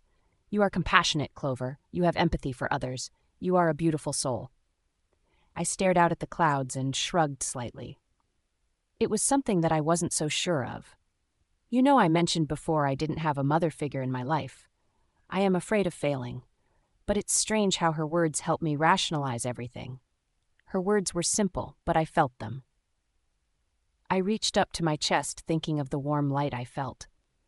I know we won't be perfect parents, but we will do the best we can. And I'm going to try not to worry anymore. I am going to love my children and protect them. And in a world that is often cruel, we will be their safe haven, just like you are mine.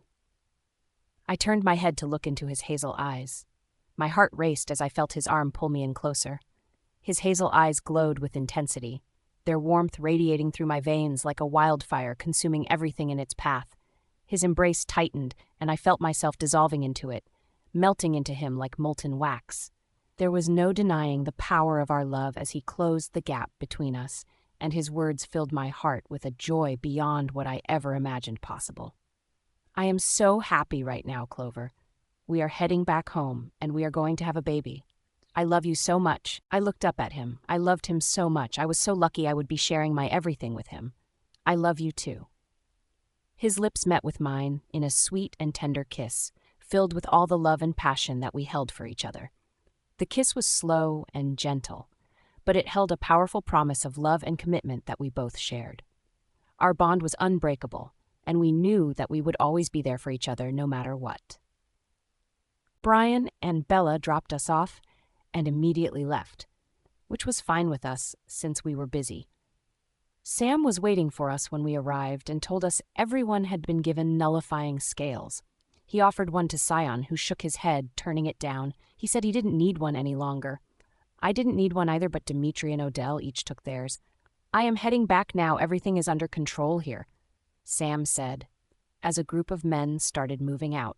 He must have mind-linked them. "Thank you for your help," Sion said, nodding his head respectfully. "So you will be coming back shortly to see your mother?"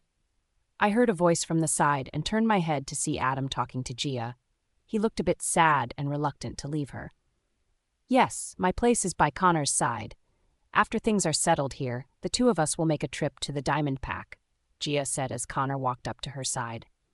"You and your mate will always be welcome, anytime you want to visit," Connor said, reaching his hand out to shake Adam's. I watched as Adam then pulled his daughter into a full embrace. His eyes closed tight as he squeezed her gently. "If you ever need anything, your mother and I will be there for you." "Thanks, Daddy." I watched as Adam and Sam walked away together. Sam patted Adam's shoulder and seemed to be giving him the extra nudge he needed. We watched them until they shifted and then disappeared into the woods. "How is Kai?" Logan asked as he ran up to us.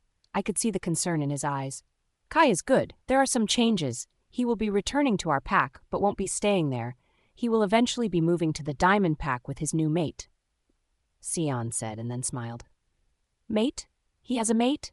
Connor asked, and I nodded my head. The Kelpie who saved him was his mate. I said and listened as Logan began to chuckle.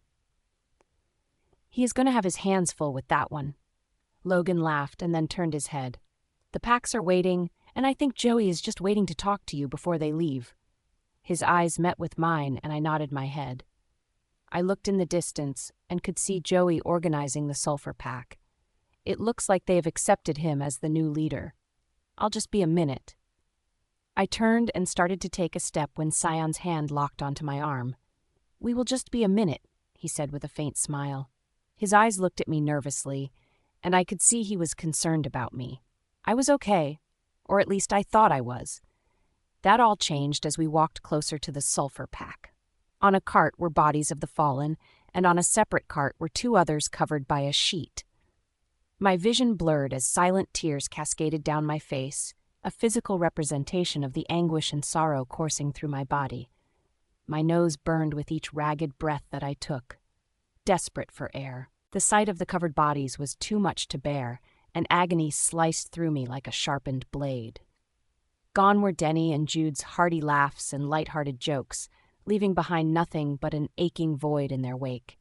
Even though their souls had returned to the life pool, part of me would always feel their loss. There was an emptiness left inside of me that could never be filled. I felt Sion's arm wrap around me as my body trembled. It was all still too fresh. I had pushed it back in the depths of my mind. While I was busy fighting, I could ignore this pain, but it was there. "Clover," I heard Joey's gentle voice, and I lifted my gaze up to him. He looked tired, but there was also a new aura around him. He was trying to be the strong leader he needed to be now.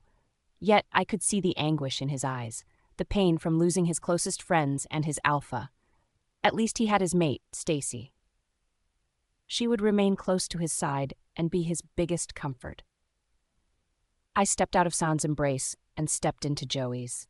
His hand came around my head and my back, pulling me into his chest. He leaned his head down to mine and he let out a shaky breath. "I don't know where to start.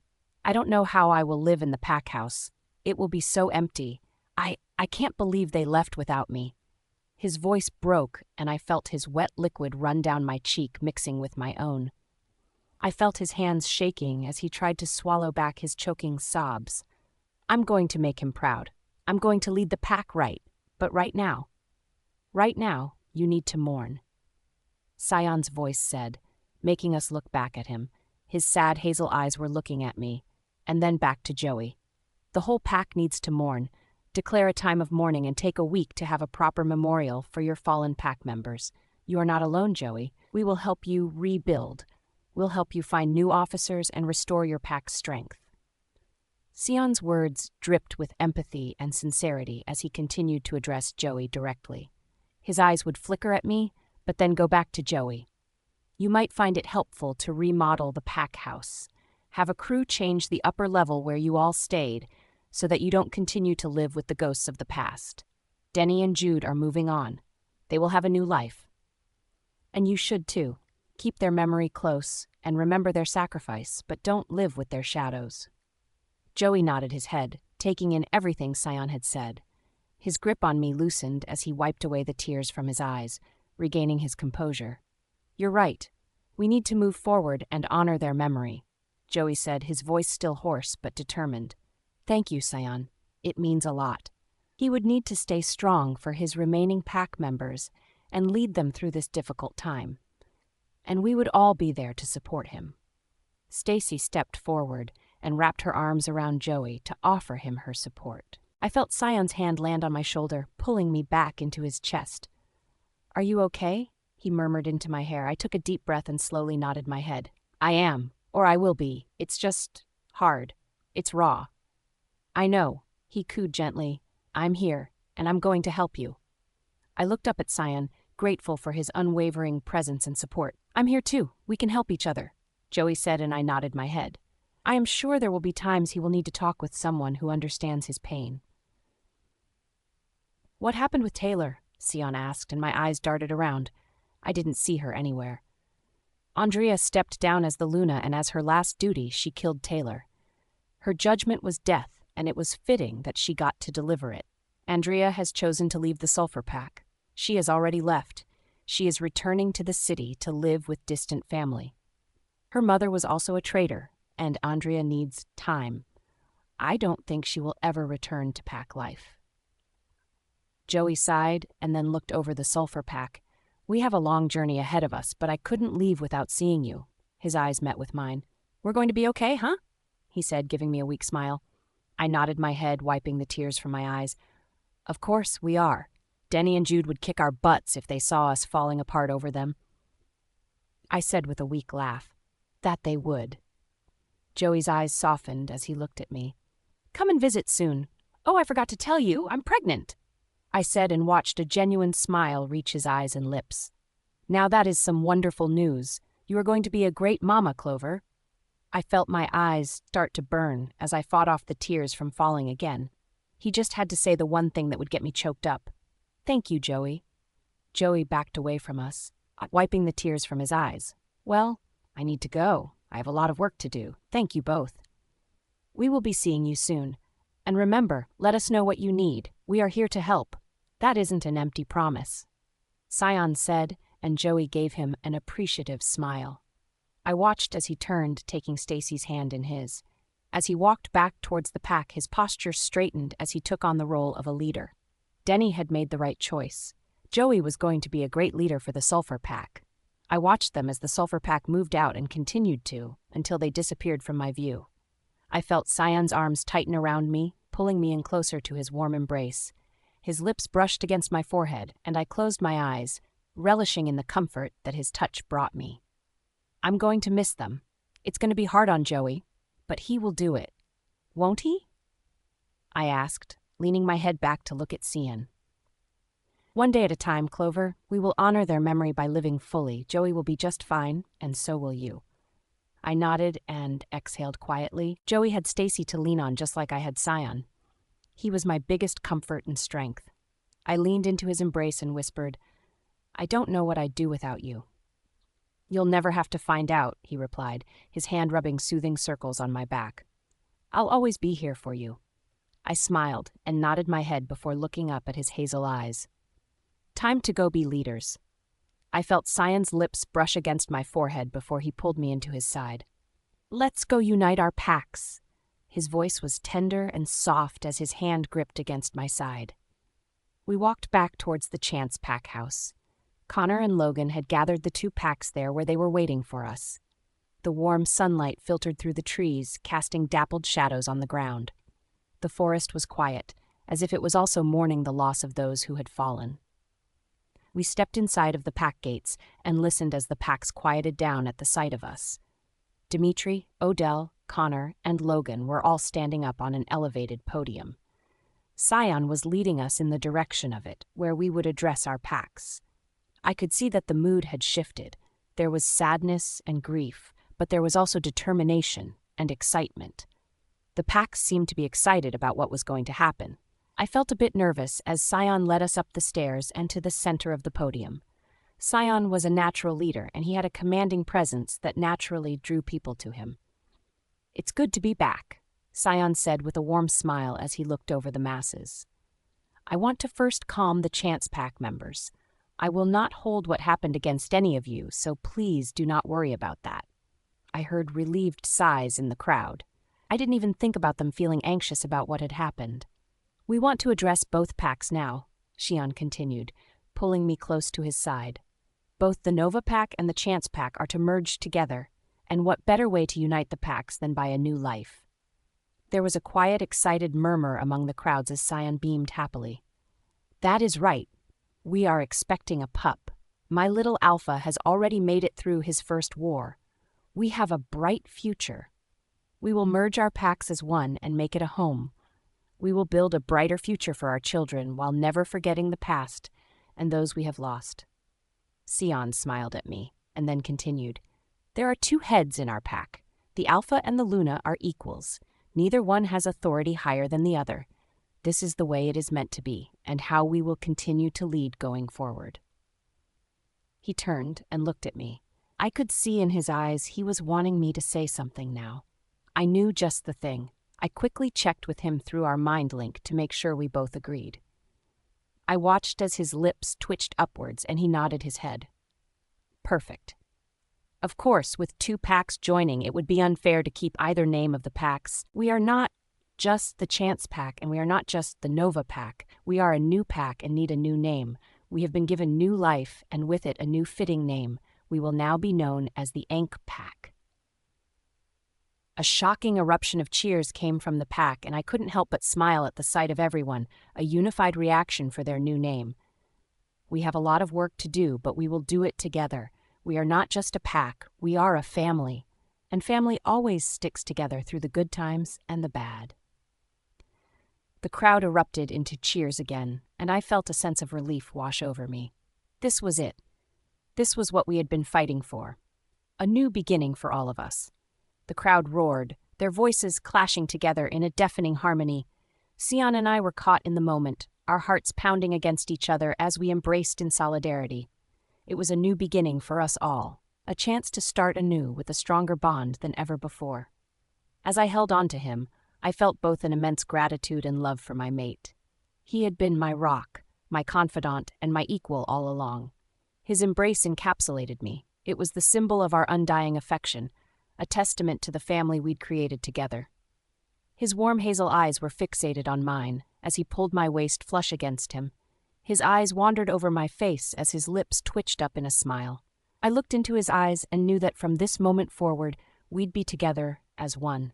My family, my partner, my mate. His head moved to mine, and our lips met in a passionate embrace. As we kissed, I felt a sense of completion. It was as if all the pieces of my life had finally fallen into place, and I was exactly where I was meant to be. I wrapped my arms around Sion's neck, deepening the kiss, lost in the moment of pure bliss. Our tongues danced together as we explored the depths of each other's mouths, our bodies pressed together as if we were one.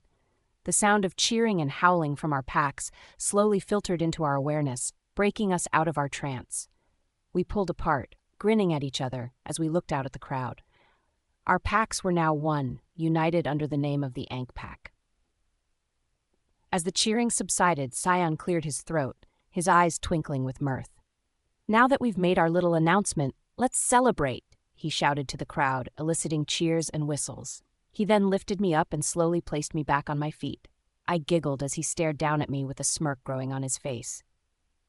"We have a lot of planning to do, my Luna," he said, his voice husky with desire. "But first we have a party to attend, and I plan on celebrating our victory in the best way possible." I nodded, my heart fluttering as we walked down to greet our pack. The celebration was wild and boisterous, with food, drink, and music filling the air. We laughed and danced, free of any worries, everything forgotten for the moment. It was as if we were all children again, living in the moment and enjoying each other's company. As the night wore on, Sion scooped me in his arms and carried me to the pack house. "It's time to celebrate our victory in my favorite way," he whispered in a husky voice. I could feel his excitement and anticipation for what was to come. As we entered our bedroom, Sion placed me down on the bed, his hands gripping my waist tightly. "I don't think I've ever been happier than I am right now," he said, his voice laced with emotion. "We've gone through so much, Clover, and now we have everything we could ever want." I smiled up at him, my fingers running through the hair at the nape of his neck. "I love you, Sion," I whispered, before capturing his lips with mine once again. The room was filled with passion and heat as we explored each other's bodies. Sion's touch was electric, igniting a fire within me that only he could create. Our bodies moved together in a dance of pure pleasure, our moans filling the air as we lost ourselves in each other. As we lay there, our bodies entwined, I couldn't help but think about the future. The Ankh Pack was our home now, and we had a responsibility to lead them towards a brighter future. But for now, all I wanted was to be lost in the moment with Sion by my side. "I love you, Clover. I love you too." He began to move against me again, making up for the time we lost. The sound of our pack celebration echoed softly in the background, masking the sound of our passionate moans. The future was uncertain, but one thing was for sure. We would face it together, as a pack, as a family, and as mates. I was exactly where I was meant to be, in the arms of my mate. Finally, I was home. I wiped my forehead as I poured more batter onto the pan. I woke up early to surprise everyone with my chocolate chip pancakes. It has been a few weeks since everything happened. Construction has continued since new houses were needed to accommodate our larger pack. Everyone fitted in nicely. Doug and Nadine now helped with pack training. Nadine trains the females and is tougher on them than Doug is on the men. She is now officially Dimitri's mate and has moved into the pack house. Connor and Gia are also officially marked and mated. They are kismet mates and are so cute together. Everyone is mated in the pack house except for Odell and Logan, though neither of them seem to be in a rush. Something smells good, Epona said as she walked out lazily with Kai. They arrived just last week. Epona decided they would stay with us for now. I think she was starting to enjoy life with us. Joey was doing great. He had a memorial built for Denny and Jude so the pack would never forget their sacrifice. It was erected with such care and precision that it felt as if their memories were frozen in time, never to be forgotten.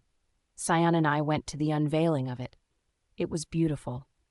My already heightened emotions, due to my pregnancy, rocketed through the roof, making me weep until there were no more tears left to shed. I soaked Sion's shirt, but he never complained. He just continued to hold me until I had calmed down. Yeah, pregnancy hormones, that has been kicking in now. The pregnancy hormones and also blef. I quickly covered my mouth as I felt the nausea kicking in. Come on, stomach, settle down. I just needed to finish a few more pancakes.